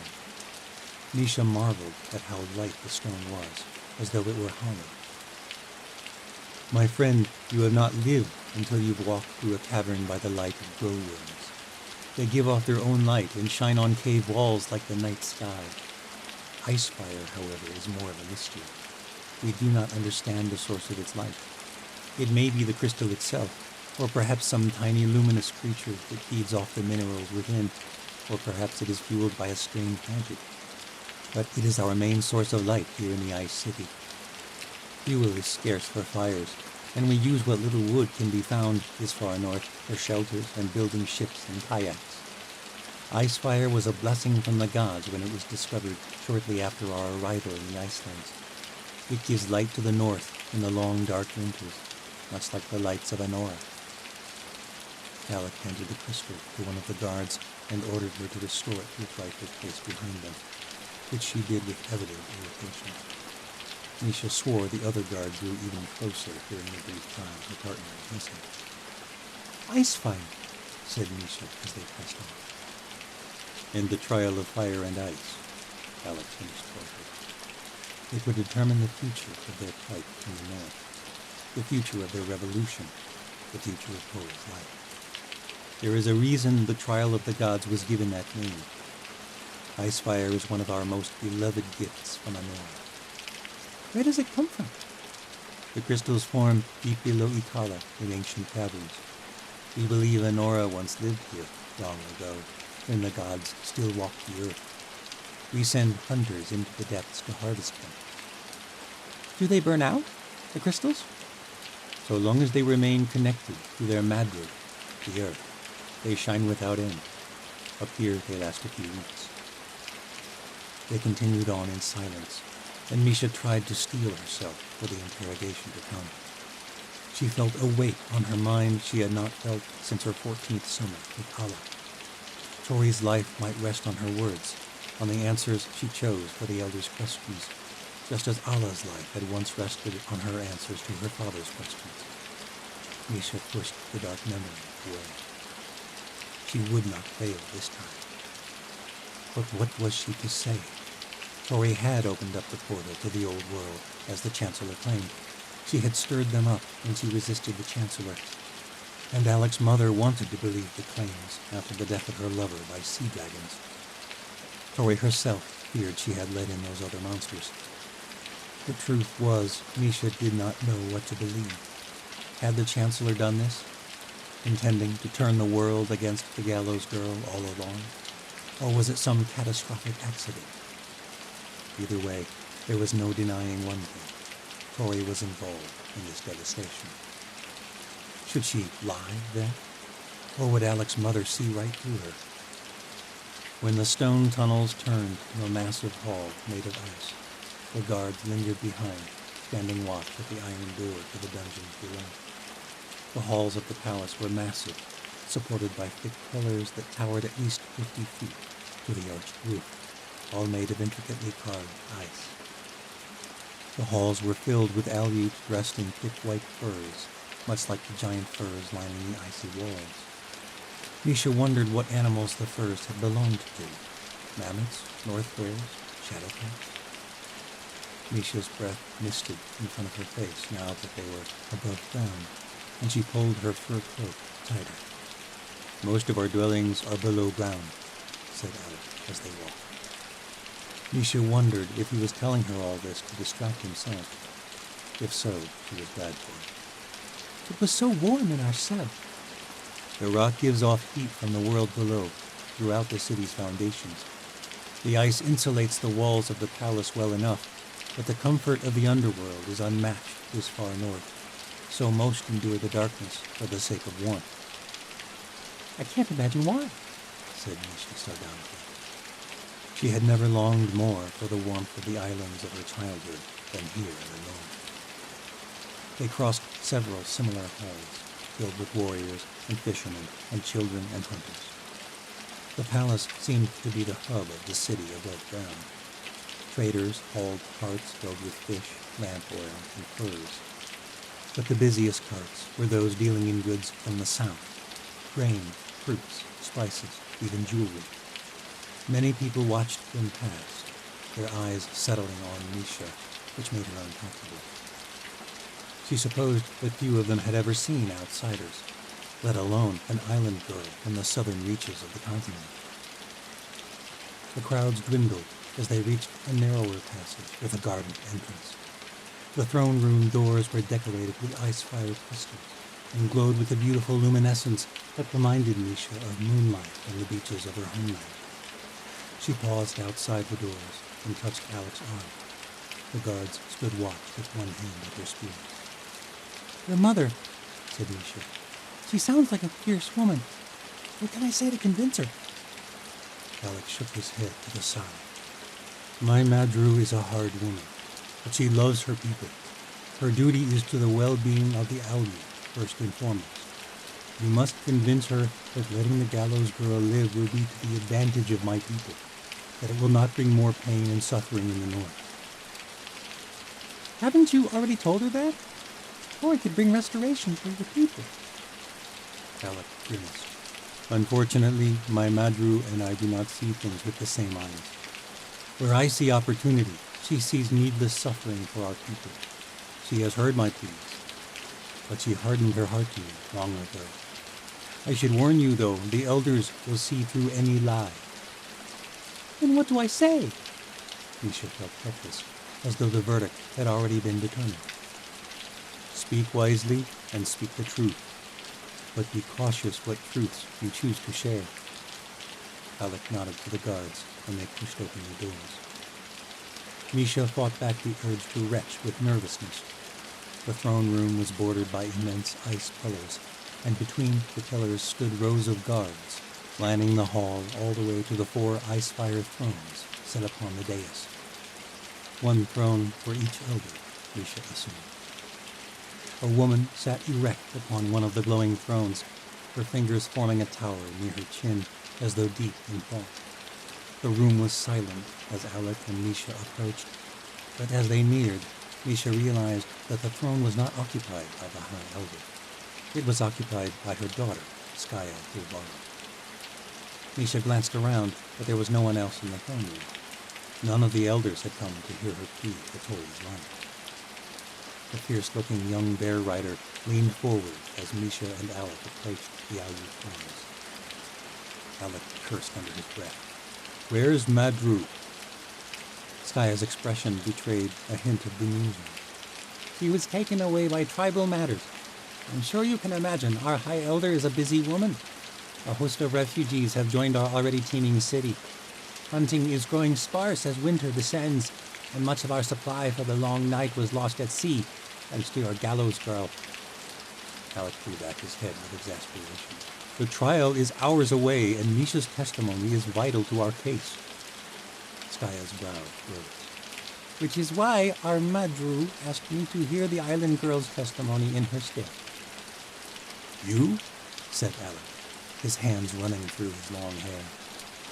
Skaya rose to her feet and descended from the throne. I am a captain of the Nukvana, daughter of the High Elder. I've killed more rogues than most of my kin. Why not me? She and Alex stood eye to eye for a moment, and then they clasped shoulders in a formal greeting. The Aleut siblings were nearly identical in height, but that was where the similarities ended, as far as Misha could tell. Alec was a shaman, while his sister was a warrior and a hunter. Alec was lanky, even beneath his thick cloak and long leather sleeves. Skaya's muscular arms were bare beneath her fur cloak, despite the chill. Tattoos wove around her left arm in red and blue cyclical patterns, identical to those on the side of her head, where her long dark hair was shaved. Alec's face was soft and kind, while Skaya's was stern and fierce. But her expression softened as she released her brother's grip. Your fight is not with me, Baru. You know that, don't you? Alec nodded, though Misha was not convinced. We may have our differences, Skaya went on. You whisper prayers, while I prefer the way of the spear, but I harbor no ill will toward you. I wish I could say the same for our Madru, and she is the one I must convince of Tori's innocence. And where in the abyss is she? Misha could tell Alec cared for Tori, but there was a desperation in Alec's voice that worried her. Skaya's expression turned grim. You know as well as I, our High Elder does not heed the counsel of shamans, least of all you. Alec nodded, where Misha noted a sad mistiness in his eyes. Then it's already been decided? Skaya shook her head. I did not say that. The warrior turned to Misha, looking her up and down. Misha was conscious of the fact that she had been wearing the same clothes ever since she had left the watchtower. Though she had been able to wash herself in their cell underground, she was relieved it was cool in the world above, so the stench of her garments was subdued. Convince me, my lady. Misha could not decide if Skaya was mocking her or simply attempting courtesy. Misha had not been addressed so formally since her childhood. My name is Misha Sufai of Melanesia. Misha held the warrior's gaze. Her features appeared perpetually hardened, perhaps due to her station as a captain, but Skaya managed to hint at a smile. Defend your gallows girl then, Misha. What are we to make of the Chancellor's claims? Skaya returned to her seat upon the throne, leaned back in a slight slouch, and crossed one leg over the other. Her smile faded, and Misha felt naked under the girl's scrutinizing gaze. Misha knew there was no way she could lie. She straightened up and began. The Chancellor blames Astoria Buradai for the havoc that is being wreaked throughout the New World, and he is not fully wrong. Skaya's eyebrows rose. But he is a master at disguising truths within lies, Captain. It is true that Tori brought back the beasts of the Old World. I was there when the Chancellor took her there and forced her to bring them back. Took her to the Old World, said Skaya carelessly. With godstones. Skaya sat up straight. So they're real. Misha hoped this was a good sign. The Chancellors of old, the descendants of the conquerors who drove your people out of Osha, used the stones to create this other world where they banished the creatures of the Old World. Misha hoped that bit of ancient history might register an emotional effect, but Skaya's expression had resumed its mildly interested appearance. Misha went on. That is how all these beasts have returned, seemingly out of myth. Cyrus Morrow used Tori's magic to open a portal between the worlds. He wanted to unleash the Ruloks to destroy our fortress and the Crooked Teeth. We were mounting a rebellion against him. Skaya drummed her fingers in the icy arms of the glowing throne. She looked fiercely captivating in the blue light. The glow softened her smooth skin, and Misha wondered how old she was. Likely a little older than herself. So you saw the Chancellor take her to this other world? Asked Skaya. Well... In fact, Misha had only heard the account from Tori. She had remained with Zaya and the other Watcher prisoners while the Chancellor dealt with Tori. Well, no, I did not witness it, Captain. But you saw her coming back with the Ruloks, then? Misha shook her head, fear beginning to penetrate the resolve. heard only the accounts of others who witnessed the attack. I was imprisoned inside the watchtower after the Chancellor invaded our fortress. Skaya nodded. Because you were rebelling? So you did not see who, in fact, let in the beasts from this other world, nor how it was accomplished? No. I see. Skaya remained expressionless. Misha clenched her fists in frustration. No, I did not see it, but I heard the story from Tori. She is my friend, and I trust her. She did not willingly let the Rulocks in. The Chancellor forced her hand. He was trying to save the rest of us. The Chancellor threatened to kill us all, to exterminate our kind, just like his forefathers. She had no choice. She had no idea the devastation the monsters would cause, and she deeply regrets that choice. You're saying the Chancellor used the Gallows Girl to let in the beasts that attacked his own capital only weeks ago? The beasts got out of his control, but it was his scheme. Tori was a pawn in his plot to dominate the North. Skaya thought for a minute. Believe me, Misha, we in the North hold no love for the Chancellor or Osha, but you must admit the Chancellor's subduing of the Rulocks in Maro El does not help your case. That was his witch, Medea, who was there when the watchtower was attacked. And what of these other beasts? The frost giants who attacked my people in the mouth of the gods? The sea dragons that attacked our traders in the Channel Sea? What are we to make of them? How did they return to haunt our world? Was it Tori who let them in as well? I don't know. Skaya nodded grimly. Well, what do you think? Misha threw up her hands. What difference does it make what I think? Your mind is already made up, so why are we even speaking? Alec tried to cut her off. Misha, you... But Misha was through with his political game. You want to know what I think, Skaya Dulbaruk? I think you and your elders want to believe the Chancellor's lies. I think you want an excuse not to seek your restoration. You found comfort in exile. You keep warm underground with your firestones and your pretty ice fire lights. No one in the world cares what you do in the North, and you come to enjoy that isolation. You fear bringing attention to the North by harboring the Gallows Girl, and so you believe the Chancellor's words, because they are convenient. But you do not know the injustices of the Southern world, Captain. You think we do not know of their cruelty? Skaya's eyes grew wide. Need I remind you, it was they who drove my people from the land they call Osha. Misha fought back a smile. She had hit her mark, but she did not hold back. The Chancellors still rule your homeland with cruelty and blood, and you fear the cost of leaving this place and taking back your home. You fear the unknown enough to sacrifice my friend to save your own skins. Skaya glared down from the throne, and Misha swore the ice fire light grew darker. You dishonor my people with such words, Misha Sufai. Alex stood beside Misha, shaking his head at her brazenness. Skaya Dulbaruk's eyes were alight, and Misha felt as though the captain's gaze might cut straight through her. But Misha did not quit. You dishonor yourselves if you think killing Tori will save you from the same fate as those in the south. One day, the Chancellor's wrath will turn to the north, and you will regret killing the one true hope the New World had. Skaya stood, towering over her now. That is what you think, little island girl? Skaya descended the steps and stood over her. The guards drew closer. Misha could feel the bear rider's hot breath on her face, and she worried the young warrior was going to pummel her. Skaya was trying to show her dominance, like curs did among packs of wild dogs in the poor districts of the Triumvirate, but Misha held the warrior's gaze. Yes, that's what I think. And if you and your mother ignore this opportunity, if you kill her, you'll be no better than the slave traders and highborns of the southern world, looking the other way for your own comfort. The captain of the bear riders reached for her, and Misha winced, but to her amazement, Skaya did not strike her. She clasped her shoulder in a firm but comradely fashion.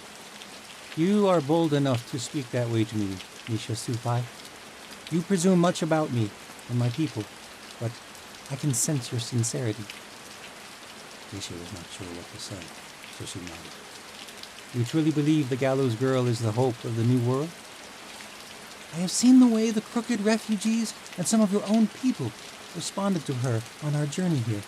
I think people across the world will rally behind her. I think Astoria Borodai might just be able to change this dark world.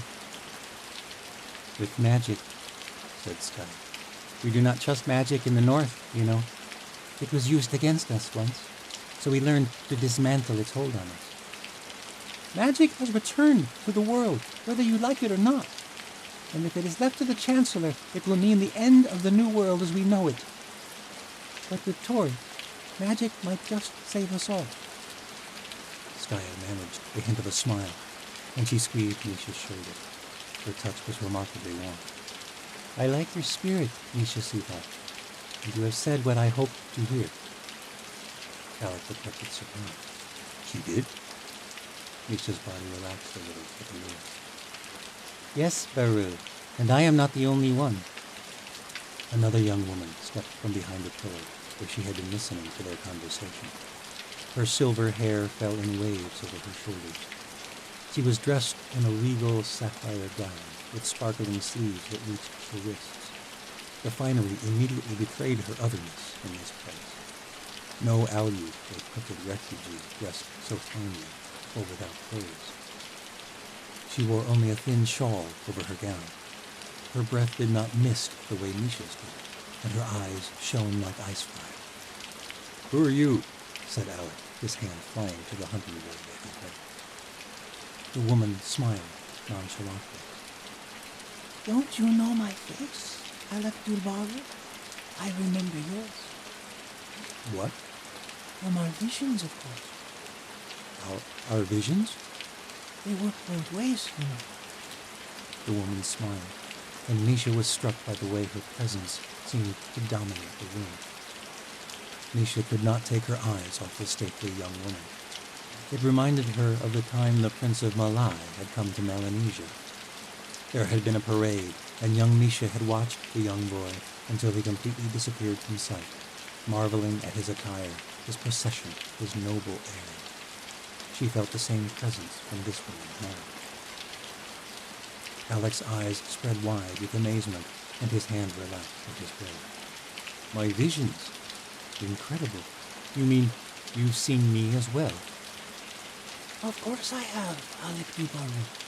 Where did you think the visions came from? The god? The young woman chuckled. Well, yes, actually, said Alec. I've had other visions, in fact, apart from the ones of you. The woman's eyes sparkled with fascination. Really? For those of us who are not involved in these visions, would you all mind explaining what in the abyss is going on? Asked Misha.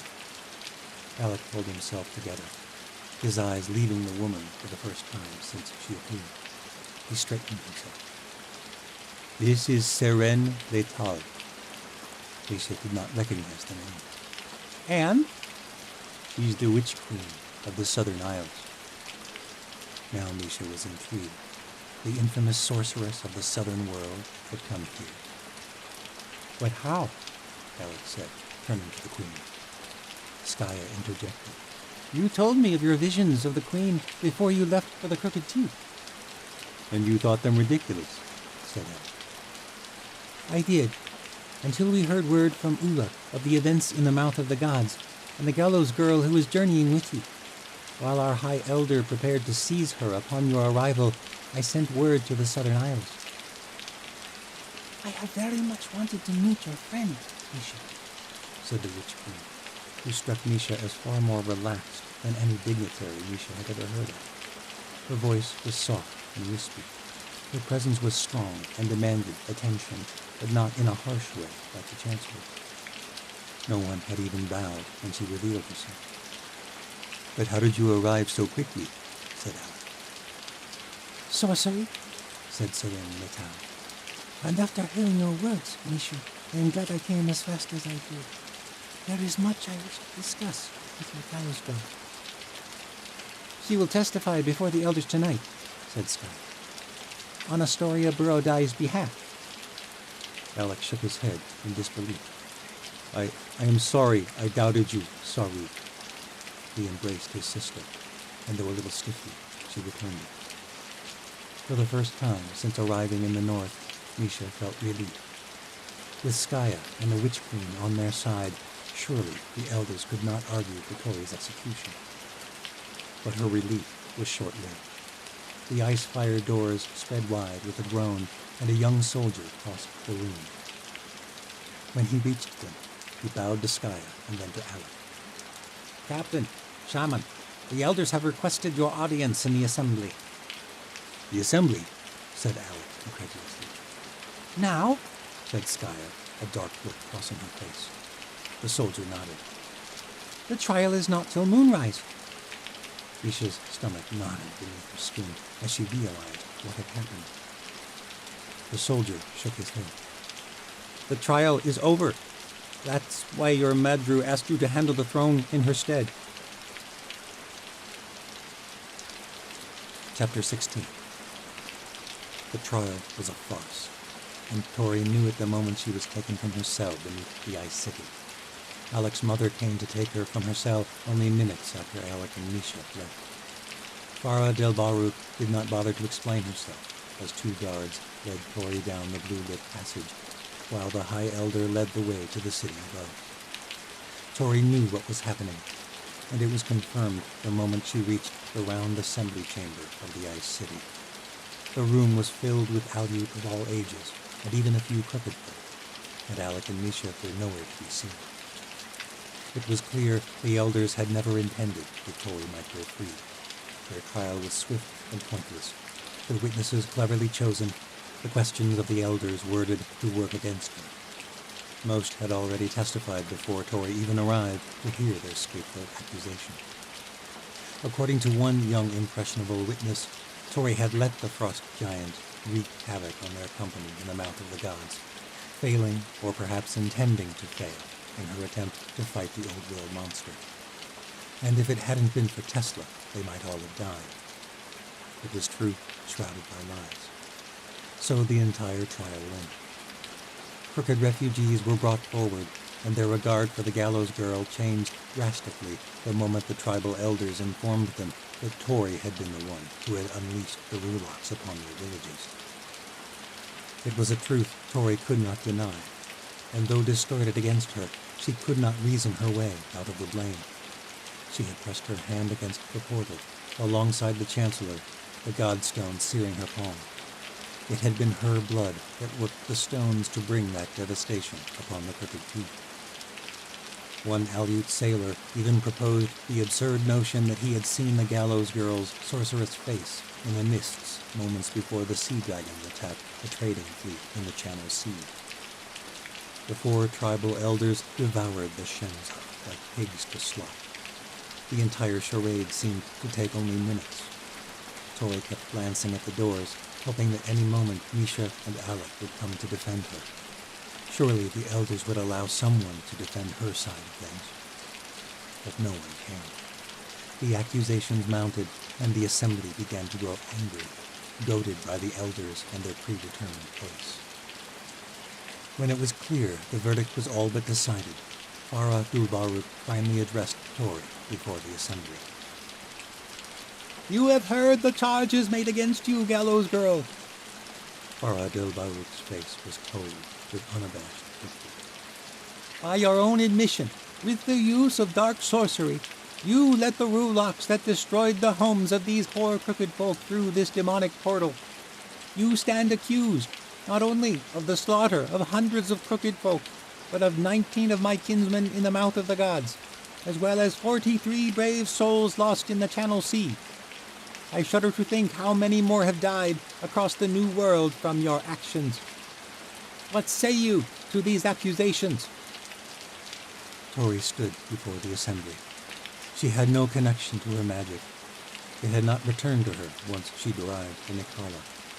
She had no help from Misha or Alec or anyone else. She had nothing but words. So Tori held her head high and addressed the assembly, holding on to the fading hope that she could convince these people she was their ally, not their enemy. Good people of the North, you mourn your dead, and you long for justice, and I do not blame you for that desire. Crooked folk, you have lost many innocent lives. Alyu, you have lost as well. I mourned those we lost in the mouth of the gods, alongside many of you, as we marched across the Icelands. Mothers and fathers, sons and daughters, good people who did not deserve to die in such a terrible way. But you are not alone in your suffering. The whole world is suffering. It is true that I had a hand in their deaths, though I am afraid not in the way you would like. I was forced to choose, and I resisted the Chancellor. This act stirred up the Rulocks. They destroyed our fortress as well. All these deaths, the Watchers, the Crooked Folk, the Alyut, they were all at the hand of a common enemy. Yes, said the High Elder, waving her hands in mockery. you would have us believe that the Chancellor of Osha unleashed the very creatures who devastated his own city. Tori fought back the urge to lash out. She unclenched her fists and spoke evenly. With all due respect, Elder Baruch, it is clear your beliefs are set regardless of what I could ever say to convince you or anyone else. You have taken my only witnesses from me and ensured that no voice but my own can defend me. My own testimony is self-serving, and so you will likely disregard it no matter what I say. The High Elder puffed and crossed her arms, but the Elder of the Tarovar clan gestured for her to go on. You should know that killing me will not keep you safe forever. I fear the losses in the Mouth and the Channel Sea are only the beginning. The old world has returned to us with all its curses. Whether you will believe me or not, it is true. The Chancellor did this. Like all the Chancellors before him, Cyrus Morrow's only goal is to spread his dominion across the world. And if he has truly subdued the Rulocks, as the tales say, then I fear that soon he will use these monsters from the old world to rule the new. Killing me is exactly what he wants. Elder Baruch laughed darkly. Tori noted that the other three elders did not share her sardonic mirth. If this is your attempt to persuade us, you have a curious way of doing it. It seems to me that appeasing the Chancellor is the one thing that might spare us this dark tide in the south. Why shouldn't we do as he wants? Tori stood tall. She looked out upon the faces of those in the assembly. She could sense their fear. For centuries, you have lived apart from the world, and though it has required much sacrifice, you have grown strong in this isolation. And for centuries, the world has been content to ignore what happens here in the White North. But that age is over. Farah del Baruch approached her, but Tori did not stop. She focused on the people of the assembly. This was her last chance. Magic and monsters have returned to the world, and they will shape it, one way or another. People of the North, you have seen it. You have seen Rulocks and Frost Giants and Sea Dragons return. If you kill me, you may appease the Chancellor for a while. But how long until more monsters slaughter your people? How long until the Chancellor decides to subdue the peoples of the North? The time will come when no one can fight because all are spread too far across the world. Now is the opportunity your shamans have foreseen. I know you long for restoration. So join us and fight Osha. Take back your... The High Elder's backhand ended her plea, and Tori crumpled to the ground. The taste of blood filled her mouth. Her jaw ached, and it did not heal. The shamans made sure of it. Enough! Cried Farah rebellion, standing over her, veins surging at her temples. Do not pretend you know anything about my people, Darkling. You know nothing of the North. The High Elder turned to the other elders. We have heard enough of this sorcerer's lies. The girl has confessed to the crimes of which she has been accused. What shall our verdict be? The elders circled up, and the assembly went silent. A pair of guards seized Tori by the shoulders and jerked her to her feet. Tori did not fight the guards. She knew it was no use. She had no power over them with magic any more than she had through words. Blood poured from the corners of her lips. Rage surged inside her as she watched the High Elder's vehement whispers. Tori longed for her connection to the energy behind the world. It had become such a part of her, the truest part of her. And if she was going to die, she wished to feel fully alive one more time.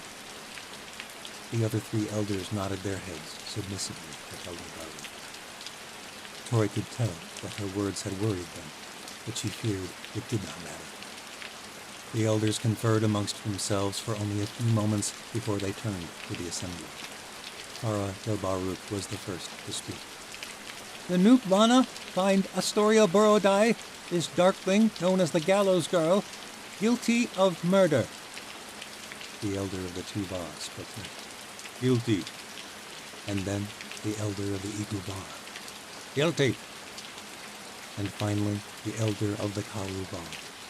The man held her gaze for a moment, and Tori thought there might be the slightest chance he would dissent. But then he spoke. Guilty. The assembly began to chant. Guilty, guilty, guilty. And how do we deal with murderers in the north? Cried Farah del Baruch over the din. The chant morphed then. At first it was muddled and hard to distinguish, but then Tori pieced together the words. The chorus unified into a dark cadence. Fire and ice, fire and ice, fire and ice. The High Elder raised her hands and the crowd cried. Take her to the pyre. The crowd roared. Before the guards dragged her away, Farah del Baruch leaned close, a wicked smile on her lips. Let's see the Gallows Girl rise from death in the north.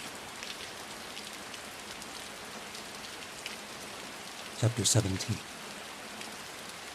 As Tori was led to the stake, he was shoved and cursed. Children threw rocks. Their parents volleyed insults. But little Tesla threw herself in front of the procession. No, you can't do this. She's good. Tess was shoved aside by one of the guards, and the poor young watcher was slow to rise, her legs still weak from her encounter with the frost giant. Her brother Geordie helped her up, and Tori met their gazes as the guards shoved her on down the main thoroughfare of the Ice City. Don't you listen to them, Tess. Your gifts are good. Misha will help you learn them. Tess choked back a sigh. Okay. You take care of your sister, Geordie. The young crooked boy nodded to her, but his eyes were not filled with the sorrow his sister's were. He was expressionless, and Tori felt sure he'd been swayed by the High Elder's words, like all the other crooked folk. She had let the Rulaks through that destroyed their homeland, and no one but Tess protested as the Gallows Girl was led to the pyre. The guards shoved her onward, poking her back with the butt ends of their spears. No one was coming to save her. Alec and Misha were nowhere to be found. The crooked folk had turned against her, and the Almi were growing more furious the longer the procession went on. Did Alec play a part in this scheme? Is that why he's disappeared? Tori wanted to think not. She wanted to believe in him, but it didn't matter. Either he was a traitor or a fool, and regardless, he was going to die, and no one was going to come. Farah del Baruch had made sure of that. Tori had never before wondered what it would be like to burn to death, but she hoped it would end quickly. In her last moments, she thought strangely of her nemesis at the watchtower. Years ago, Vashti Borodai had endured this same fate at her father's hand, but her budding Regenero gifts had kept her alive. Ren and Kale had rescued her, brought her to the watchtower, all so she could betray the Shadow Watch. In a way, Vashti's own burning at the stake had led to Tori's, to this moment. She pushed away the hollow bitterness she felt. It seemed pointless, considering the circumstances. Vashti had had her reasons, and Tori supposed Elder Baruch had her reasons as well. Perhaps the Chancellor had his reasons, just as Ren had back at the watchtower. And all their reasons had mounted into a death sentence that Tori was weary of running from. She had been dancing with death since the day of the gallows, and death had finally matched her steps. They reached their destination at the center of the city, where a great pyre of pale snow pine had been set up in an open square. Farah del Baruch stood before the pyre. The other 3 clan elders stood beside her, holding lanterns made of blue ice fire. Tori realized that no one carried torches here in the Ice City. Alute light seemed to center around the mysterious crystals. When Tori had been chained securely to the lone pole standing from the base of logs, the High Elder raised her hands for silence. My kinsman, Elder Barud said, addressing the hundreds of people gathered to watch the gallows girl die. centuries ago, invaders arrived on the shores of our world, bearing fair countenances and dark magic. They drove our people from our homeland, and we fled here to the great white north, cursing the darklings and their sorcery.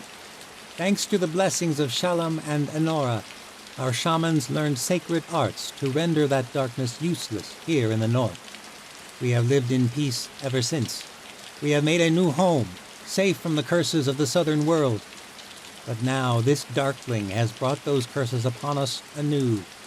At the hands of this gallows girl, monsters have been brought back to haunt our world. And as is common of such things, our people have suffered at the whims of darklings. Astoria Burrow-Dye, you have been found guilty before the elders, before the people of the great white north, and before the gods. You shall be executed according to the customs of the north, a punishment reserved only for those who delve into the darkness behind the world, the trial of fire and ice. Farah Gulbaru held up a glowing blue stone. Its veiny markings made it seem like some sort of living thing. It reminded Tori vaguely of the Chancellor's godstones. A serene feeling of acceptance came over her as the High Elder brandished the crystal. Her end had come. Enora gifted our people with her lights in the sky and in the earth below, so that we might see in a dark world. The ice-fire stone pulsed in the Elder's hands. May Enora bring justice to the north. The crowd cried out with a guttural roar. It transformed into a chant. The people swayed to the rhythm, and Tori realized it was a sort of ritualistic prayer. Then the world went silent. The High Elder cried out in the tongue of the north, holding the ice-fire crystal high, and then she cast the stone into the pyre. To Tori's amazement, the crystal shattered with a flash of blue flame. The kindling wedged between the logs was the first to ignite. The Elder of the Tuva cast the next stone, and more kindling caught fire. When the elders were finished, a large flame had caught at the base of the pyre. The clansmen and women proceeded to cast more stones, handed to them by the elders. A procession passed by, old men and young children, warriors and mothers bearing infants.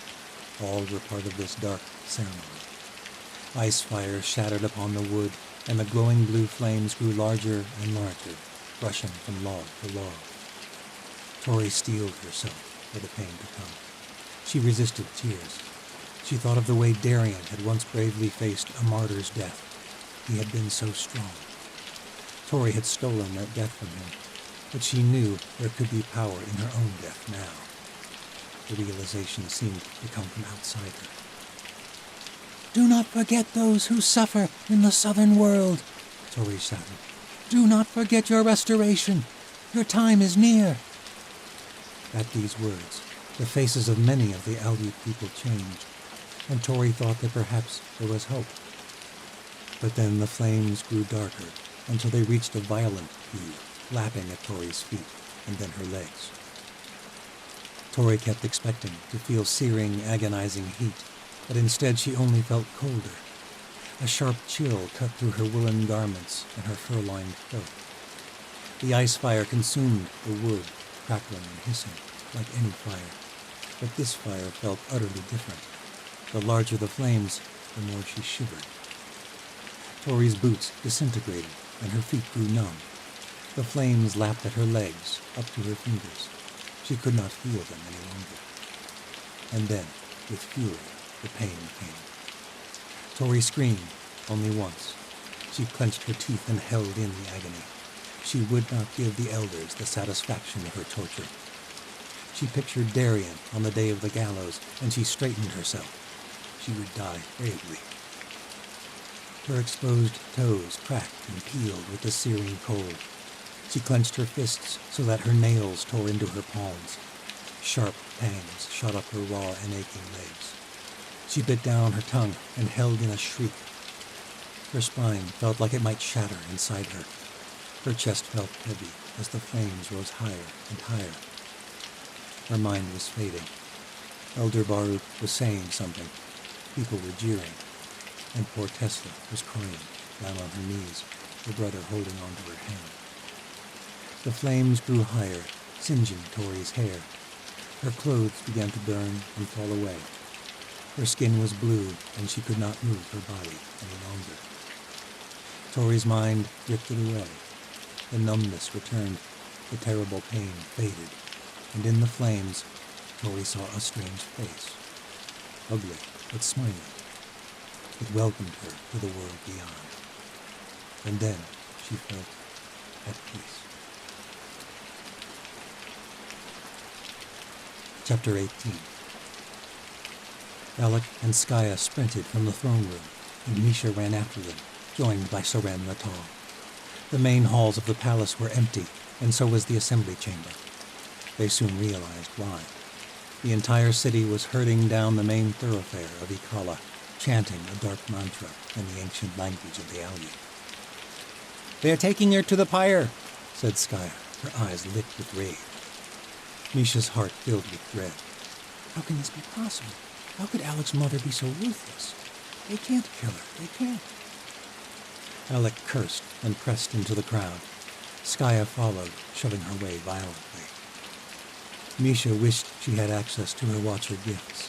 She wished she could fly over this teeming mass and find Tori. They could still escape if only the barrier could be removed from her magic. But there was no time. Misha lowered her shoulder, ready to shove her way through or be trampled in the process, but a hand held her back. It was the witch queen. "What are you doing?" Misha shouted, jerking her arm away. Saving your friend. Misha stepped away from the crowd. "What are you saying?" It is clear the gallows girl has already been condemned. Even if you do make it to her before she is consumed by fire and ice, what will you do? "I'll free her, or I'll die trying." I know a way that may not require your death. "What way?" Misha demanded. You must follow me "Where?" to the outskirts of the city. "But they're taking her to the heart of the city." We'll never make it in time that way. The crowds are too thick. The queen gripped Misha's hand. You must trust me. It is Tori's only hope. The queen sprinted back through the empty palace, the way they'd come, and Misha raced after her. She had never felt so slow, despite the fact Misha and the queen were sprinting through the ice city. Soren Latal flew down the halls on light feet that barely seemed to touch the ground. When they reached the northern entrance to the palace, they emerged on a dark, abandoned lane. The queen did not hesitate. She raced down the street, turning corners with sheer confidence. The din of the procession ebbed into a dull roar, like distant waves on a pebbled shore. Soren led them farther and farther from the place Tori was being executed. Misha cursed herself. She was a fool for trusting this strange sorceress. Yet Soren Latal might be Tori's only hope. The queen had arrived by magic, and Misha hoped desperately it was something the goddamn shamans couldn't render useless. They reached the rolling hills of ice and star rock that surrounded Ikala. The wind whipped across the ice and stung Misha's face as they ran. She worried she would lose her footing on the slick surface. They crested another hill, and Misha noticed a glow beyond a great mound ahead. The queen raced over the steep hillside, and Misha saw a schooner sitting upon the ice. It was one of the strangest sights Misha had ever beheld. It looked as though the ship had been capsized during a storm. What other explanation was there? Except the ship was not smattered upon the ice, though it must have been thrown several leagues inland. It sat upon an icy plain, glowing with a soft, golden luminescence. Specks of light were fixed upon the rigging, the deck, and the taffrail. It was majestic, and it made no sense why such a thing would be out here beyond the city. Was there a frozen lake beneath the ice? The queen sprinted across the snow. Lirge, she shouted. Ready the sails! The golden light grew fiercer, and as she neared, Misha realized it was not the light of lanterns that created the ship's glow. It emanated from tiny creatures. At the Queen's voice, they flitted around the ship on tiny golden wings. Strange markings slowly lit up along the sides of the ship. Glyphs written in a language unknown to Misha. The characters were not rooted in the common tongue, nor the ancient tongues of the southern world. Misha sprinted after Seren the Tall up the gangplank. The ship trembled beneath them as they reached the stern. The Queen pulled a lever. The sails unfurled, but not only the ones fixed to the mast. 2 great expanses of sail stretched from either side like white wings. One of the tiny golden creatures shot over to them, 1,000 others swarming all around. Misha had heard tales of fairies in the old world. They were said to be among the loveliest creatures of the ancient days, though their seductions led many to their demise. But this fairy was not seductive in the least. Up close, the creature was abhorrent. Its face was twisted, and dark horns protruded from its skull. It hovered before the Queen, bowing in the air, its wings vibrating with the speed of a hummingbird's. Leaving so soon, my Queen? What is being wrong? The trial goes so poorly? Misha had expected a high voice, but the fairy's was low and grave. No time, Lirge. Get us airborne. The Queen gripped the helm. Airborne? Misha shivered. Lirge let out a screeching cry in a strange language. But it must have been an order, for at his voice the world filled with the shrill buzzing of the demon fairies. Seren gripped the helm tightly. More luminescent glyphs appeared on the deck, and then the sails. The ship lurched beneath her feet, and Misha fell to her knees. Where to? Cried Lirge, in a shout that was uncanny for his small size. The center of the Ice City, said Seren the Tall. The ship arched back, the snow and ice groaning beneath the weight of the immense craft, and then it eased into the air. Misha scrambled to her feet, gripping the ship's rail, watching with wonder as the ship rose 10, then 20 feet, then higher. Misha could see the blue glow of Ikala looming beyond. How is this possible?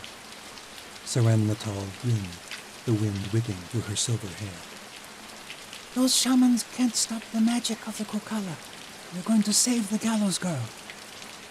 The Krokala flitted all around the ship, shifting the sails, and then the ship's wings caught a gust of wind and they veered sharply.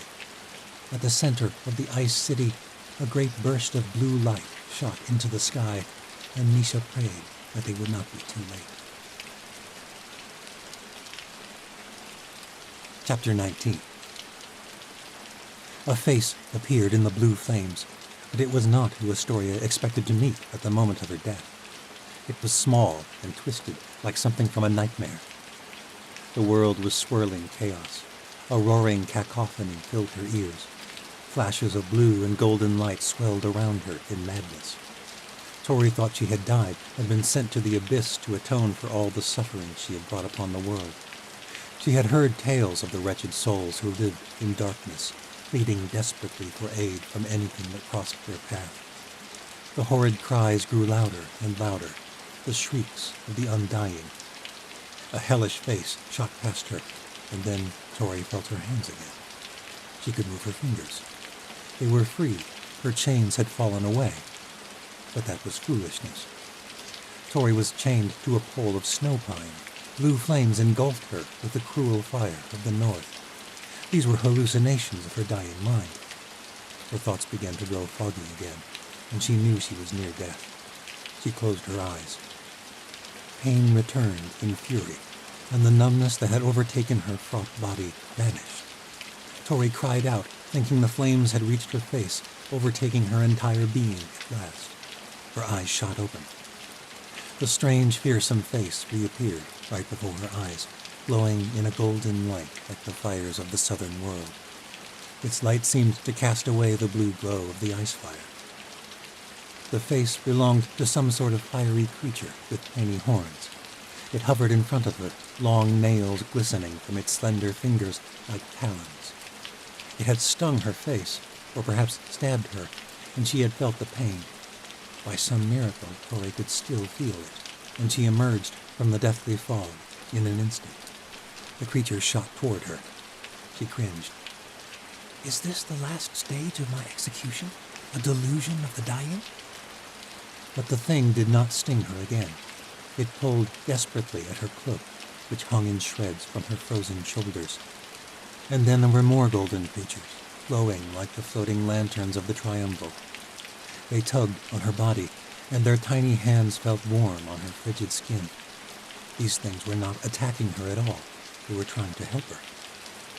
Something stirred within Tori's mind, and with the last fragments of strength she possessed, she took a step forward, then another and another.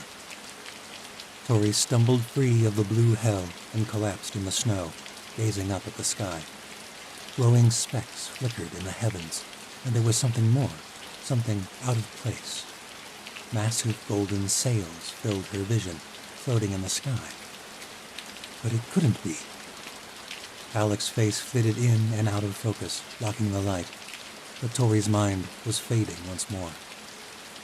His face seemed to be glowing and flickering as well. The world was blurs of color and light. Voices called to her from some distant place. The roar had been replaced by soft whispers. The last thing Tori recalled was searing pain crashing over her body in violent waves, but the blue flames were gone, and she knew that pain was a sign of Glory's life. Tori dreamed of the southern world, of the hot, humid merch houses of the Triumvirate, like the one she had labored in as a child. The work had been easier there. The southern merchers were not as harsh as the masters of the northern world. Her labor had been softer, as many other things had been during her years in the Triumph. Tori strolled the streets of El Karen, the floating lanterns hovering over the city during one of the many festivals. Her mum was there, and they strolled together, and they did not have to hide their magic.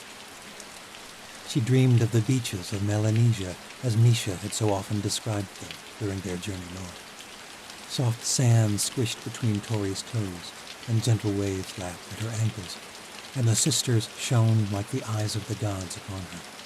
She felt light and happy. Darian was there too, walking down the beach, and Tori did not fear him. He turned to her, standing in his human form, smiling, the way he had when they served Solera back in another lifetime.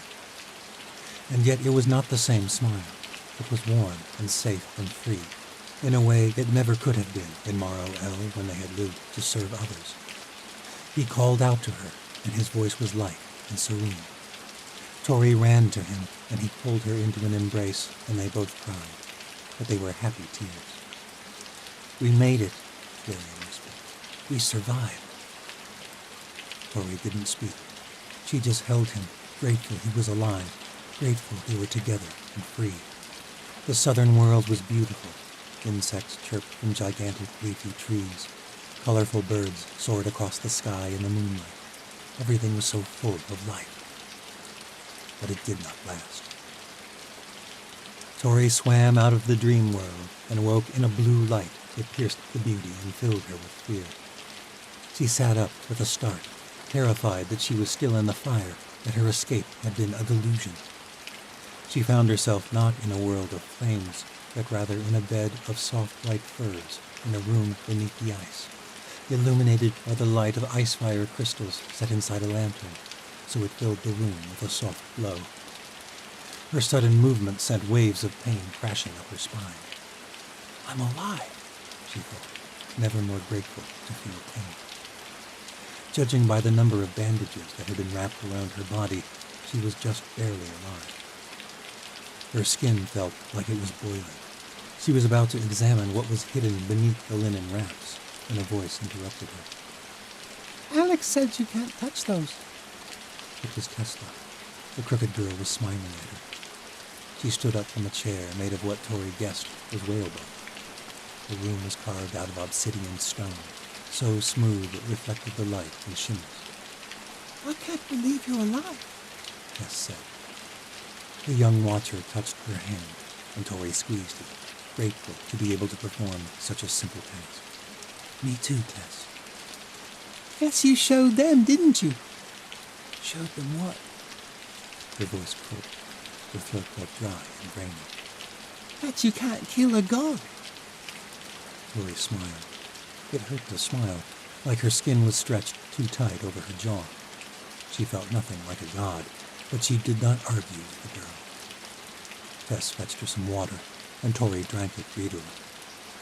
What happened, Tess? How did I survive? The memory was hazy and made no sense. It must have been part of her death visions. Tess was beaming. The gods saved you. The gods? Fairies, actually. It was Misha. Her friend rushed to the side of the bed and sat, clasping her hand tenderly. Tori recalled the ugly face in the flames. Fairies? But they were so hideous. Misha laughed. Better not tell them that. They're Krokala, demon fairies. But they seem a bit self-conscious about their looks, if you ask me. They're still here? They're in with the Witch Queen, said Tesla ecstatically. What? Tori's head was beginning to hurt. Misha nodded. It's true. The fairies served the Witch Queen of the Southern Isles. She came north to see you. And not a minute too soon, either. Alec entered the room, accompanied by his sister, Skaya. Her presence was met with no animosity from Misha or Alec, which confused Tori. How did I survive? Said Tori. I mean, I'm healing, aren't I? Alec nodded. When you stepped from the pyre, it was seen as a sign from the gods. According to the laws of fire and ice, if the gods intervene in an execution, it means the defendant was innocent in their eyes. I commanded the shamans to withdraw the barrier from your magic, and your body began to heal. Alec carefully unraveled one of the wraps around Tori's arms, revealing swollen red skin that was moist and oozed a yellowish liquid. The unwrapping felt like it might peel all her skin away as Alec unraveled past her wrist. Tori felt sick at the sight. The very air stung her arm. Her head ached. Her whole body ached, for that matter. Skaya handed her brother a jar, and he lathered a salve on the skin. Our medicines helped as well. You were barely recognizable when we brought you here, but your wounds are nearly recovered. Tori did not feel like it. She shuddered at the thought that her entire body looked like her arm. Where are we? Beneath the Ice City, said Skaya. My bedroom, as a matter of fact. Yours? Tori thought Skaya was the enemy. After all my Madru put you through, I thought it was the least I could do. I'm sorry about our first meeting, but I hope you understand I had to put up a good act to fool her. Alec gripped his sister's shoulder. She sent word to the Witch Queen. If not for Skaya, my Madru would have succeeded in her mummer's trial. Where is she? Tori demanded. Don't worry, Tori, said Alec. The elders must heed the will of the gods like all others. You are safe now. You have been for 3 days. I slept that long? Tori was overwhelmed. Her head hurt, and she lay back down. The act stung her all over, but she was relieved to be here, amongst friends, alive. You should rest, Alec said. We'll talk more when... But Tori was already fading into the dream world again. Tori did not wake again for 2 more days. Alec was dressing her wounds, and she woke to sharp stings in her legs. A young Audiobook girl spread the salve while Alec wrapped the linens gently around her knee, all the way to her ankles on both legs. Once wrapped, though, the pain eased. Minus the wraps, Tori wore only a cotton shift.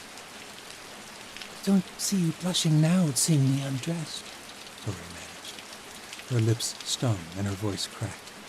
It felt like years since Alec had come to see her before the trial, before his mother rigged the entire charade. Alec smiled but did not speak until he was finished. He handed the young shaman the remaining linen wraps. Thank you, Bella. The girl nodded and left the room, taking the old bandages with her. I'm sorry, Tori, Alec said. Perhaps I should have had another dress your wounds. I had Bella apply the... No, said Tori, a slight smile rising at Alec's modesty. I'm glad it was you. How does it feel to have seen the gallows girl without any of her mysteries? Now Alec did blush. Believe me, there are still plenty of mysteries. Tori chuckled, then tried to stop herself because it hurt. She squeezed his hand, which hurt less. I'm teasing. I know. Anyway, it was not exactly the first time. For Bella or me. Your clothes were nearly burned off in the fire. The whole city saw you. I'll bet that was a sight. Alec frowned. It was horrible, Tori. I am so sorry this happened. I should have seen through my Madru's schemes. Tori didn't want to think of it. She changed the subject. I didn't realize you were a healer as well as a shaman. They are one and the same in the north. How are my wounds? Tori grimaced as she tried to raise herself to a seated position. It hurt, but it was not agony. Alec helped her, propping a pillow behind her back. Your legs took the worst of it. Your face is healed, and your upper body is getting close. We removed the bandages yesterday, though the skin may be tender for a few days. But your body recovers incredibly fast, much quicker than I ever might have guessed.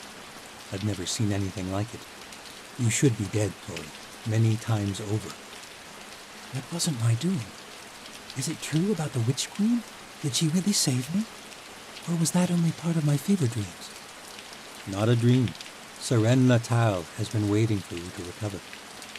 What is she doing here at all? I'll let her answer that. Bella returned with a tray of flatbread and strange purple fruits shaped like tiny hearts. Tori tried one. The texture was strangely pasty, but it was sweet. I've never had these before. Are they from the Triumph?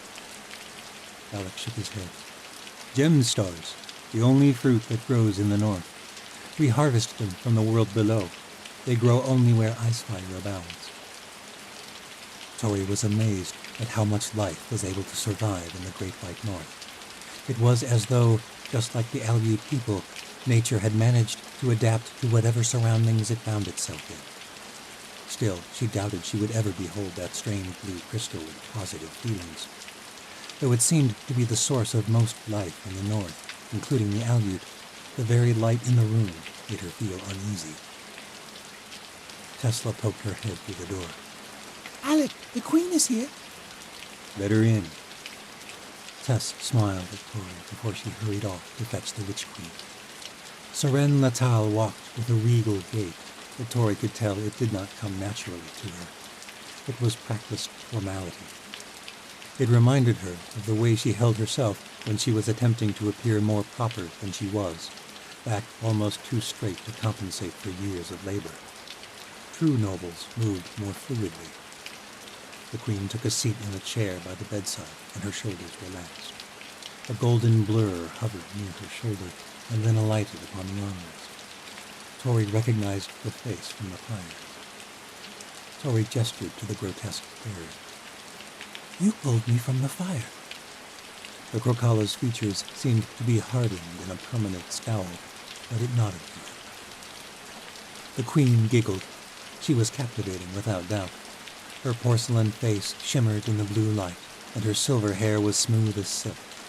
Her sapphire gown hugged her body. She wore long dark sleeves that left only her palms bare.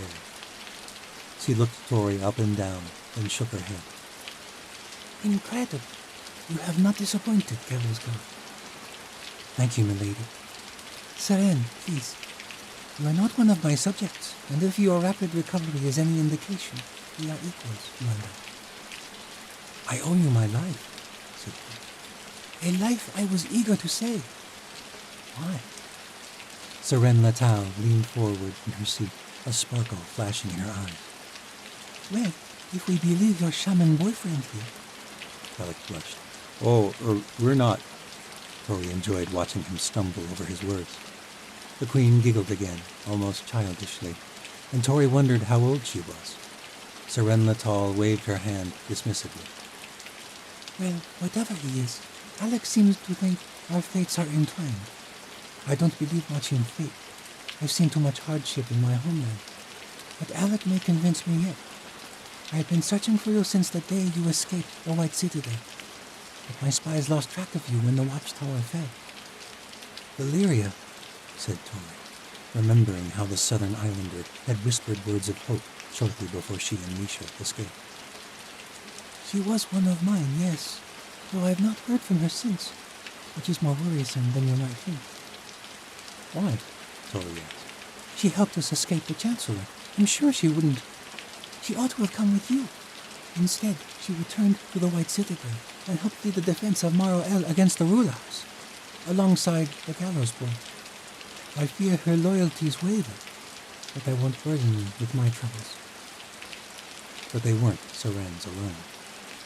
If Valeria's loyalties wavered, what might that mean for Darian? She had seen the way he looked to her. Saren went on. At any rate, I've hoped this day would come for some time. I've had my own battles to fight with the return of the sea dragons in the Isles, and I had lost hope of ever finding you. After communication ended from Valeria, then I received a raven from Skya Dulbaru, and here I am. But why have you been looking for me? Osha has been gaining power in the world. With the fall of Morgoth and the alliance with the Ganavi, the Chancellor is nearly uncontested in the Western world. And now, with monsters bending to his will, I fear he will soon set his sights on the Isles. While you've been recovering, Alec and I have been conspiring. You came to the north to raise an army, yes? Tori nodded. My fellow Watchers are locked in the Citadel. I seek justice for all the Chancellor has done to my kind. Saren smiled.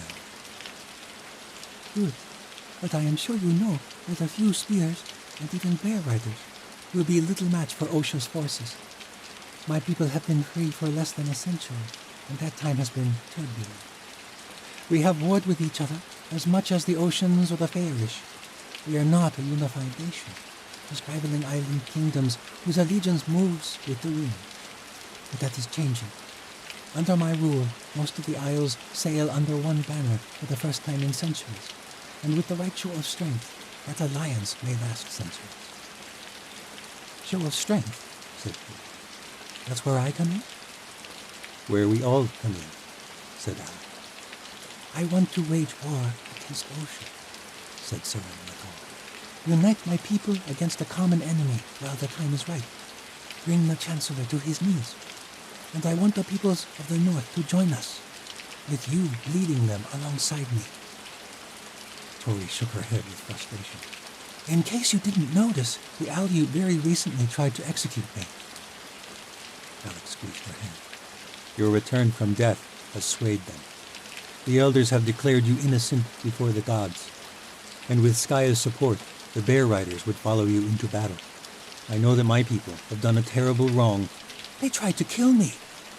I know, and I know that we do not deserve your aid, Tori, but they will follow you. Your last words in the flames were, do not forget your restoration. And with your miraculous survival, they are ready to believe you. They are ready to seize their restoration. They are ready to follow you into battle. And besides, it is the best chance your friends in the Citadel may have. Tori breathed for a moment, trying to take in all the information. She could not even get out of bed yet, and she was supposed to lead an army into war. But she knew Alec was right. Even from the flames, Tori had not cursed the Aleut. Their actions were stirred by the injustices rained upon them by the Chancellor. She thought of Ren and the other Watchers. More than ever, she wanted to see Cyrus Mara dead. Finally, she spoke. She looked from the Witch Queen to Alec Dubaru. I will lead the Aleut against the White Citadel alongside you. Then it is to war, said Saren Latal sullenly. The words filled Tori with an unquenchable flame. This was what she and Misha had wanted since they had escaped from the Chancellor's clutches in the catacombs. Now they had an army. To war. Part 6. The Forbidden Symbol. There were legends in the old world of beings more ancient and mysterious than the Watchers. Some claimed they were as old as the world itself. Some claimed they were the last of a failed generation, gifted with powers beyond all else in existence, powers they could not handle, even the power to overcome death. If not gods, what else would you call them? From New Histories of the Old World. Chapter 20. It was late evening when the company of Yanavi entered the ocean city of Pendra, yet the festivities showed no sign of waning. The main thoroughfares of the trade city thrummed with the beating of drums and the chanting of old victory ballads. Cale recognized the rollicking verse of The Great Bear of Galahad, the rousing cadence of The Ride of the Raven King, and the bawdy chorus of The Milkmaid in the Hay, as Ashi led them through the city in search of a tavern. They had ridden hard for 2 weeks from Liani, and finally they reached the edge of Greater Osha. Cale had been dreading the return to his old homeland and all that lay in store for him there. They were heading to Maro El, where Ren and all the other Watchers he had betrayed were in captivity, except of course for the ones who had joined the Chancellor's Skyguard. And Kira, for reasons Cale could not quite ascertain, wanted to join them. Was Kira truly willing to do this in exchange for her sight? Cale had often wondered during their journey. Or is there an ulterior motive? If so, what? He could not figure it out, but it felt like some sort of cosmic justice that Cale should have to face his brother, and in doing so, he would be betraying him again by joining the Skyguard. Why in the abyss would Kira want to go to Maro El? But Cale knew he had lost all right to question Kira's motives, and she had thus far shown no desire to share her plans with him. He had asked once, and she had swiftly changed the subject, and Cale knew she still did not trust him. All his life, Cale had made a habit of running from his problems. It was why he was called the Exiled Lord. But Kira was one to be in the middle of everything. It was what had gotten her captured by the Metamorphi, and likely how she had gotten them both caught up in Sala Bruadai's schemes in the Red City. It was a trait he simultaneously admired and despised. Ashi checked with 6 inns, but they were all full. Cale had never been one to long for beds or roofs, but Ashi had been adamant they rest the steeds a full day before they set north for Maro El, and the 5 Ilia men who accompanied them had been more than eager for a warm meal. Women traditionally prepared the food in Yanavi culture, but Ashi was no typical Yanavi woman. She led the expedition and had no intentions of bothering with food preparations, nor the extraneous baggage of bringing a kitchen wench and provisions. They had lived off Kala jerky and dried dates for the past 2 weeks. Even so, with the chaotic frivolities surrounding them, Cale detested their choice to stay in the city more than ever. It would seem your legions did not lose their war against the beasts of the old world. Ashi muttered sardonically as they passed through the city center. Here the crowd and mayhem were even thicker. The place pulsed with energy. My legions, Cale almost said, but held back. Ashi knew little of Osha, but she knew enough to know Cale bore no love for the Empire. She was only antagonizing him, a habit that strangely endeared her to him. Kira was speaking to him on occasion, but she remained cool and distant. She had spent much of the ride brooding silently, and so Cale endured Ashi's jibes without complaint. Laughter and cheers collided into a joyous cacophony all around. The very air Cale breathed seemed to be alive with celebration. Dancers twirled through the cobbled thoroughfares, troubadours belted their tunes, and nightlings hung on the arms of nobles who watched the festivities in the city center from their balconies. But the nobles were not alone in their sultry indulgences. A trio of street wenches rushed their small company. 2 latched onto a pair of Yanavi men, and the 3rd wrapped her slender fingers around Cale's arm. Ashi was guiding Kira's steps through the crowd, and Cale thought he felt a twinge in Kira's mind, but it was hard to discern amidst the hive of minds that swarmed around him. Ah, a party from the rolling hills, The wench on Cale's arm cooed. Had a long journey, have you? Only a copper for a warm bed in all the fields. She stroked his arm. Kale nearly choked on the young girl's cheap perfume. Her skimpy blue gown left little to the imagination. Her eyes were caked with dark cosmetics, and her skin was caked in oil. Or is it sweat? Gods. Kale's stomach lurched at the thought, but she pressed closer to him. He tried to shake free of her grasp and move on, but the wench held fast. No need for your beds tonight, Kale said, pressing through the crowd, but she followed along gleefully. Come now, rest your weary legs a while. I don't mind doing all the work. She giggled, and her warm cleavage pressed against his chest. Her breath tasted of cheap ale and hessa, a pipe tobacco from the triumvir. Her hand gripped his traveling cloak and pulled him even closer. Kira stepped in suddenly, and despite her blindness, wrested the wench's hands free of his arm. Keep your hands away from my husband, wench, if you know what's good for you. Husband, Kale thought. Of course, he knew it was simply the quickest way to be rid of the wench so their company might find rest. We can join too if you like, The wench chortled. Don't mean to leave no one out. It's a day of celebration, don't you know? She flung her arms out extravagantly. The battle of gods and monsters is won, and the Empire remains stronger than ever. Aha! She tossed the wench a copper coin, taking hold of Kira's arm to steady her. Off with you. There's plenty of other patrons for your ilk in these streets.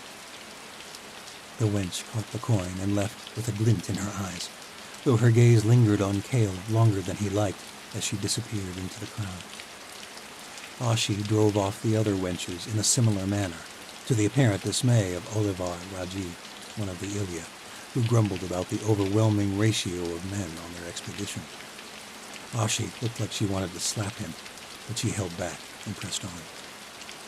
Kira said nothing else, but she held onto Kale's arm for guidance the rest of the way to the tavern, an act that forced Kale to fight a bemused smile.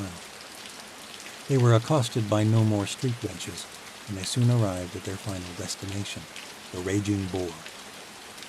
The inn, too, was filled with raucous festivities. Kale, Kira, Ashi, and the 5 Ilya all squeezed around a small table in the corner of the room. The innkeeper came by after some time. A portly, fairish woman with graying dark hair and dark eyes, she glanced at their company with amusement. It's been a time since I saw an ocean, a jerkin, and a herd of Yanavi in the same company. But if today be any proof, the gods are yet performing miracles. What'll it be? She glanced around as though trying to determine who their leader was. Her eyes widened when Ashi spoke. Dinner and rooms, if you have any, said Ashi. Aye, we've got a room or two to spare. The innkeeper eyed Ashi with suspicion. If you have coin. Ashi puffed and produced a satchel from her cloak. It jingled to the innkeeper's satisfaction. What's for dinner? Asked an Ilya named Kesh. The innkeeper guffawed. Boar, of course. The girls will be out in a minute. The woman bustled away, close to hysterics. The boar was cooked to a crisp and was nearly as tough as jerky, but it was warm and fresh, and no one in the company complained. The ale was better, though a little sour, but it relaxed Kale's senses after the second month. He was able to tune out the ringing of mines in his cerebro sense and listen in on conversations. The battle of gods and monsters, as the attack of the Rulaks on Morrow El had come to be called, had been a near slaughter. From what Kale overheard, the legions and the Sky Guard had fought valiantly, but still the beasts razed much of the city to the ground, killing thousands. It was the final moments of the battle that particularly caught Kale's attention. He kept catching bits and pieces, but it didn't quite make sense. Everyone was praising some darkling witch. Kale caught the arm of a servant girl as she came to replenish their drinks. We've been traveling for some time and have not heard all the details of the cause of this celebration. How exactly was the battle won? The servant girl's hazel eyes went wide. You entered? A bloody miracle it was. The darkling witch stopped the whole horde of beasts at the base of the White Citadel. Who's this darkling witch? Said Kale. a fearful realization teasing his mind. No one knows exactly.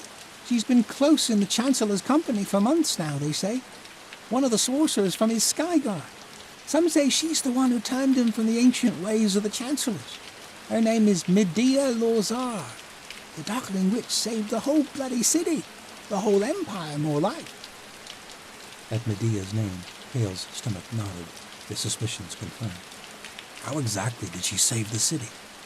She calmed the bloody beasts, Said the girl, with evident reverence. spoke to them inside their minds, they say. The Ruloks quit their onslaught and bowed before the citadel. They say the beasts do her bidding now. The girl shook her head. Can't believe you hadn't heard. She ran off to tend to other patrons. Hale turned to Kira and Ashi. They shook their heads. Medea, said Hale, shuddering as he recalled his last encounter with the Darkling Witch, when she invaded his mind and uncovered the location of the watchtower. The thought made his fists clench. She subdued a whole herd of Ruloks. Said Ashi in disbelief. What does that mean? She did not sound as pleased as she ought to have been, considering the Yanavi were the Chancellor's allies. Kira shook her head, her blind eyes closed. Medea's name brought back memories for her as well. Memories of Kale's betrayal. He resisted the temptation to sense her true feelings about those memories. It means, Said Kira slowly. if there was any doubt about the Chancellor's might in the new world among the lowborns, it's gone now. Any thoughts of rebellion in the name of the Gallows Girl have vanished. Ashi grimaced. Look at these people. Varish, Morgathlans, Oceans are celebrating the Chancellor as some savior.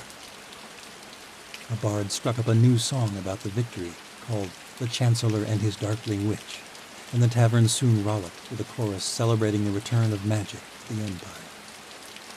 Looks like we've made the right choice in joining them. Kira muttered. Hale did not know what to say. He soon excused himself and left the inn for some fresh air to clear his mind. The air was far from fresh in Pendra that night, filled with tobacco smoke and the mixed aromas of roast meat, spilled ale, and cheap perfume. Hale wandered the streets alone. He left the main thoroughfares and soon found himself in narrow side streets that were, to his relief, relatively quiet. What in the abyss are we doing? He wondered. The Chancellor was growing more powerful than ever, and he and Kira were heading into the heart of it all.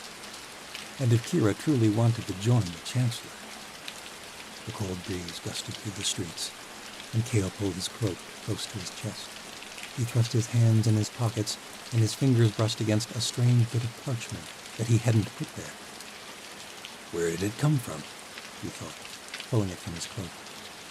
A chill rushed through him as he unraveled the paper. Scrawled upon it, in black ink, was the image of a gallows with a broken beam. The infamous sign of the gallows saint. Written upon the faded parchment, below the symbol, were 3 words: the Viper's Lair. Hale's heart thundered in his chest as he pulled the hood of his cloak tight, swiftly crumpled the damning piece of parchment, and kept moving. Pendra was the inland trading center of Greater Osha, a bridge between the east and west of the New World. Traders came all the way from Jerka and the Triumville to deal their spices, dyes, stallions, and slaves. The main thoroughfares were wide and straight and contained many open market squares, but beyond the city center, the place was a wending disarray of progressively dingier lanes and more decrepit buildings. The ocean lords and upstanding merchants kept their estates near the center of commerce. Hale wandered into a notably poorer district. The masonry was ancient and crumbling, and the streets composed of nothing but dirt. How had the symbol wound up in Hale's pocket? And why would someone deliver it to him, specifically? It made little sense. He was but a traveler, in a company of Yanavi traders to the eyes of anyone in Pendra. The crowd was thick, he thought. It might have been anyone, but... He recalled the wench's hands at his cloak, the way her gaze had lingered with him even after she had disappeared into the celebratory masses. He had thought the wench was simply trying to seduce him, maybe even pick his pockets, which contained no money anyway. Cale might have spent the past couple months largely in the underworld of the Red City, but he knew what that gallows symbolized. The low-born resistance against the Chancellor was perhaps not as dead as Kira suspected. But with Cyrus Morrow's revelation of his Sky Guard and Medea's miraculous demonstration of power in the battle of gods and monsters, Cale doubted what hold the so-called saints might find. But it seemed that some of them remained in Tundra, and they were trying to contact him. But why? At his first opportunity, Cale cast the parchment into a small rubbish fire at the corner of a hard-panned street. He was near the outskirts of the city, a desolate district clearly populated by lowborns. A small group of shabbily clad men and women were gathered around the fire, warming their hands, and Cale joined them briefly, so as not to seem too eager to be on his way. Lowborns rarely had a reason to hurry anywhere in such places. His cloak was dusty and weathered from 2 weeks on the steppe, and his face was masked by even more weeks' worth of beard. Despite his ocean features, he could easily pass for an unassuming servant. The lowborns around the fire passed around a pipe of Hessa and chatted about the strange times, though their fascination with the Chancellor's darkling witch seemed more subdued than that of the crowds in the city center. He reached out for more with his senses, but found nothing of substance. No unspoken animosity or thoughts of revolution. They seemed amazed, if dubiously, at the tidings, but nothing more. No resistance could possibly be gaining followers, Cale thought. I should ignore it. Besides, I owe it to Kira to help her regain her sight. Still, the wench lingered in his mind. Was the parchment from her? And why was he so curious to find out? He did not want to join any resistance. If anything, he wanted to flee the Western world altogether. Who you serve? A man with a graying beard asked Cale. He passed him the pipe, and Cale drew in a long breath. It was laced with something that gave it a slight tangy flavor. Smoke filled his lungs, he exhaled, and a warm relief followed. He took another pull, then passed it on. House Bara, said Cale without hesitation. I ain't seen you here before, said a woman missing 2 front teeth. Serve my lord's merchers, said Cale, donning a lowborn flair to his speech. Used to tend a warehouse in Bara El. First time in Pendra. My master is joining the festivities with all the lordlings, so I came out to see the city. Your master? Said the woman. He don't serve Bara himself. Her tone conveyed the answer she sought. To serve a lord directly would be cause for mistrust, even if he was lowborn. Far from it, said Cale. Me master is but a low mercher. Small goods, sealskins mostly. Triumphal glove sealskins. Cale could have sworn the firefolk were eyeing him suspiciously, but he told himself it was his own paranoia. Well, ye found about the worst part of the city to visit, said the bearded man with a laugh. Aye, chorused another. Cale shared a laugh and a thin smile. I've served me master in the fringes. This place is a lordling's estate compared with the best of that hellhole. The lowborns seemed to appreciate the compliment. They passed him the pipe again. Is it true? Asked the toothless woman. What they're saying about them rulocks?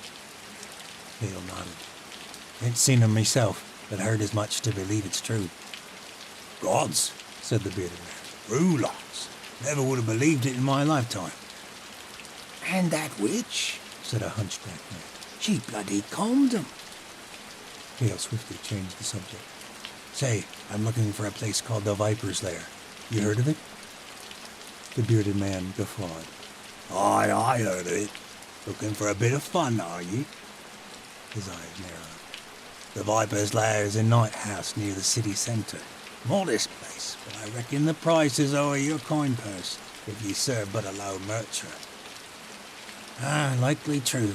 Story of my life. Cale made to leave before the interrogation grew antagonistic. A night house, thought Cale with strange satisfaction. So it was that witch. Aye, said the woman as he backed away from the fire. Why are you looking for the Viper's Lair if you don't even know what it is? There's plenty of night houses you might have landed in. Hale hesitated for a moment. His pulse quickened. Ah, I heard a mercher mention it, just in passing. Said the Viper's Lair was the best part of Pendra. The woman shrugged, apparently satisfied, but the lowborns eyed him warily as he turned away. When he had turned the corner, he sprinted down the next street. He left the lowborn district as quickly as he could, glancing often over his shoulder to be sure no one was following him. He made a direct path to the city center of Pendra. He knew it was folly, but he felt an uncanny need to find out why the parchment had been given to him. This want made him fearfully excited. Chapter 21. Hale had only ever been to one night house in his life. His uncle took him to one of the finest in Morrow El when he was barely 14. It was his cousin's birthday, and Hale's uncle thought it best they both earn their manhood for the first time to commemorate the occasion. The establishment, called the Scarlet Lace, had been illuminated by red-tinted lanterns, and thin scarlet draperies lined the entrances to bedrooms where the exotic nightlings took their lordlings after seducing them over fine wine and conversation.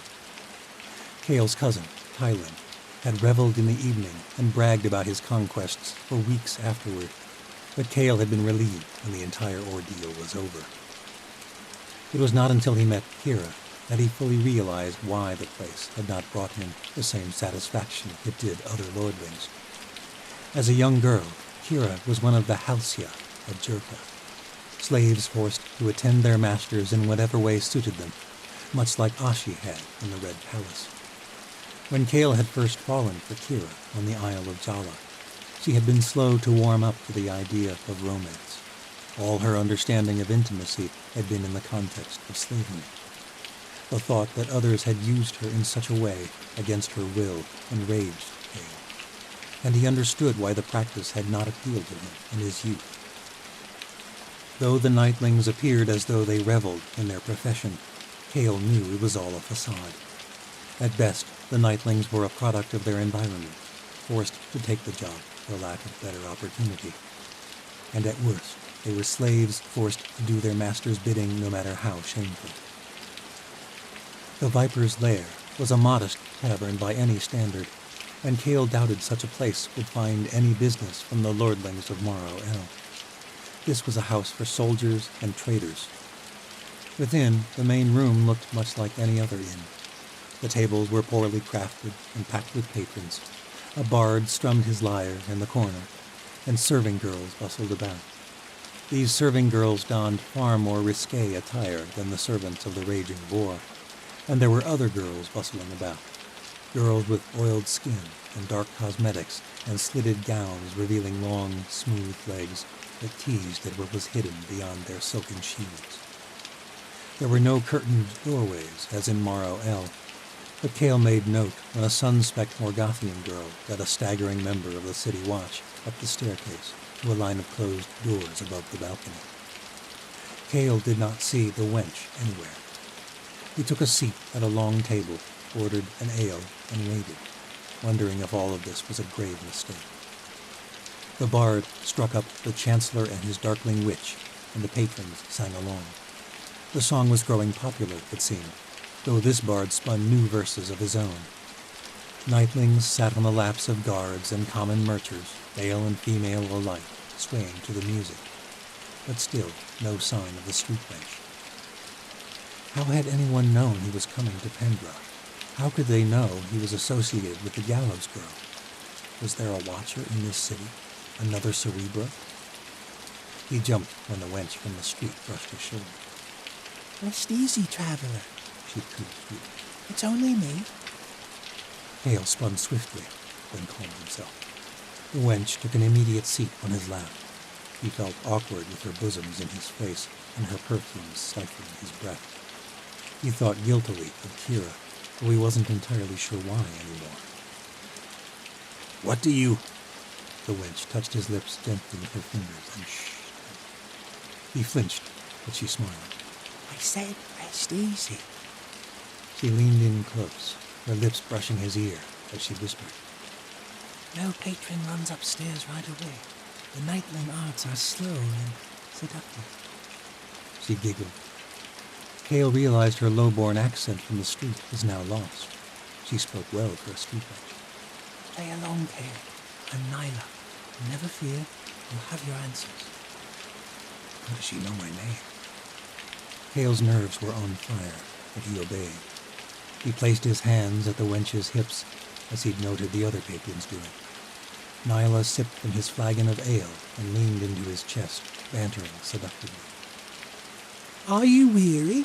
She said, louder now, her low-born accent returning. Yes, Kale said. It's been a long ride indeed. Where do you hail from, handsome? Kale tried to recall his tale from the rubbish fire. It was best he did not draw attention to his party of Yanabi. A merchant company from Bara El. Ah, she said, a coastling. And what brings you to the Viper's Lair, little merchant? She poked his chest and arched her back, and Kale felt even more uncomfortable. I've heard tales of the exotic nightlings of Pendra, and I knew I must see them with my own eyes. He tried to sound as though he was attempting to woo her. Kale wanted to leave this place as soon as possible, but he needed to know why this wench had given him the message. And the more he played into the role, the quicker she would take him to one of the upstairs rooms. Nyla draped her arm around his shoulder, leaned back, and laughed. The loveliest nightlings in the Empire are here at the lair, but I'm afraid I am not one of them. A proper dirty girl from the streets I am. The wench howled with sensuous laughter, and a nearby patron caught Kale's eye. You caught a good one, then, the greasy man bellowed.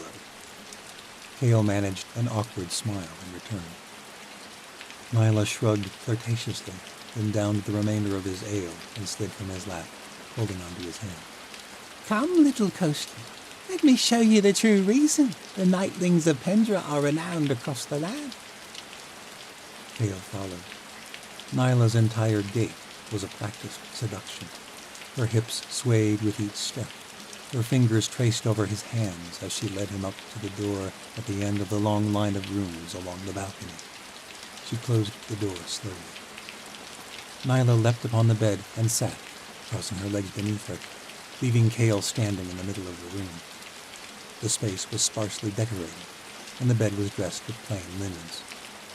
Kale supposed the matron of the house did not see the need to splurge on needless niceties.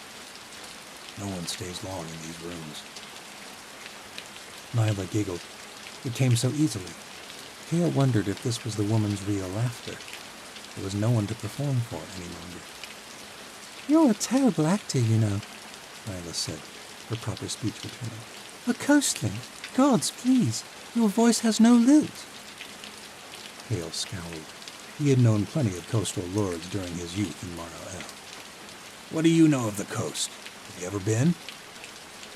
Nyla raised her eyebrows and leaned forward, a grin teasing her lips. It struck Kale how young she seemed up close. She was barely a woman grown. I am close with folk from all over the New World. They whisper all night in my ears. Coastlings speak lightly, Kale, like the ebb and flow of the waves.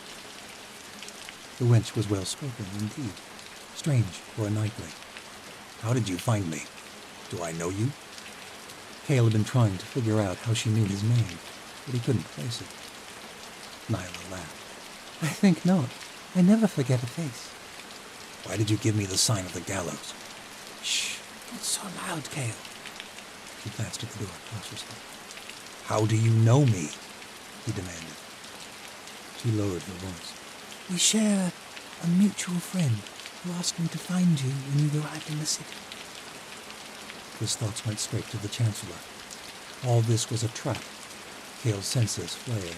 His nails dug into his palms. He nearly ran straight from the room, but he had to know for certain. Nyla leaned forward, resting her chin on her hands in a childish fashion. She blinked. Even her blinks had a calming, seductive nature. Her long lashes drew in his gaze. Who asked you to find me? Kale said at last. Lazarus Delay. Kale took a sharp breath. His fists clenched. What? It couldn't be possible. Lazarus was dead. He had died on the Isle of Jala, along with all the other Watchers. Hale had seen their leader's body, the man who had recruited him and Kira and all the others. He had held Lazarus's wrist and checked for a pulse after the morphs attacked their small community. That's impossible. Hale slumped back against the door, feeling uneasy. Nyla jumped up and helped him over to the bed to sit. So, you saw him die then? Nyla spoke the words so nonchalantly. Hale nodded. It made no sense. Dead was dead. There could be no coming back from that, could there? How do you know him? How is he alive? What does he want from me? Shh. Rest easy, traveler. Nyla smiled, reverence evident in her voice when she spoke. Lazarus is the one who showed me my gifts, just as he showed you yours. Your gifts? Said Hale. Nyla pointed to her head. A cerebro, said Hale. She nodded. That's how I convinced you to come here. I marked you the moment I felt your mind in the city center. Marked me? Of course, why else would he have come here so foolishly? It was not his nature to be so curious. I didn't even feel your effect on my mind. The thought was incredibly unnerving. Nyla smiled and brushed his cheek. Your old master trained me well. Why the gallows? Please, Nyla creaked. Haven't you figured it out by now? Lazarus the Alive is the one organizing these low-born uprisings. Your old master is the leader of the Saints of the North. Hale felt queasy again. What does he want with me? Why do you think, Hale? Nyla said, drawing nearer. He wants you to join him. Chapter 22. Hale pulled up the hood of his cloak, shielding his face, and left the night house unsure what to do or what to believe. His mind told him it was impossible that his old master was still alive, but his instinct told him there was no way Nyla could have lied. She had not tried to guard her mind from him, and he had sensed the sincerity of what she'd said. Was it possible that his old master had incited the uprisings of the past year, ever since the day of the gallows? Uprisings which had all but ceased since the attack of the Rulaks. The lowborn's hope in the gallows girl was waning. After all, she had not saved them from an attack by old-world monsters. The Chancellor had. Which was why Lazarus Alive needed Hale's help when he arrived in Morrow El. It was all too much to take in. Hale longed to talk with Kira, but he did not even know if he could trust her. And if Ashi knew of it, then who knew what she would do? They had promised to look after Vashti, and joining a rebellion against the Chancellor was exactly the opposite of that. Furthermore, Hale did not know what he wanted. He felt helpless, as though the gods had deigned to forever place him in no man's land, torn between two impossible destinies. He had made some terrible mistakes, and those mistakes had come at great cost. He longed to right what he had wronged in the world. He had not realized just how much until they set out for Morrow El. The closer they got, the more he feared Kira had made a terrible choice. But what was the greater good? Was there any good in the world, or only lesser evils? Hale cursed and darted through the streets of Pendrock. The festivities were finally dying down. It was the depths of the night, and the lanes were clear, save for the occasional drunkard. The central room of the raging board contained a few tables of patrons, and a bard strummed a drunken ballad in the corner, but otherwise the place had quieted down considerably since he left. Gods, how long was I gone? He wondered. He hadn't thought of the others, nor the effect of his sudden departure. He had left in a fit of irritation, and the others had surely missed him by now. After getting directions from the innkeeper, he hurried to their room. Kira and Ashi were standing outside the door, and he tensed. He could sense their anger, even without delving into their minds. Where have you been? Ashi hissed as he neared. I sent Oliver looking for you 2 hours ago. I thought you were just stepping outside. What could he say? He shrugged. Went for a walk. What does it matter? The city is in celebration. Kira spoke with an even tone. We were followed through the city today, Kale. Kale's stomach twisted. Did she know about the wench? Someone knows we are here, and they are keeping tabs on us, Said Ashi. Who? The Chancellor? Said Kale. What reason would he have to track us? We're coming to join his sky guard. Unless the Chancellor suspected something. Perhaps Cyrus Morrow had been tracking Nyla or another of the Saints. Perhaps this was all another of his schemes. Perhaps Kale had been wrong about Nyla. I don't know who it was, Said Ashi. but I don't want you disappearing like that again. You swore an oath to Sala to remain with us and to protect Vashti. Why did you run off? Kale was about to lie, but Kira cut him off. I know why. Her tone was cold. Your cloak reeks of cheap perfume. You were at the night house. Kale gulped, but he could not deny it. Nor could he explain himself, not in front of Ashi. At the mention of a night house, Ashi glared at him. You can't be serious. Kale did not know what to say. Kira's voice was like ice. Well, we can only hope your pleasures did not put us all in mortal danger. She did not say another word, but her grimace told all for Kale. She'll never forgive me, he thought. Kira's movements were slow and calculated. She retreated to the room, carefully closing the door behind her, leaving Kale alone with Ashi. The Ilya woman shook her head. I've got to hand it to you, Skyblood. You're the biggest horse's ass I've ever met. A night house? Really? Kale glared at her. Enough. You didn't draw attention to yourself, I hope. Kale shook his head. I gave an alias everywhere I went in the city. Then you knew we were followed as well? I sensed them, but I could not tell who they were or what they wanted. Kale hoped his lie was convincing. He had not suspected Nyla until he discovered the gallows symbol, and he had sensed no one else. Ashi eyed him for a moment, then gestured at the door. We are all sharing one room. It's all they had available. I took the first watch. I think you may as well take the next until Kira is asleep. Ashi left him, and Kale stood in the hall, leaning back against the doorframe. Within, he could hear whispers, but Kira's mind was more walled off to him than ever. Kale cursed. It was all a stupid misunderstanding. But could he explain to Kira what had really happened? Would she believe him? What did she want from this journey? Kale had trouble believing Kira would join the Sky Guard in order to restore her sight.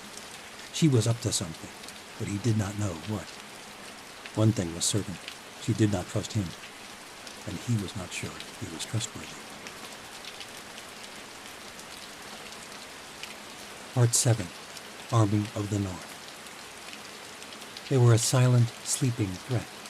The world had all but forgotten about them. But an army in the North could change the world forever. From Dawn of the Third World. Chapter 23. Astoria spent several days recovering from wounds sustained during her execution. She slept for most of it. The rest she spent with Alec, Misha, Tesla, and Geordie. The young crooked boy had given up his cold feelings toward her from the trial. Geordie apologized repeatedly, as had all the others she had come into contact with since the trial. But the memory of their swift turn would not be easily forgotten. She did not fault the people for this. They had believed a lie. Bara Dulbaru had brought about the whole ordeal. Over the past few days, the other elders had visited her, offering their own deepest apologies for their errant judgment. They saw her rise as a sign from the gods. If Tori would have them, they would follow her into war. Bara Dulbaru, however, did not show her face in Tori's chambers, and Tori feared she had not seen the last of the High Elder's schemes. The day that Tori's bandages were removed, Seren Latal came to visit her. The fairy, Leargay, hovered above her right shoulder. The creature did not seem to speak much. When Tori had thanked him for saving her life, he merely grunted and said, "It was nothing." It was more than she had heard him say to anyone but his queen. Seren Latal had come yesterday to discuss war strategies with Tori, Skaya, and the Almud elders. Skaya and her Nukvana were already training a large volunteer force of Almud and Crooked Folk. The Witch Queen sought to act quickly. Combined with the fleets of the Isles, they would soon have a force to be reckoned with. Today, the Queen came only with Lyrge. She wore an obsidian gown that covered her arms to her palms, and a collar that reached her chin. The material was thin and shimmered like it was covered in tiny stars. The Queen wore no cloaks or furs that Tori had seen, just her long-sleeved gowns. Tori smiled at her arrival. Already she was growing fond of the Queen and felt she could relate to her in a way she could with few others. Someone else young who bore great responsibility. Don't you get cold? She asked. Seren Latal smiled and shook her head. I have not felt cold in some time, nor heat. I'm jealous. The Queen shrugged. It is not as wonderful as you might think. The senses are a gift, so we may feel life in all its glory, as well as its misery. You are not always this way? Seren Latal shook her head. Magic comes at a price. I think you know this more than anyone, and that is all I will say on the matter. I do not expect you to reveal the secrets behind your own magic, so I ask that you grant me the same courtesy. My father taught me to keep friends close, but not so close they know the scent of your stench. Tori laughed. Sound advice. My father was an ambitious bastard, the Queen smiled. But in that, he was not wrong. Tori knew it was wise they keep their secrets. If things did not go well, the Chancellor would not hesitate to exploit them in whatever way he could. He had done just that with Kale and Gliani, and with Vashti and the other turned Watchers. Tori feared for Ren and the others, but knew she must move wisely and without emotion. The Watchers were not their first priority. After all, infiltrating the White Citadel would not likely happen until late into the invasion, if they reached it at all. I am always cautious, but I hope you know that I trust you, Historia, said Seren Latal, touching her arm kindly. Her hands were neither warm nor cool. And I trust you, said Tori. She leaned forward in her bed, and for once the act did not come with pain. The Queen smiled. I'm glad, because I am afraid I must ask you to trust me even more than you already have. What do you mean? I am leaving. We have much to accomplish and little time to do so. I've already sent ravens to the kings and queens of the Isles, calling for a war conclave. But I cannot go alone. If I make claims that Watchers and Northmen are going to war, I must bring emissaries. Tori knew where this was going. I've already spoken to Misha, said Seren. She has agreed to journey with me, along with Garen Ulnarsu, elder of the Ikuvar. Tori hated the idea of losing her friend on the eve of war. Misha had become her closest confidant over the past few months, and the thought of moving forward with this war, not to mention being stranded in the north without her, made Tori feel uneasy. If all goes well, in a few weeks, we will all be reunited in battle. Tori nodded. I would have no one else go as emissary. Misha is my most trusted ally. I've noticed. I know well the cost of losing dear allies, and so out of good faith, I will be leaving one of my own. Lyrge is a prince among the Kokala, and a dear friend.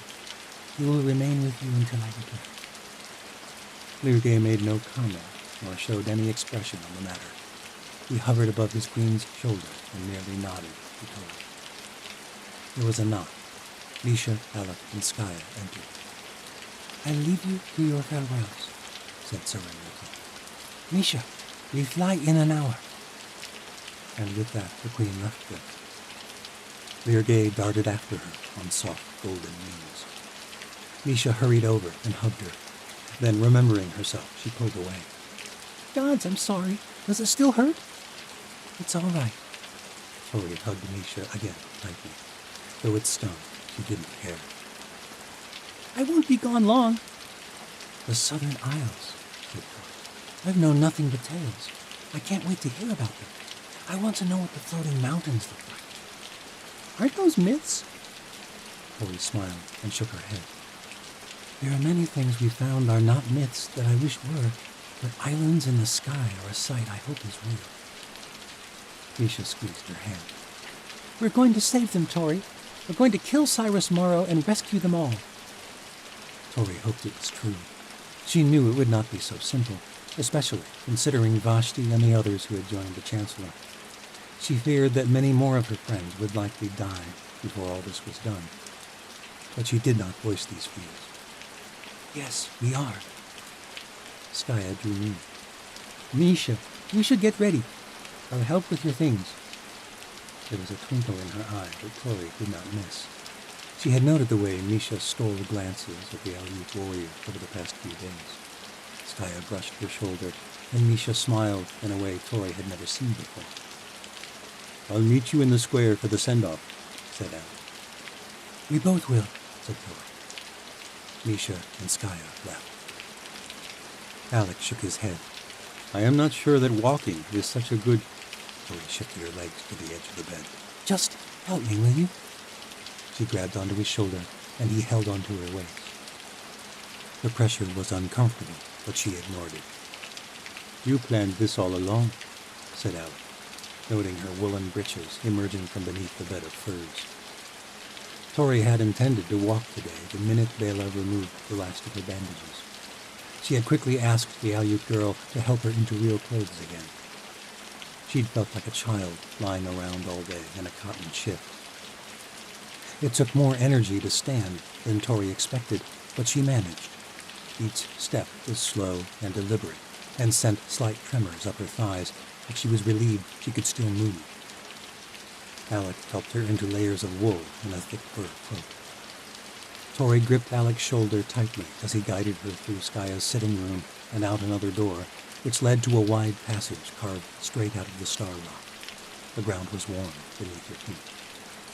They followed the passage to an immense cavern. It was like a giant dome beneath the earth. The ceiling rose well over 50 feet, and people bustled about it like it was a market square in Morrow. "The underrealm. Most of my people live down here below the surface once winter descends. It is too cold to hunt or do much of anything in the world above, but down here it is warm and livable." It's incredible. Tori marveled at the way the Aleut managed to adapt to the harsh conditions of the north. The more Tori walked, the more her strength increased. The barriers were gone from her magic, and she was healed. Misha and Skaya met them near the end of the thoroughfare beneath the earth. Misha wore clothes of the north that Skaya must have given her after the trial. Misha kept by Skaya's side, and they shared sweet smiles as they crossed the underground dome. It made Tori glad to see her friend happy again. They had been through so much darkness, there were times Tori had wondered if they would ever feel happy or safe again. But now Misha was filled with glorious hope, and it helped Tori find that hope as well. Skaya led the way up a narrow staircase carved straight into the rock, and they emerged in one of the immense receiving halls of the Ice Palace. Tesla bombarded them as they entered the streets of Ikala, giving Tori a warm hug and Misha a cold glare. What's wrong? Said Misha, patting her shoulder. Benja says you're leaving. The old crooked man was panting as he arrived from chasing after the sprightly girl. Apologies, my saint. I tried to stop her from bothering you. Tori waved her hand dismissively. Tess is never a bother. Is it true? Tess demanded, glaring up at Misha. Misha stooped down to one knee. I'll only be gone a few weeks. Tess crossed her arms. You're supposed to help me train. We've only had 2 lessons. Misha smiled. There'll be plenty of time for more lessons. Not before the war. Misha brushed the girl's messy hair out of her eyes. Tess, you won't be fighting in this war. I want to fight. Your day will come, Tori said. But for now, Misha is right. You're too young for war. But I promise to train you while Misha is away. Tess did not argue, but she stormed away, and Benja hurrying after. hollering back over his shoulder. Apologies again, my saint. She has every right to want to fight, Vol said. She's a child, Misha said. Tess has seen more than many see in a lifetime. You're not thinking of letting her fight? Tori shook her head. No, but she'll make a fine warrior someday. I hope she never sees war, said Misha. I wish I never had. Tori said little else, but she feared that this war was only beginning. They would do well to look to the future, and Tessa's gifts would be an asset for that future. A crowd was gathered in the same square where they had come to watch Tori's execution only days before. But rather than a pyre, an immense ship sat at the center of the crowd. Strange runes glowed along the sides and thick sails of the vessel. Tori had thought the flying ship part of her death dreams, but the sight of it now was even more magnificent than she remembered. The sky ship floated a few feet above the ground, and a long plank stretched up to the deck. Aleut men and women hauled crates of supplies, and Seren Latal stood upon the aft deck, watching as they approached. The Witch Queen looked godlike at the glowing helm of the sky ship. It struck Tori how coincidental it was that at the same time in history that the Watchers were regaining strength, another form of magic would also rise up in the world. She did not truly believe in fate, but moments such as now made her wonder. Skaya Dulbaruk had sent for her, and if not, Tori would be dead. And Alec had seen visions of them both. What was she to make of that? The last of the supply crates were boarded, and Seren Latal motioned for Misha to come aboard. Misha hugged Skaya, then Alec, and finally Tori. See you soon, said Misha, squeezing her tight. See you in war. It was a dark thought, but one that brought smiles to both their faces. They were going to save their friends. They were going to fight the Chancellor, and that was reason to be glad. Misha kissed Tori's cheek, and then she ascended the gangway. Alec supported Tori as they watched the ship lift into the sky. Garen Dulnarsuk waved as the skyship soared over the city, and the Aleut clans cheered. It was a marked difference from the death cadence they had chanted in this square only days ago. It amazed Tori how quickly and easily people's minds could be swayed.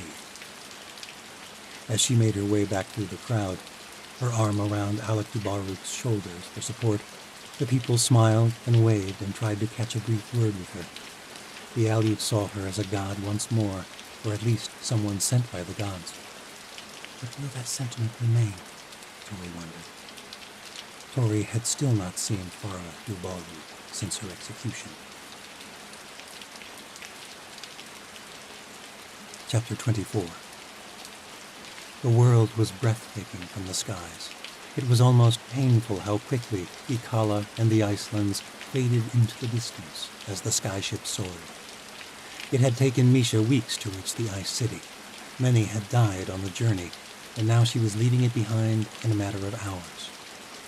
Soon the smooth plains of ice were displaced by the jagged peaks of the northern teeth. According to the Witch Queen, they would fly over the boundless sea for most of the journey to avoid notice from the continent. They would pass Osha in a matter of days, returning to the seas below at night, so Seren and the Kokala could rest. They would reach Elya, the port capital of the Southern Isles, in less than a week. The air was sharp on Misha's skin, despite her thick furs. Yerendul Narsuk soon retreated to the cabin below decks, but Misha remained on the foredeck for several hours, taking in the sights. The northern sky was clear, but she could see large plumes of clouds on the hazy horizon. It's amazing, isn't it? Said Seren Latal. The queen leaned against the rail, the wind rushing through her silver hair magnificently. She still wore only her thin, long-sleeved gown. Why does the world look so skewed from up here? Asked Misha, gesturing to the southern horizon. Is it an effect of the air? I believe it is because the world itself is curved. It's only a theory. But Oskolai, who taught me in my youth, was an ardent student of the stars. He built a powerful looking glass, like a sailor's but much larger, to magnify their appearance. I spent many hours studying the strange bodies beyond our world. All of them appear to be spherical, just like the sisters in our night sky. Why shouldn't our world be just so? Perhaps the stars themselves are merely other spheres beyond our reach. Misha thought it hard to comprehend. She had always been taught the world was like a great plate of glass. If you traveled far enough, you would fall off the edge into the abyss and share the fate of all those on the lost continent who disappeared without a trace so many years ago. But then she had been taught many false things in her life. She liked the idea of other worlds, though. It reminded her of the ancient teachings of the Watchers regarding the afterlife. It's a beautiful idea, said Misha, watching as the horizon began to bleed with brilliant colors. You said the Skolai of your youth, but you look so young. Surely it hasn't been that long since you were a student. The queen giggled, the sunlight dancing over her smooth face. I suppose I am still a youth. I began talking that way to make myself seem less of a child as I gained power in the Isles. My 19th summer just passed. So young, thought Misha, and yet so wonderful. Like Tori.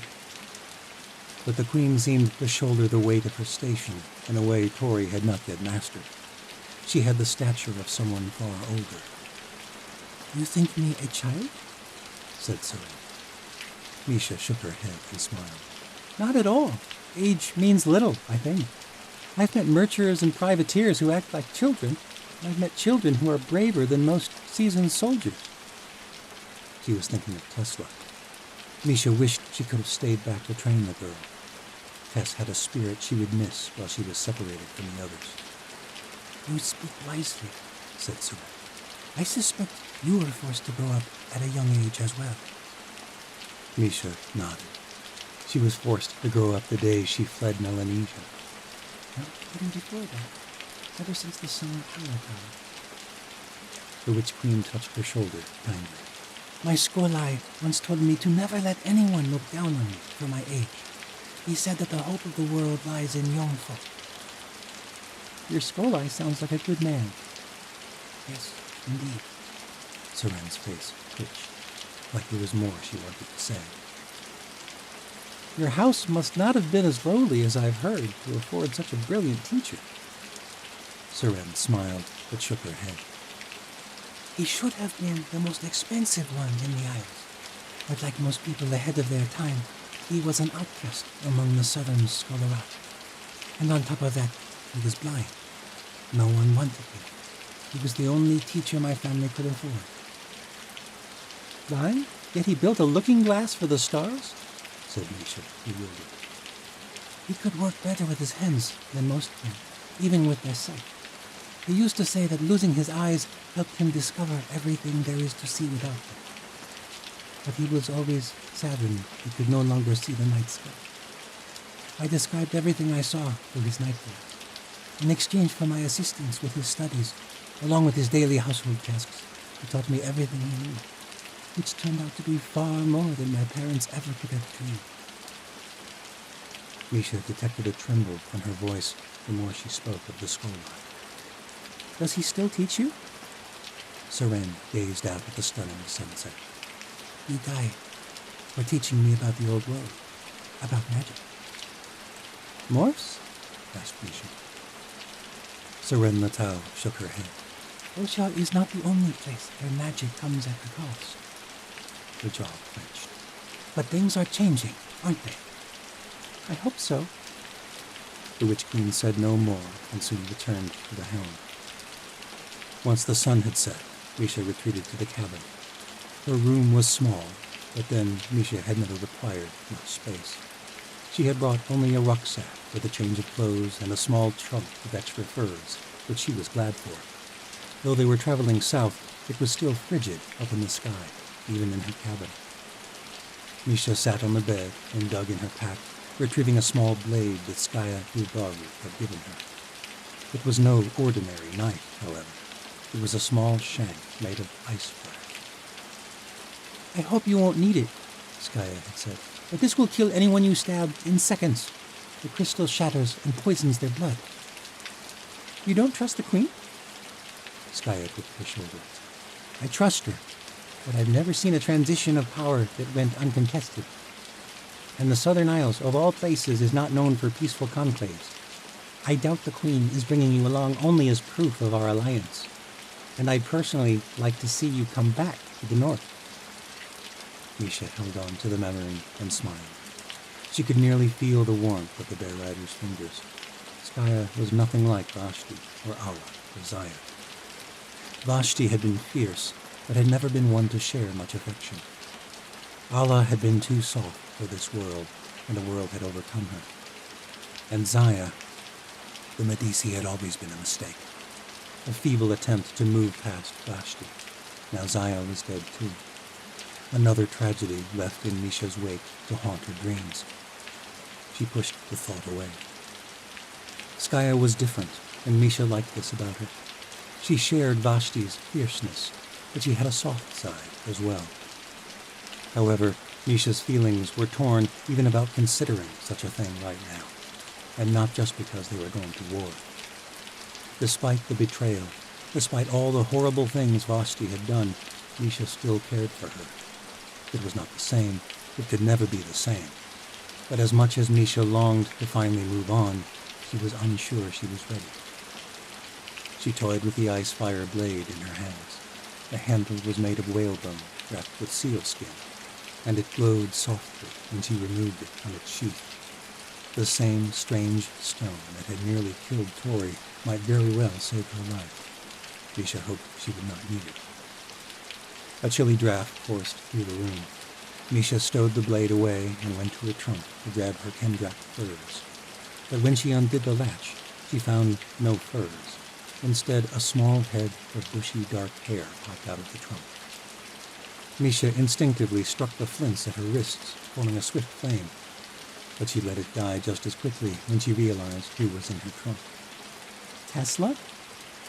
The girl smiled sheepishly as she crawled out of the cramped space. What are you doing here? I had to come. Tesla protested. Gods, I'm glad I found you. There still may be time to turn back. Misha made for the door. Wait! Tess hollered, running after her. Please! Misha stopped and turned. Tess, you can't come. Do you hear me? It's too dangerous, and you need to train back in Ikala. Tesla crossed her arms over her chest. I don't want to learn from Tora. What are you talking about? She's the gallows girl. She doesn't have time to train me to fight. You're a child, Tess. Children should not go to war. The Chancellor killed my mom and pop.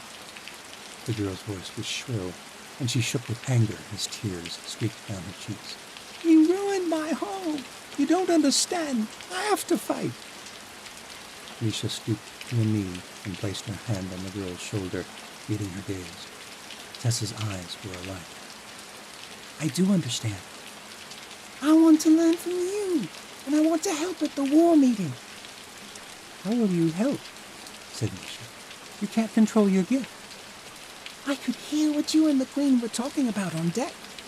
Tess hopped up on the bed, and Misha sat beside her with a resigned sigh. You could? Tess nodded. She was talking about her star teacher or something. Misha raised an eyebrow. When did you realize you could do that? At Tori's trial. I listened in from outside because they wouldn't let me in. Misha was always amazed at the astonishing way Watcher abilities reveal themselves in times of need. Not only could Tess manipulate sound like a shrill weapon, as she had when she killed the frost giant, but she also had highly sensitive hearing. Please don't take me back to the Ice City. Tess pleaded. What about your brother? Benjo will take care of him. I want to help. I know I can't fight in some big battle, but I can help now. What do you expect we'll need to hear at the conclave? The Isles have lots of kings and queens, right? One rules each isle, said Misha. Well, I was thinking the others probably don't all like that the Witch Queen is getting so powerful. That is likely. Maybe one of them is plotting something, and if they are, maybe I can find out. Misha smiled and patted the girl on the knee. Tess had a point. Her ears might very well prove invaluable if something were to happen. All right, You can stay, but you stay with me at all times unless I say otherwise. Clear? Clear. Misha got up and made for the door. Then let's start your training. Where are we going? The mess hall. The Kokala are the rowdiest bunch I've ever seen during mealtimes. How will that help? Tess asked as she followed after. Don't I want it quiet? I could barely hear you and the Queen, and there were hardly any other sounds then. You need to learn to tune out the noise. The din of buzzing demon fairies was cacophonous before Misha even opened the door. And despite the likely discomfort in her watcher's sense, the little crooked girl was beaming as they entered. Chapter 25. Tori and Alec watched from the side of a large training arena at the edge of the Ice City as Skaya and her Nuk Vana led the northern recruits in spear drills. The Alyu were skilled hunters, and Tori marveled at their ability to hit targets, both while standing still and from the backs of mighty North Bears.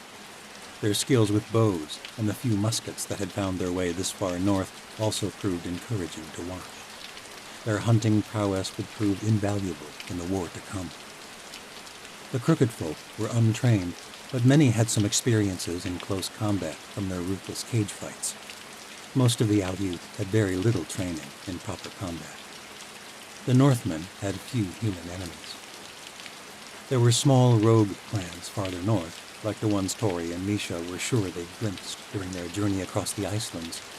But according to Alec, the bear riders dealt with them in swift order when they ventured too close, and they did not often dare attack the larger organized clans of Ikala. This was the one thing that made Tori nervous about marching these people to war. Both groups were filled with strong and resilient people, but other than the bear riders, they were not warriors. The Night Legions would outmatch them in close quarters any day. Tori's soldiers were eager to learn, however, and they were filled with a hunger that no Legion shadow could possess. They had known only tales of their homeland. For centuries they had known only injustice because of the sins of the chancellors long ago. What they lacked in experience, they might just make up for in fierce determination. Skaya drilled them for hours on end, and none complained. They were improving noticeably each day. Skaya and Alec paired off to demonstrate a sparring routine, leaving Tori to observe alone. Leargay hovered nearby, watching the regimen with interest, though he kept enough distance not to speak. The fairy was not social, but he always kept close. He seemed to unnerve many of the Alyu, but Tori appreciated his silent presence. She'd had few moments for reflection since her body healed. There was too much to do, but there was much yet to consider. And despite Leargay's hideous features, he had a reassuring effect on Tori, in a way that few other people in the north did. After all, it was the demon fairy who had saved her life, and he had sworn to serve her just as he served his queen. And with Misha gone, and Tess stowed away after her, Tori liked having him near. The training arena filled with the song of clashing spear points. Alec and his sister whipped their weapons around quicker than most could wield a saber. Tori loved the paradox between Alec's peaceful spirituality and his impressive martial skill. Skaya taught the new recruits how to make use of the entire spear, including the whalebone shaft, to block an attacking spear or saber. The soldiers observed closely, then paired off to practice the maneuver. Next, the soldiers perfected lethal thrusts on dummies made of wood and sealskin. Terra Dulhesik, elder of the Tuva forest clan, and Lyran Delvanuk of the Karuva had been observing the drills for some time from a distance. For a short while, their high elder had joined them, but Farah Dulbaruk did not watch long. Terra approached as Tori took stock of her new army. Tori had been waiting for one of them to disturb her ever since the High Elder left, as the two elders seemed to be making a point to talk to Tori when given the opportunity, as though trying to prove themselves. Leargay hovered closer as Terra Dulhesik neared. What do you think of them, my saint? The elder asked, leaning against the ice wall surrounding the arena. Tori could not explain why, but something felt forced about the question. and so she did not reveal her true thoughts. "They are coming along well. Their hearts are filled with hope, and they are very skilled. I will be proud to lead them into battle." The woman nodded calculatedly. "And we will be proud to march with you." "But not all of you," said Tori evenly. She met the elder's gaze. Elder Baruch did not observe her soldiers long. "I assure you, my saint, the High Elder will not provoke you. We have allied ourselves with you and the Witch Queen." "Yes, and we march south in a matter of weeks, and I have yet to meet with the eldest of the 4 clan leaders. Will Elder Baruch be marching to war with us?"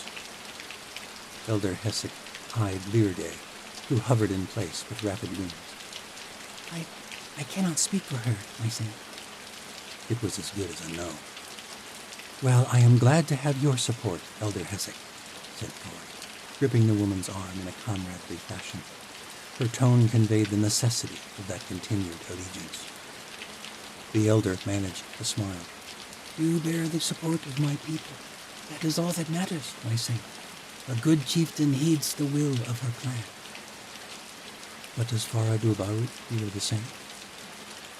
Tori forced a smile, then returned to observing her soldiers. Elder Hesek soon took the hint and moved on. It was strange to think how only a few days before the elder had stood by while Faradul Baruch rigged the trial of fire and ice against her. While Tori was grateful for the support of the other 3 elders, she did not trust them. She had seen the way they had bent to their High Elder's will once before, and she had clearly not thrown her lot in with this war. Alec returned to her side, having finished his demonstrations. He was grinning, and Tori's mood brightened. He stood close to her, so their arms brushed. Tori was grateful to still have him with her. She felt so alone and set apart in her role as the gallows saint, and with Misha gone, this feeling had only intensified. She missed the days at the watchtower, when she had been one of many watchers bent on revolution.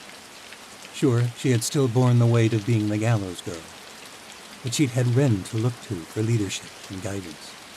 Now, with even Tesla gone, Tori was the lone watcher in the Great White North, and the Auli were all looking to her. She wished desperately for the simplicity of days on Oran's mountain with Ren. She could hardly find time to practice her own gifts. Since her recovery from the trial of fire and ice, she had begun waking early to focus on her magic, which had hardly been used since the Chancellor's attack on the watchtower. Her conjuring skills were strong when she had time to focus on the objects she manipulated. But that was not how battles worked. She needed to be reactionary. The frost giant had defeated her because she couldn't control her gifts without thinking, and she could not afford to let that happen again when they marched against Osha. The northern soldiers stowed their weapons away. Skaya led them on a conditioning exercise into the deep snow beyond the city, shouting orders from her north bear while the soldiers trudged along at a swift pace in only their fur boots and mucklucks. Alec and Tori walked back through the city. "What did Elder Hesek want?" Alec asked as they neared the central square. "She asked what I thought of the army." "And?" "Their hearts are strong," said Tori. "But," Alec offered a thin smile, "but I wish we had more time." Alec sighed. "Autumn is nearly over. If we wait any longer, the ice will set in, and we will be forced underground." "And if we wait through the winter, the opportunity will pass," said Tori. "I know it. Queen Seren will not be able to muster the Isles for some distant future war." What made matters worse was the latest news that had arrived by Raven that morning. The Chancellor had issued an incredible reward for any information leading to the gallows girl's whereabouts. The Queen-to-be wanted her dead for a wedding gift, and the Chancellor meant to oblige. Considering the Chancellor's victory over the Rulofs, and the fact that Osha blamed Tori for the return of the beasts, things were looking bleak. "Rumors tell that morphs are scouring the teeth for signs of my whereabouts ever since Vashti's wedding request. It is only a matter of time before they come to the north. Now is the time to strike." She was trying to convince herself. Alex stopped and looked her in the eyes. It is the time, Tori. You know what the Chancellor is capable of. How can you be so confident? I have faith. How can you put so much faith in some vision? What if this is a mistake? What if your Madru is right, and I am leading your people to their destruction? Alec took her hand. He wore fur-lined gloves, just like Tori, but she wished fleetingly she could feel the warmth of his hands on her bare skin. Come with me. I want to show you why I believe. Tori followed him through the city. They entered the underrealm through the central palace, but they did not stop when they arrived in the main underground chamber. Alec led the way through a narrow passage and then down a winding staircase carved straight out of the stone. The passage wended deep beneath Ikala, and the deeper they went, the warmer Tori became. At the end of the passage stood a lone iron door. Beside the door were several hooks made of long, white north bear claws. Alec removed his cloak and hung it up. Tori did the same. He removed his boots and woolen layers until he wore only a pair of linen pants. No shirt. Tori did not mind seeing him this way. Though he had no warrior's build, he was lean and his muscles were strong and defined. You'll want to wear less. It's very warm beyond the door. What's in there? Said Tori, as she too removed her many layers. She stripped down to her small shorts and undershirt. Alex smiled. Do you remember where my visions of restoration first came from? You said your grandmother saw a vision of a winter lily, which you believed was me, but I've never met your grandmother. Alec nodded. It would be difficult, considering my madram's been dead since I was a young boy. But you said she was the High Shaman. She is. I don't understand. How could a dead woman serve the people's religion? Who better to teach us of what is beyond ourselves than someone who has been beyond the boundaries of our first existence? Alec pushed the door open. Steam gushed from the room within, and Tori was struck with an intense heat. Blue ice-fire crystals lined the walls, illuminating the strange room in a soft sapphire glow. At the center of the space, a small pool of water bubbled and gushed with steam. Tori instantly began to sweat. The pool glowed with a different light. It was silver. Small streams glowed on the floor like silver veins leading from the heart of the earth, all of them converging in the pool. This is the inner temple of the Alyu, where the High Shaman resides to offer guidance until one of her followers is chosen to take her place. Where is she? Asked Tori, glancing around the room. Alec pointed at the pool and stepped in. He held on to Tori's hand. It's hot, but it will not burn you. The pool was waist deep. As they entered, steam rushed and water churned violently. The air grew so thick, Tori could not see a thing. For a moment, it was hard to breathe. The air was so heavy. But as she inhaled, the sensation went away, and soon Tori felt as though the steam were filling her, like wind in a sail. Alec held tight to her hand, and she was consumed by warmth, but it was not from Alec, nor even the pool itself. It was a strange presence pressing all around her. The room disappeared, and Tori stifled a scream. Tori no longer felt the water or the heat. She felt disconnected from the world, as though she were in a dream, except she was aware it was a dream. It reminded her of the feeling of her nightmares in the forest of Gan. The only constant was Alec's hand on hers. A face appeared in the mist. An elderly Alyu woman with stark white hair. Mala Dubara, Tori thought. the High Shaman. Her face was not fully present. It came and went, wafting in and out of focus like driftwood on the tide. But her voice was steady and seemed to come from all around the room. You've brought a visitor, The shaman said. A good friend, Madram, said Alec. only a friend. The shaman said with a chuckle. Her face dissipated, and the mists swirled around, but Tori could have sworn she felt a hand brush her face. It startled her, but she was not afraid. She wished the touch had lasted longer. I recognize your face, Astoria Birdeye. That is your name, isn't it? Yes, it's an honor to meet you, Shaman.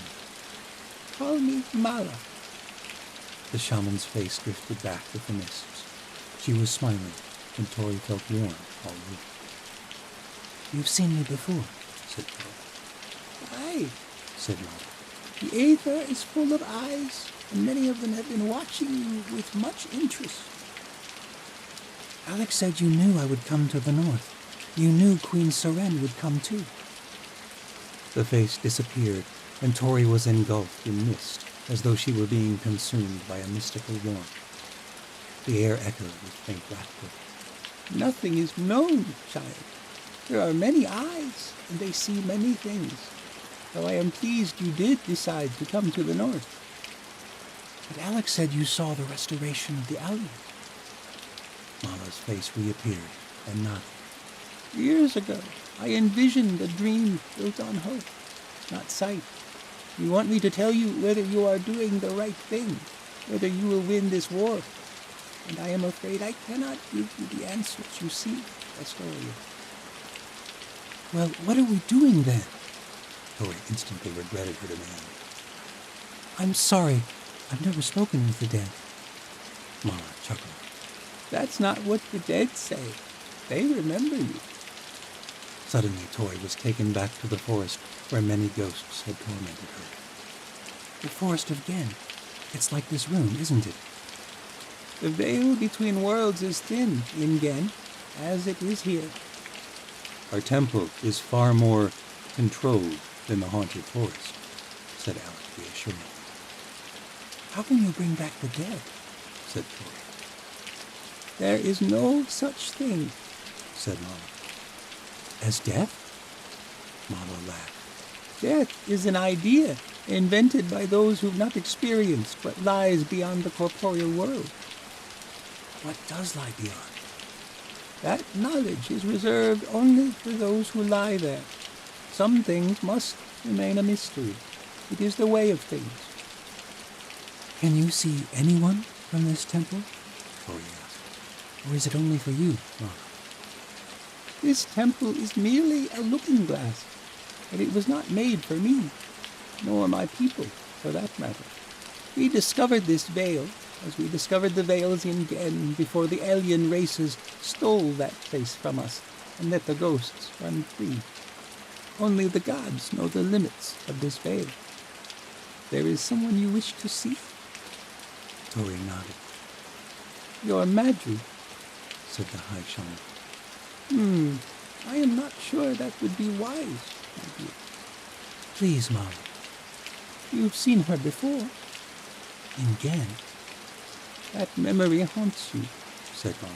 I can sense it. What makes you think this time will be different? This place is different. Aye, child, it is. But the dead are best left to their own schemes. Says the dead shaman who shares visions of the future. The mists swirled, and the room rumbled with laughter. Mala's face drew near. If you are sure. Alec gripped her hand tight, but Tori held Mala Dubaruk's gaze. I'm sure. Mala did not respond. The mists swirled as though they were the eye of a storm, sparking and singing with a strange energy. And then a face appeared. A face Tori had not seen in 11 years. The air felt warm all around her. Tears filled her eyes. She could hardly believe it. Mom! Tori was engulfed in a phantom embrace. My little love. It was her, really her. Her mum's voice sounded like the most beautiful melody. Mom! Tori reached up to touch the face in the mists, but her hand passed right through the vapor. It's only a looking glass, remember, said Alec, still holding her temple. Yes, it's me, said Celine Borodai. I've been watching you, little love. I knew you would remember your gifts when the time was right. I'm so proud of you. Tori choked back a sob. Mom, you died because of me. Don't waste your sorrow on me, babe. I died because Alexander Morrow ordered, and now you fight his heir. You bring hope to many, my love. Watchers, lowborns, it was well worth the sacrifice. Gods, I miss you, Mom. I'm so sorry. Tori felt tense all over. She was so angry at Osha's long legacy of oppression. Her mum had been murdered for possessing gifts the current chancellor now manipulated for his own gain. A buried rage kindled within her. I'm going to get revenge. For you, for all the Watchers and Lowborns who have suffered. I am going to end the Morrow reign with the Chancellor and his traitor of a queen. Her mum's face disappeared, and the mists swirled. Mom? Tori reached into the mists. They were colder now. Then the face returned, and Tori was filled with relief. You have been through much, my love. I do not blame you for your anger and hatred, but please don't take it out on Vashti Borodai. Tori started at the name. Her mum knew who the Yanavi princess was. Her fists clenched. It had been bad enough that Vashti had betrayed the Shadow Watch, but now she wanted Tori's head as a wedding gift. What do you mean? How can you say that? Vashti is a traitor. She's my enemy, the enemy of our revolution. She wants me dead. Tori was engulfed again in mists, and she felt like she might suffocate. She may be your enemy, but she is also your sister. A sinking feeling dragged at Tori's gut, jerking her from the mists. Mom. But Selim Borodai was already gone. The mists faded, and Tori and Alex stood again in the looking-glass pool. The water had calmed. But Tori had not. She felt nothing but rage. Alec wrenched his hand away.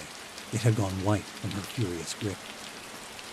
Tori felt power rise up in her like water from a breached dam. She screamed. The ice-fire crystals that lit the temple flickered and then exploded, and the room plunged into darkness. Part 8. The Hangman. Ilesa volonai, enasa elonai, utlesa sheshona, elesa renona. The gods move through us. We are the gods. From them we were begotten. To them we shall return. The lost mantra of the Watcher orders. Translated from Old Elyon by Alden Teldona. Annotation. While popularized by the Watchers to justify their deeds, the poem's syntax and structure predates the Watcher orders. Some scholi believe it is a remnant of the ancient men, which begs the question, who believed themselves to be gods? Chapter 26. Darian and Valeria danced the dance they knew better than any other, the dance of sabers. In the sky above the great training square of Morrow El, they spun through the air on black wings. Valeria Sardona swooped in from his right. Darian shifted his wings, catching a stream of air from the west, and he arched his body. His saber met hers with a clang that sent shivers through him. A sly grin stretched Valeria's face as she flashed by, and Darian thought that she had never looked more alluring. Even in her morph form, Darian found her taut, militant figure utterly captivating. He banked in the air and gave chase. She weaved amongst a series of ruined spires beyond the training grounds, but he did not follow. She disappeared from sight for a moment, and Darian raced ahead, adrenaline pumping, predicting where she would appear next. He grew hot with sweat and excitement. He shifted his wings and rode a current of the wind to find a higher vantage point. Valeria shot from behind a tower below. Darian turned hard and plummeted to attack. But amazingly, Valeria had anticipated the maneuver. They had become so in sync with one another. It might have been frustrating if Darian were not so electrified by her cunning. She parried his attack, the world consumed by the sharp clanging of their sabers. They weaved in the air, exchanging blow after blow. As they plunged toward the earth, the training field loomed larger and larger. They were both grinning as they sought for the victorious blow. The earth rose to swallow them, and Darien slowed his descent ever so slightly. At the last possible moment, Valeria extended her wings to recover, and that was when Darien struck out with his saber, clipping her left wing. Just in time, Darien swooped upward, morphed forms, and landed on his human feet. Valeria landed off balance from his blow, and Darien leapt forward, knocking her on her back. He resisted the urge to join her there, and instead held his blade at her throat. She grimaced as she morphed back into her human form, sweat dripping from her silver hair. She shook her head with annoyance, but conceded. The members of the Sky Guard, who had been watching them all the while, applauded as Darien helped Valeria to her feet. Her skin was hot for the touch, and he longed to feel her touch for longer. Since the night before the battle of gods and monsters, when she had first kissed him, his desire had only increased, and it was driving him mad. He longed to find a secluded place, a weaponry or a narrow stairwell, and steal another momentary taste of their forbidden, intoxicating romance. Instead, Commander Redvar turned to his soldiers and sheathed his sword. Valeria left his side and joined the others. Darien turned off his emotions, as he so often found himself required to do, and became a stern military leader. "Why was I able to defeat Captain Sardona?" he said, addressing his Sky Guard. A conjurer named Lesa spoke up. She was the first to recover her descent, Commander. You dared it longer. "That's part of it," said Darien. Lesa was from his own homeland, and she was showing much promise. She didn't anticipate your attack, said Jan, Darien's young protege. We must always be anticipating our opponent's next move. True, but that is not the heart of it. Captain Sardona put herself in a position where she was not in control. The answer came from beyond the group. Dressed in a wispy cream-colored gown, Vashti Borodai crossed the field to join the soldiers. "We are honored to have you join us, my queen," said Darien, crossing his right arm across his chest in salute. Vashti drew to the front of the crowd and nodded to him in greeting. Don't be hasty, Commander. My wedding is not for several weeks. Of course not. To what do we owe this honor, milady? I was watching your demonstration for some time, said the queen to me. Captain Sardona fought beautifully. She matched your every move, but you let up slightly in your final descent. The captain was put in a situation where she was forced to make the first move, and you seized that moment. A soldier's observation, milady, said Darien. Vashti hinted a smile. It is a good lesson to teach them, Commander. Even magic can become a crutch. The queen speaks wise words, Darien said to his soldiers. Remember them well. Flight can be a great advantage in battle, but only if you do not let it rule you. Be careful not to depend on your magic. Use it as a tool, not a necessity. Now, pair up for sparring drills. The morphs donned their human forms, and the watchers refrained from using their magical gifts. Darien thought it best they not associate their battle skills with magic. He had seen the weakness of the watchers without their powers. They were little more than cattle, as the legions had herded them through the catacombs beneath the crooked teeth. But here, under his tutelage, they would become true warriors. The training grounds filled with the beautiful clash of swords, and Darien watched his soldiers intently, walking amongst them, observing their form, offering suggestions for improvement, as General Thrain had once done for him, not so long ago.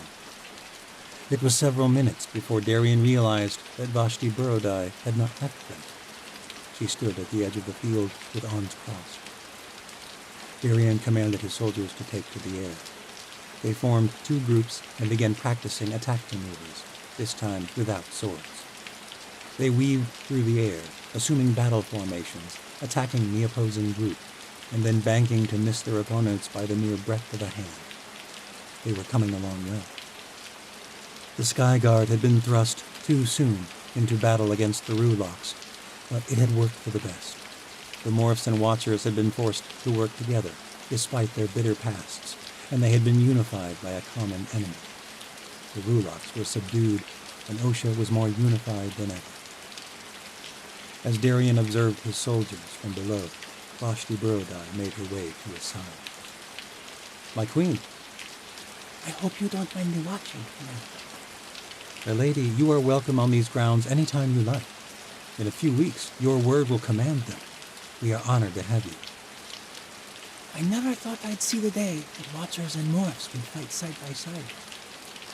Darien nodded. It is an age of many surprises in the New World. Vashti mused for a moment, watching her former comrades train. They look good, Commander. You are training them well. "You're too kind, my lady." Though she tried to hide it, Darien could tell the queen to be enjoyed his formal pleasantries. Vashti retrieved a dull sparring blade from the ground and shifted it between her hands. "You may join them in their drills if you wish," Darien said. "You have the mind of a soldier. I'd wager it pairs with a soldier's skill." Vashti's lips creased with a subdued smile. She toyed with the blade, and Darien could tell by her grip that she knew her way with sabers. She tossed it upon the ground. Perhaps another day. I am sorry for stealing your time, Commander. I should not distract or change. A queen is never a distraction. Yes, well, thank you, Commander. She turned and began to cross the field, her gown fluttering in the wind. Darien was not sure what compelled him, but he called after her. "You made the right decision, my queen." She turned to him. "At the watchtower, you saved them. Your old comrades know it too." Vashti paused for a moment, then turned back and nodded to him. Thank you, Commander Redvar. And Vashti left them. The sky guard soon returned to the earth, and Darien dismissed them to wash and prepare for supper. As his sorcerers retreated to their bathhouses in the guard tower, Darien made his way to his own private room. He ascended the steps slowly, his thoughts now able to unravel. A few weeks of peace, and he was already anticipating when they would begin their hunt for the gallows girl. Now that the Rulocks had been overcome, he suspected it would be any day. He had already sent out scouts, so far without luck. He considered returning to the Teeth, trying to locate where Tori had emerged from the catacombs, though all tracks would certainly be long lost now in autumn snows. But there might be other signs. It would have to be a morph hunting party. He knew that much. He did not trust the turned watchers enough yet, especially not since the Queen had asked for Tori's death as a wedding present. He pushed the thought away. Thoughts of Tori were confusing and only filled him with anger and regret. As he reached for the door of his quarters, it flew open, and he was accosted from the other side. A woman pulled him in and shoved him up against the wall, a blade at his mouth. Then she replaced the blade with her lips, and Darien forgot all thoughts of Tori.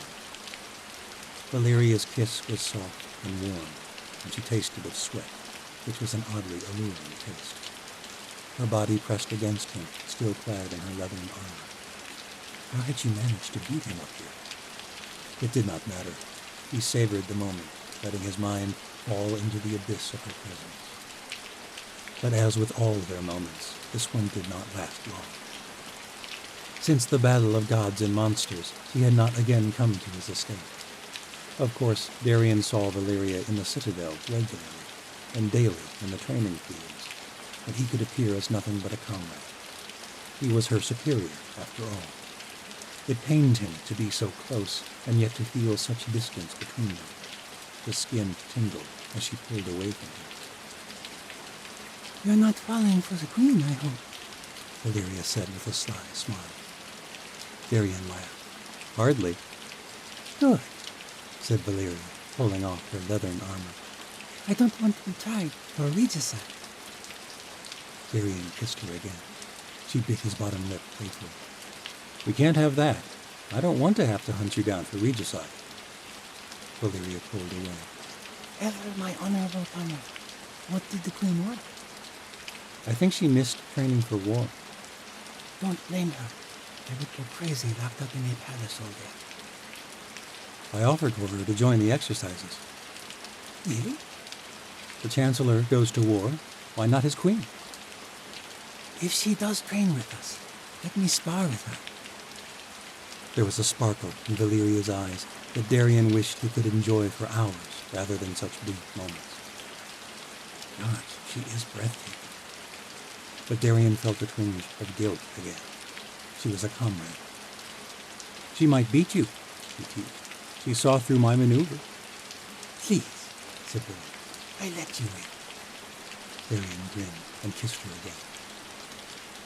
There was a sudden shuffling from the stairs beyond, and Darian quickly moved behind his desk where maps of Osha were spread, and he and Valeria feigned studying them as the intruder entered. Even in their lies, they were in sync. Captain Sardona was pointing to a spot on the coast of Greater Osha, commenting on the terrain and logistical advantages for a new tower, when young Jan appeared at the door. My apologies, Commander, if I am interrupting. Darian waved nonchalantly. Not at all, lad. What is it? Jan eyed Valeria with a querulous look, only briefly, and then locked eyes with his commander. The Chancellor has summoned you, sir. Some watchers just arrived from Liani. They want to join the Sky Guard. Darian and Valeria left his chambers. He ordered Daja and a morph named Sade to join them in welcoming the new recruits. Sade had served beneath Commander Solero for years. He was a veteran from the magic hunting days of the Metamorphi, before Cyrus Morrow ascended the ocean throne. Daja Bhati had shown more potential than any other Watcher. He was talented and motivated, and the other Watchers looked to him for guidance as they navigated this new world in Morrow El. Valeria joined as well, for she was his right hand in the guard. They donned their formal uniforms and together marched from the training grounds and reached the White Citadel before the autumn sun began its early descent. The nights would be growing longer by the day, and come winter, they would have only a few hours of daylight in which to train. The Chancellor welcomed them in his throne room. The shimmering crystal palace was not empty, as was usual for Darian's meetings with the Chancellor. Cyrus Morrow sat his throne, and Vashti stood at his side. Medea stood below the throne, at the base of the steps, wearing her customary dark silks. Several members of the High Council were seated at the front of the hall. Wallace, Dragonis, Fedra, and the others. The morphs on palace duty for the evening lined the halls and quietly stood at the ready. This was apparently no private matter of the Sky Guard.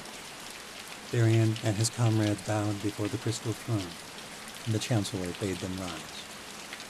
"These new Yanavi recruits," said Darian, glancing around the room and spying no new faces. "Who are they?" The Chancellor smiled. Sala Borodai sent a company of Ilya to see to Vashti's wedding preparation. Or perhaps I should say Sheva Zora. The Chancellor made light of the famed name. At this, he took his bride-to-be's hand, and she smiled. But Darian sensed it was slightly forced. He supposed most marriages amongst nobles were for power and influence, rather than love or attraction. But Darian knew the smile of desire. Valeria's smile lingered in his mind as he lay in bed, even in his dreams. He doubted that Vashti's smile had a similar effect on the Chancellor. "Since the princess was technically executed by her father years ago," said the Chancellor, "Sala has asked that his sister be known by another name. It would not do for her to apparently rise from the dead. Superstitious nonsense, if you ask me." He seemed to say this for the benefit of the council, for Darian noted the way he glanced in their direction as he spoke. Several council members had been displeased when the Chancellor announced his bride after the victory over the Rulars. There had never been a non-ocean queen in the White Citadel, let alone a Yanavi one. Darian thought it more likely they were angry their own daughters had lost their chance at seducing him. But Cyrus Morrow was favored amongst the people after his darkling witch saved the city, and so Darian only heard of the council members' qualms through rumors. Still, the Chancellor seemed to be trying to please them. Vashti remained stoic, despite her fiancé's insult to her people's beliefs. The Chancellor went on. "So it seems I am marrying the daughter of another chieftain, by name. But it is no matter. It seals Sala's loyalties, and I get to marry my lovely desert flower. Vashti smiled at this and whispered sweetly, You are most gracious, Chancellor Maro. It was clear she knew her way around the pleasantries of court as well as she did sabers. As for the new recruits, I will not spoil the surprise. The Chancellor gestured to the guards standing at the immense crystal doors. Now that the commander has arrived, the High Council is ready to receive the emissaries from the state. 4 guards slowly pushed the great doors open, and the company from Liani entered. Darian's interest was piqued when he realized who followed Ashi Burodai, the great sultan's head servant, into the room. He recognized them both immediately. A couple months ago, Valeria had assumed Kira Fane's likeness in the Red City, while Sala concocted his devious ascent to the Yanavi throne, and the other watcher was Kale Andovir, former lordling of Maro El and brother of the watcher captain currently locked beneath the citadel. Darian and his comrades stood at the base of the Chancellor's dais to receive the new recruits. 4 Yanavi tribesmen accompanied Ashi and her watchers. Sala's devoted Ilya assassins, Darian presumed. All 7 of the company bowed before the throne. The Chancellor bade them rise. Friends of Sultan Burodai, welcome to Maro El. Ashi was the first to speak. Thank you for receiving us, milord. We come with dark tidings from the Red City. It was with sorrow that we heard the bane of your people has returned, said the Chancellor evenly. Our city lies in ruins, Chancellor Maro, and our winter stores with it. My people seek aid from our ally. You are not alone in this devastation, said the Chancellor, who caught the furtive glances of the council members in the room. My city is in disrepair as well. Milord, with respect, your empire still stands. My people are without a home. Half our herds were in Liani, and more than half our stores. Thousands of souls were lost. If you do not help us, thousands more will die this winter. I ask that you remember my chief's loyalty. Remember how he ended a war before it began, while you were yet weary from your own war with the Morgathians. Remember his aid in your own endeavors. I remember well Sala's loyalty. He is an ally Osha wishes to keep. The Chancellor spoke these words more to his council than to Ashi, his eyes stern and his voice firm. The High Lords will send aid to Pendra, where your people will be offered sanctuary until such time as you are able to rebuild your city. Ashi bowed, a grim smile on his face. Thank you, milord. You are most gracious. I will send word to my chief. My tribesmen and I, however, wish to stay and assist our princess's preparations for the great union of our peoples. You are most welcome in Maro El. I will have quarters arranged for you all here in the White Citadel, said the Chancellor with a wave of his hand. But you bring 2 who are not your tribesmen, I believe. What of them? Kira and Kale stepped forward. We have come to bow the knee, said Kira, who Darian noted moved a little unsteadily as she reached for the floor to kneel. He remembered well the injuries she had sustained from the Chancellor's manipulation of her Lumeni power. The scars were still fresh on her face. Her eyes flitted about, but did not settle on the Chancellor as she spoke. Why? Darian realized. The Chancellor smiled and gestured to Darian, who stepped forward. Kale and Kira stood once more, remaining silent as Darian looked them over. "Milady, you do not look well since our last encounter," said Darian. "Your partner had a little more sense then, as I recall." Kira grimaced, her fists tightening, but she caught herself and remained silent. Darian made note of the reaction. "We have both learned our lesson well, Commander," said Kale. "We regret our rebellion against the Empire. We have aided Osha before, and we would do it again." "We have come to offer our services in your Sky Guard," said Kira. And what good do you suppose a blind wielder of light would do for my guard? Said Darian coldly. Kira tensed again, but this time she did not remain silent. It is true my gift is useless now, but I have gained another. Darian's brows rose at this. Really? Ashi interjected. It is true, my lord. Her sonora magic was what saved my people from complete annihilation in the Red City. Kira heard Zawila approaching, allowing our great Sultan and many others to escape before the beasts consumed the city. Interesting, said Darian. Saga has personally vouched for their loyalty, Said Ashi. in exchange for their watcher gifts. Saga asks that you consider restoring Kira's sight. Darian looked to the Chancellor, but an idea had already come to him. It is true that one of the Watcher healers might be able to accomplish this, though your wounds are far along in healing. Kira nodded. All I ask is that they try, Commander. Sonora have their uses, but your Lumeni gift is an incredible one, said Darian. It is one I would value greatly in the Guard.